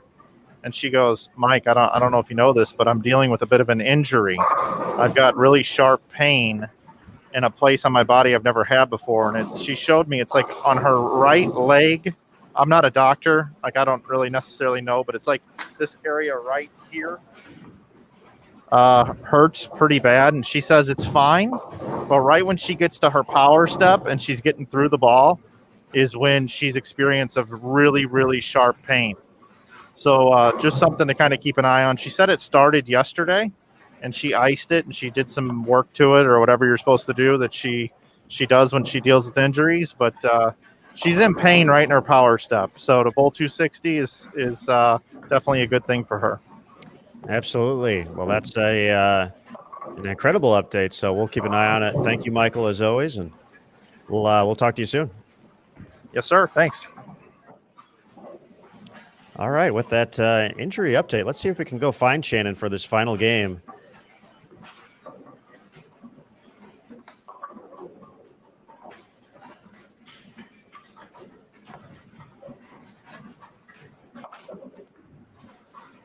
Looks like she'll be on 9 and 10, taking on Clara Guerrero. So let's go take a look over there to follow up with Shannon O'Keefe after that report from Mike. So hang tight, everybody.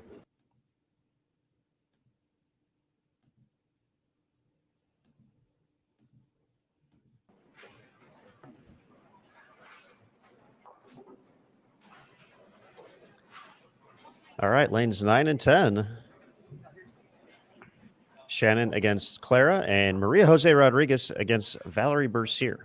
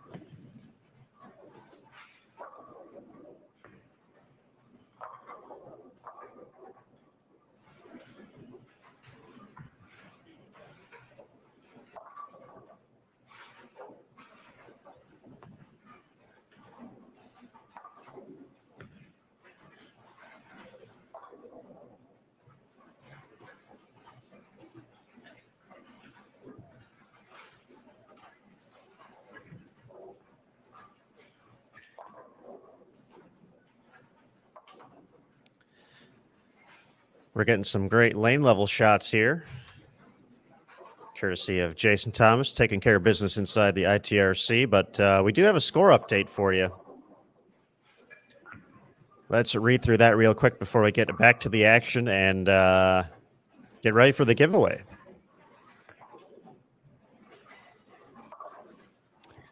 Through 7 games, Lindsay Boomershine continues to lead, plus 338. She is 6-1 on the day. Jordan Richard, however, makes the move up into second after that 277 game. She's at plus 310. Erin McCarthy at plus 267. We saw her shoot 245 last game with a victory. In fourth place, Julia Bond, plus 232. Liz Johnson in fifth, plus 219. Maria Jose Rodriguez and Sandra Gongora are tied for sixth place at plus 207. Jillian Martin in eighth at plus 199. Diana Z at plus 187. Stephanie Johnson plus 182. Missy Parkin plus 180. Shannon O'Keefe with that 258 made the jump all the way to 12th. She's at plus 174. Brianna Cote plus 170. Dasha Kovalova plus 167. Caitlin Johnson in 15th plus 124. Clara Guerrero plus 105. Christy Leong plus 79. Lily Robles and Angie Ramirez Perea tied at plus 67. Valerie Bercier plus 37. Ashley Galante plus 7. Rocio Restrepo minus 22. Taylor Boltice minus 70. And Maria Balanova at minus 76. So taking a look at the win-loss record, only 2 players are 6-1 at the moment. That is Lindsay Boomershine and Maria Jose Rodriguez.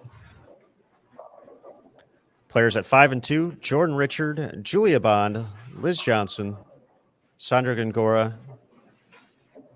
and Jillian Martin.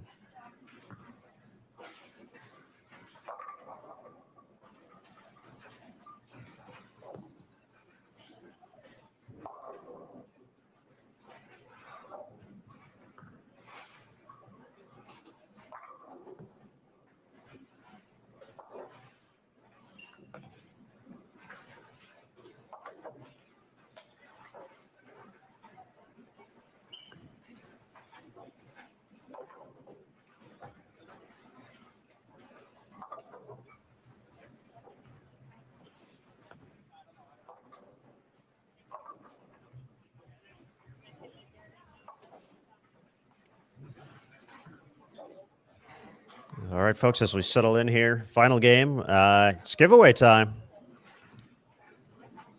Let's go for the Amazon Fire TV Stick, the official name.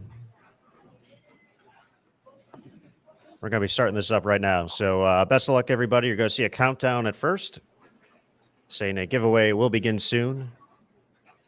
Once that counts down, you'll see another option pop up there. As Clara connects for her first strike in Game 8. But once the next prompt shows up, click Submit Entry, the blue button. That's all you got to do, and you'll be entered to win. So good luck, everybody.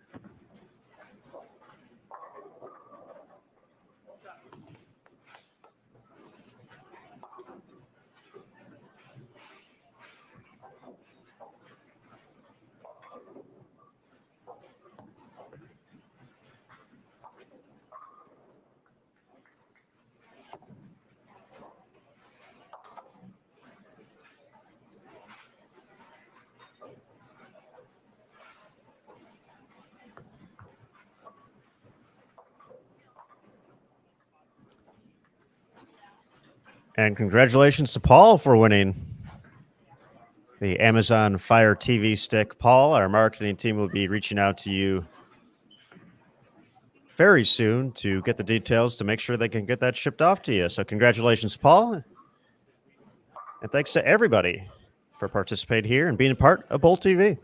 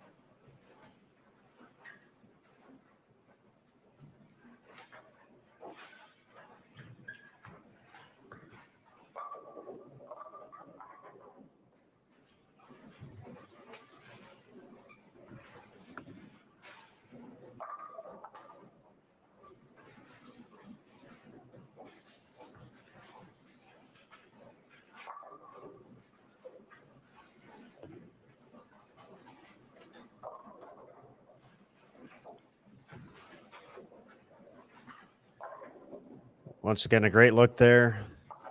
Lane level cam. Available on lanes 9 and 10. We've been using it for our step ladder finals throughout the course of the week on Bowl TV, and a little bonus coverage since we're here on lanes 9 and 10.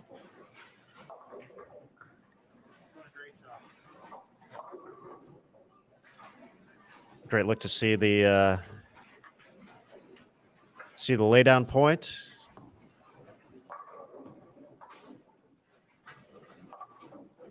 See the ball make it through hopefully all 3 phases. Skid, hook, and roll as we are in game 8.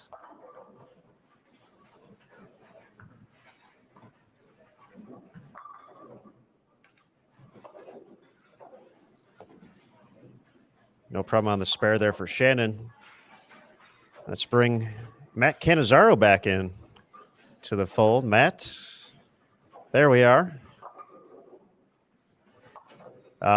It's been a long block, Matt. For these players, they've been on the lanes now, kind of practice for essentially coming up on 5 hours now, and they have to come back in just a little bit to do this once again as a past regional competitor. You've had some long days on the lanes. Just tell us about trying to manage that time in between, especially knowing it's a tougher pattern. I'm sure the extra shots, the mental grind of it all is taking its toll on these players at this point, and they got so much more to do for the rest of the day. Where's the mindset at going into this break, knowing you only got so much time to recharge and get back on the lanes?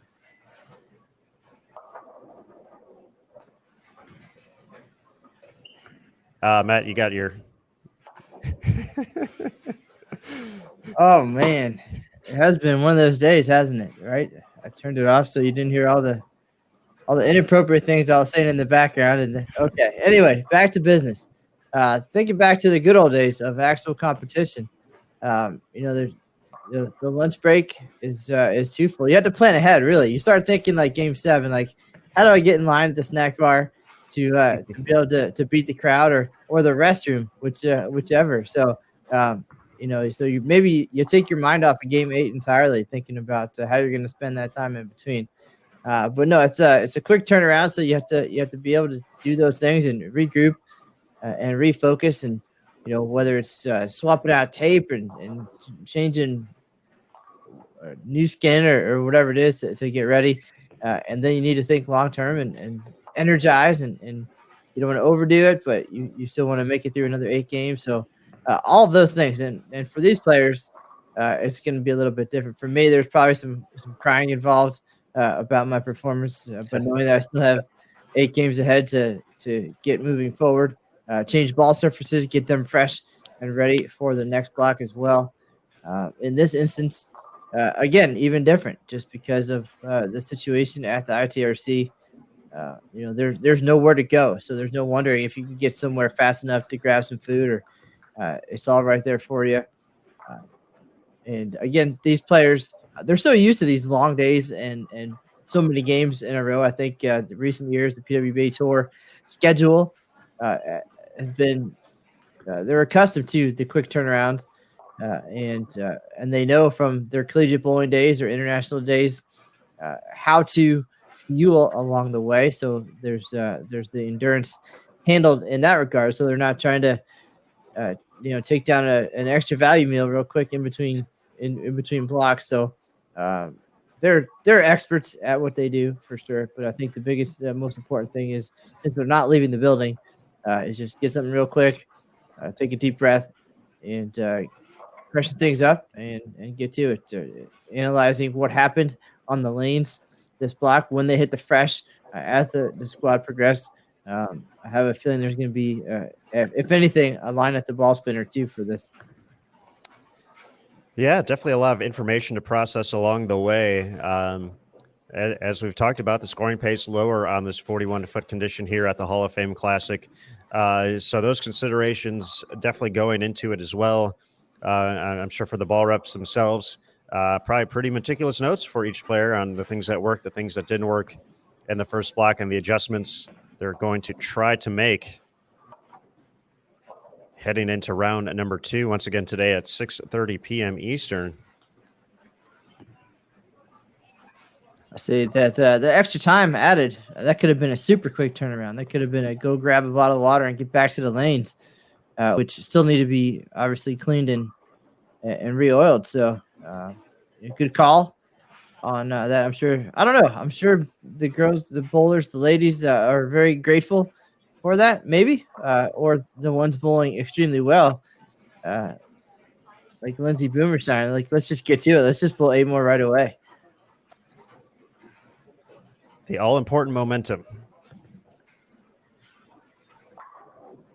Great shot there from Valerie Bercier. Some good matches brewing here on lanes 9 and 10 as we wrap up round number 1 from the Hall of Fame Classic. Clara Guerrero taking on Shannon O'Keefe. Valerie Bercier versus Maria Jose Rodriguez. And I saw JT put the report in the Bowl TV chat, but just a reminder, we had Mike Flanagan come on at the start of Game 8 with a bit of an injury report from Shannon. JT writing in the chat, she's experiencing some hip upper thigh pain.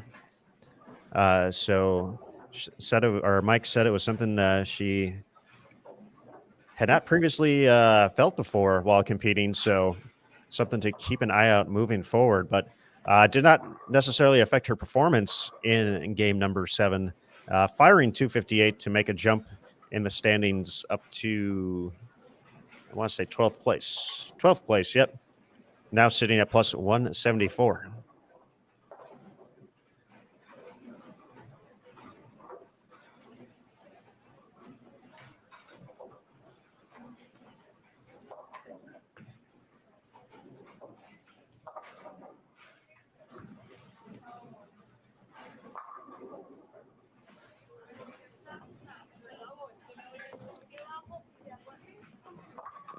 Right now, looking at the scoreboard, 5-pin advantage with the spare for Shannon O'Keefe over Clara Guerrero. And with that double, Valerie Bercier has jumped into the lead over Maria Jose Rodriguez with just 3 frames left to go.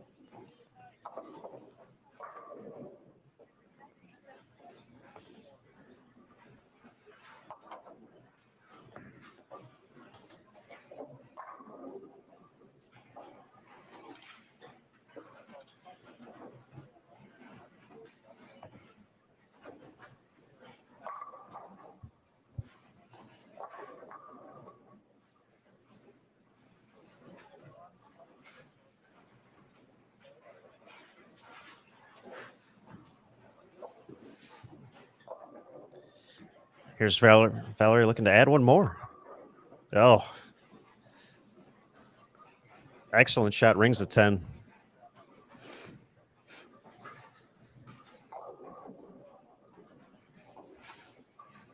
It seems to have been a frustrating just part of the Kickoff Classic experience, just in talking to a few folks about carry this week.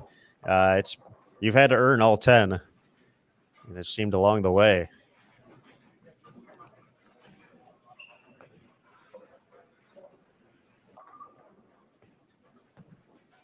Maria runs a touch high, unable to get the 4 out.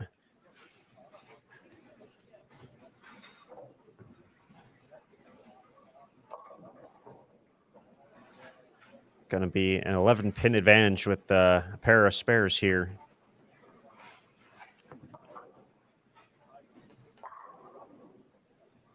For Valerie and Maria. Valerie with the advantage.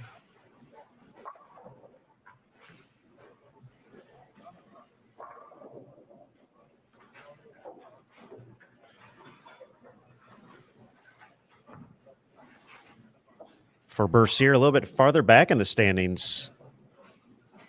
Here in the early going, back in 20th place, plus 37, 2 and 5 overall.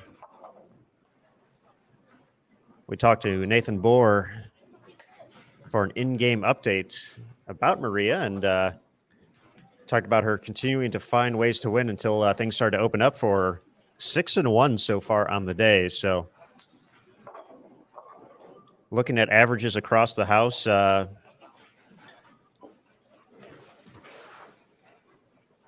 those wins have been huge because Maria's just averaged 203 so far throughout the course of competition heading into this game. When you look at the players ahead of her right now in the standings, Liz Johnson just under 210, Julia Bond 211, Erin McCarthy 221, Jordan Richard 222, as is Lindsay Boomershine. Those wins have been extra crucial in putting her in a good spot here after block 1.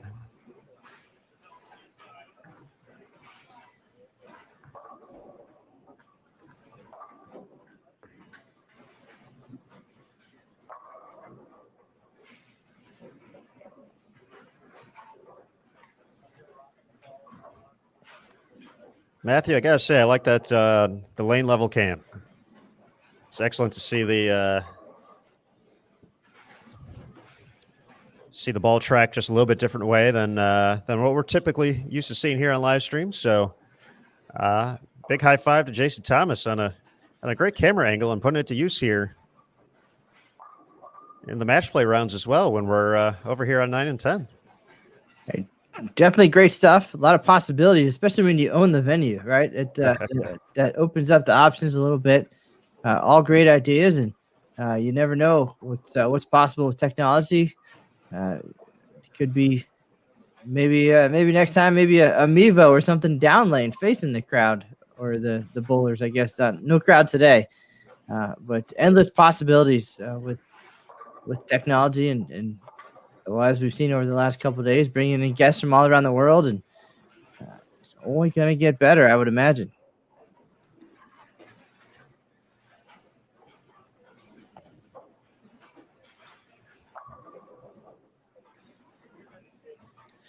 So both Clara and Shannon striking in the 9th frame. 5 pins still the difference. Shannon O'Keefe ahead as Clara will step up first here for her 10th frame. Can keep the pressure on. Shannon has to match Clara to take the victory.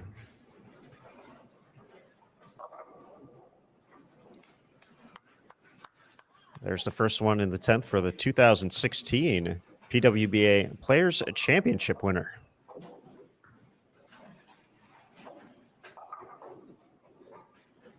It feels like game 8 flew by. I guess they're probably on the strikes starting in game 7, and things looking up here. And now it's time to re-oil after all that. Just when you figure it out. It's just when you figure it out. I put something new up there for you. Potentially costly open there from Valerie. Maria now ahead in the match, and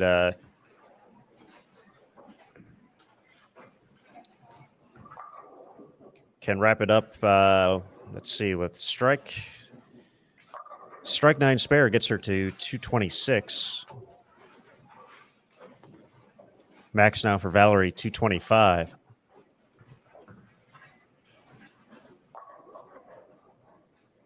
Clara's max now 212. So Shannon will have to get the first strike here in order to get the victory.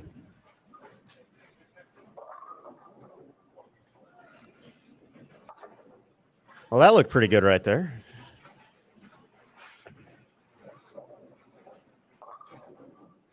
And you mentioned the injury for Shannon just a few minutes ago, and that's another one of those situations where the break may not be the best for things to tighten up and have some struggles there. So sometimes we want to just keep on going, but perhaps we'll get to catch up with her and find out what the situation is, and who knows, maybe Valerie can jump in. She talked about the foam rollers and all the tricks to keep going.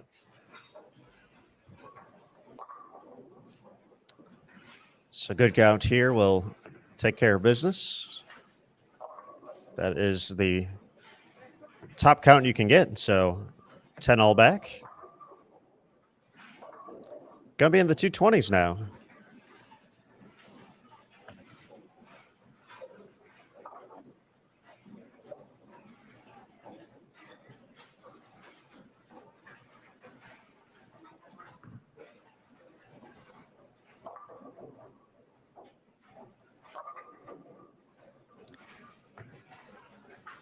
Valerie connects for the first, and it looks like she'll potentially get a second shot up here in the 10th prior to Maria.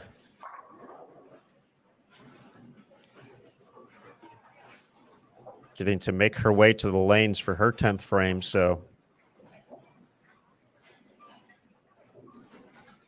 strike here from Valerie forces Maria to get at least the first one.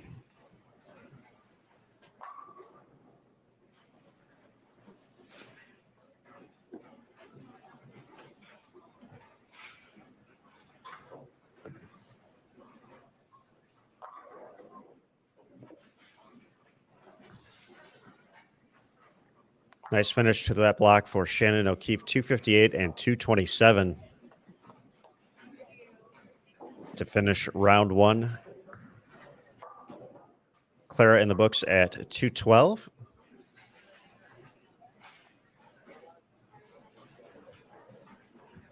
Let's see if Val can double up here.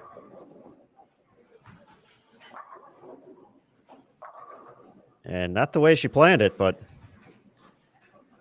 according to the USBC rulebook, got to take them.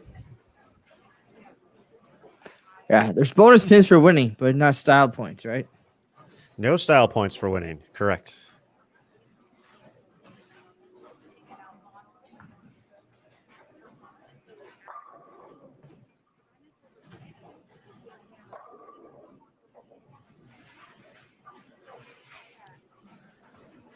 Must strike situation for Maria here. Nice shot. And she is 9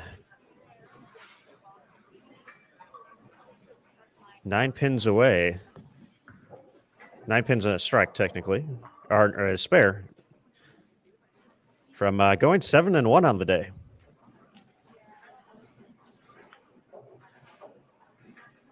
So count will be big here for Valerie.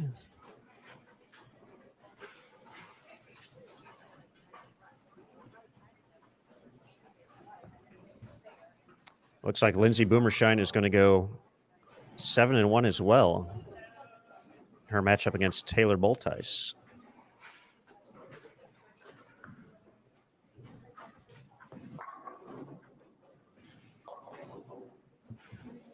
So Maria needs at least 9 here for an opportunity to win.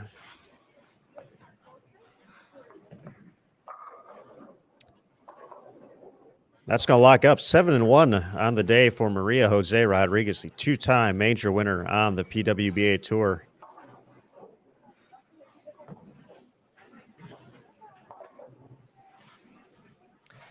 And folks, as you see, our good friend Mike Flanagan hopping into the chat. Head over to the Bowl TV YouTube channel.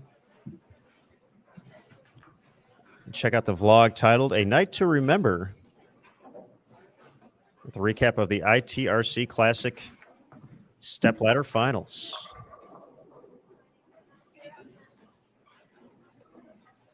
.225 for Valerie, but that spare attempt in the 9th frame ultimately is going to be the difference here.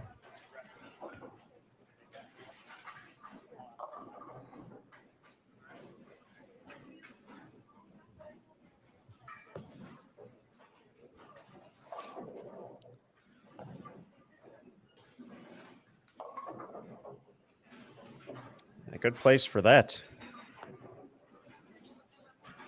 232, 225, Maria Jose Rodriguez over Valerie Bercier. Shannon O'Keefe, 227 to 212 over Clara Guerrero.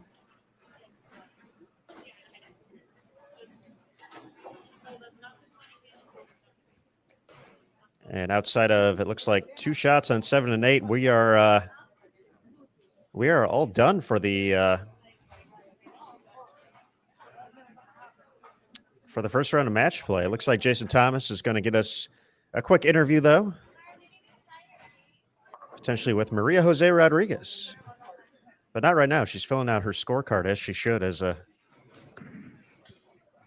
competitor here at the Hall of Fame Classic. So first things first, got to follow the rules.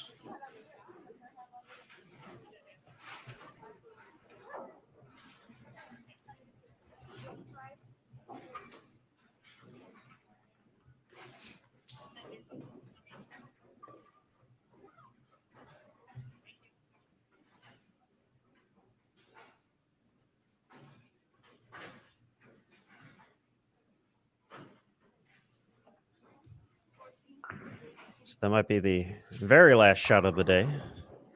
Oh, not the day, but of the round.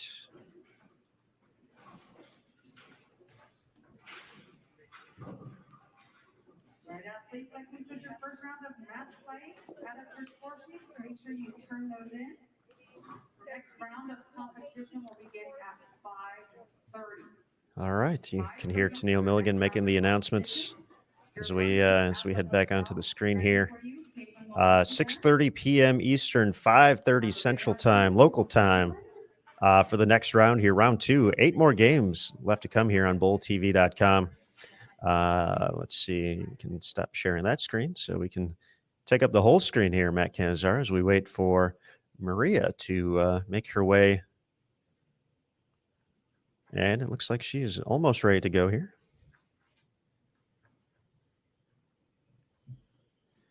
And I think we're all set, Matt. So let's welcome in Maria Jose Rodriguez. Hi.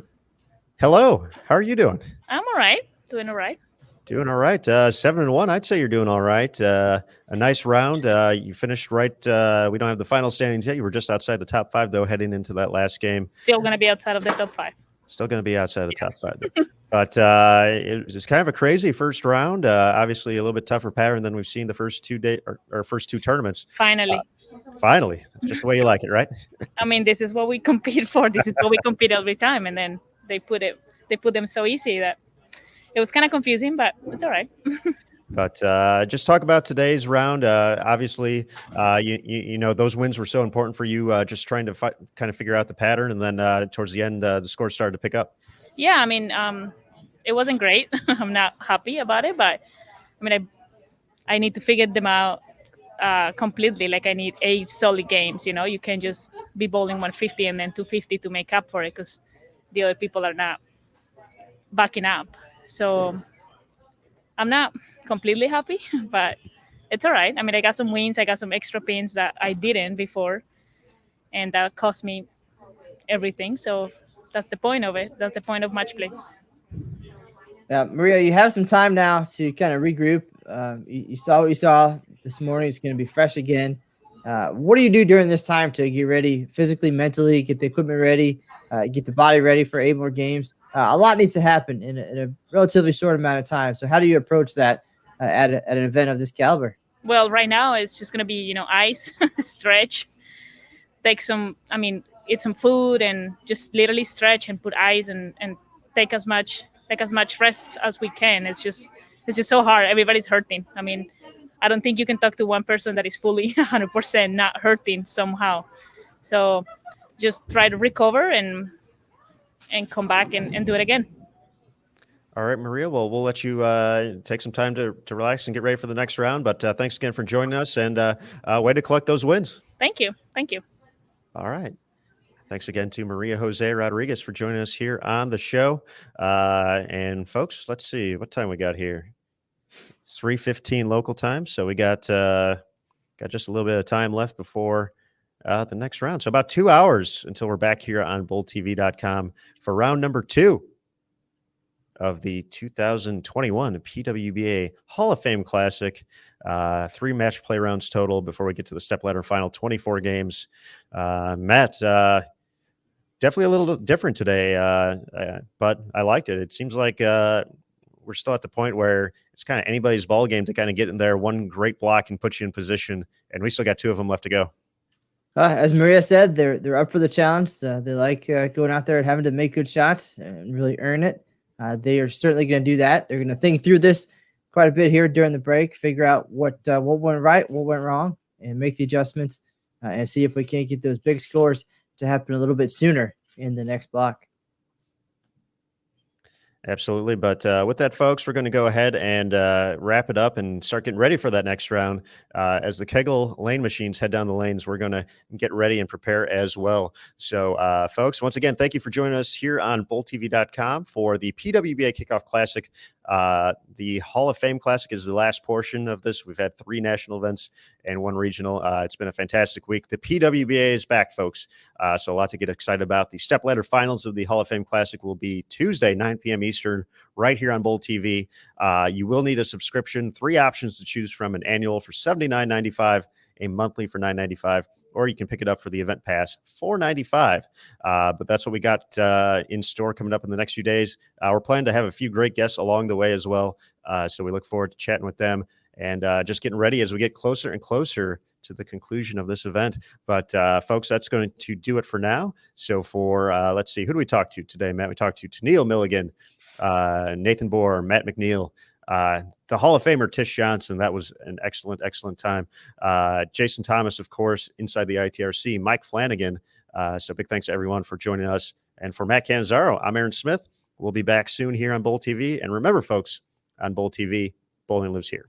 We'll see you soon.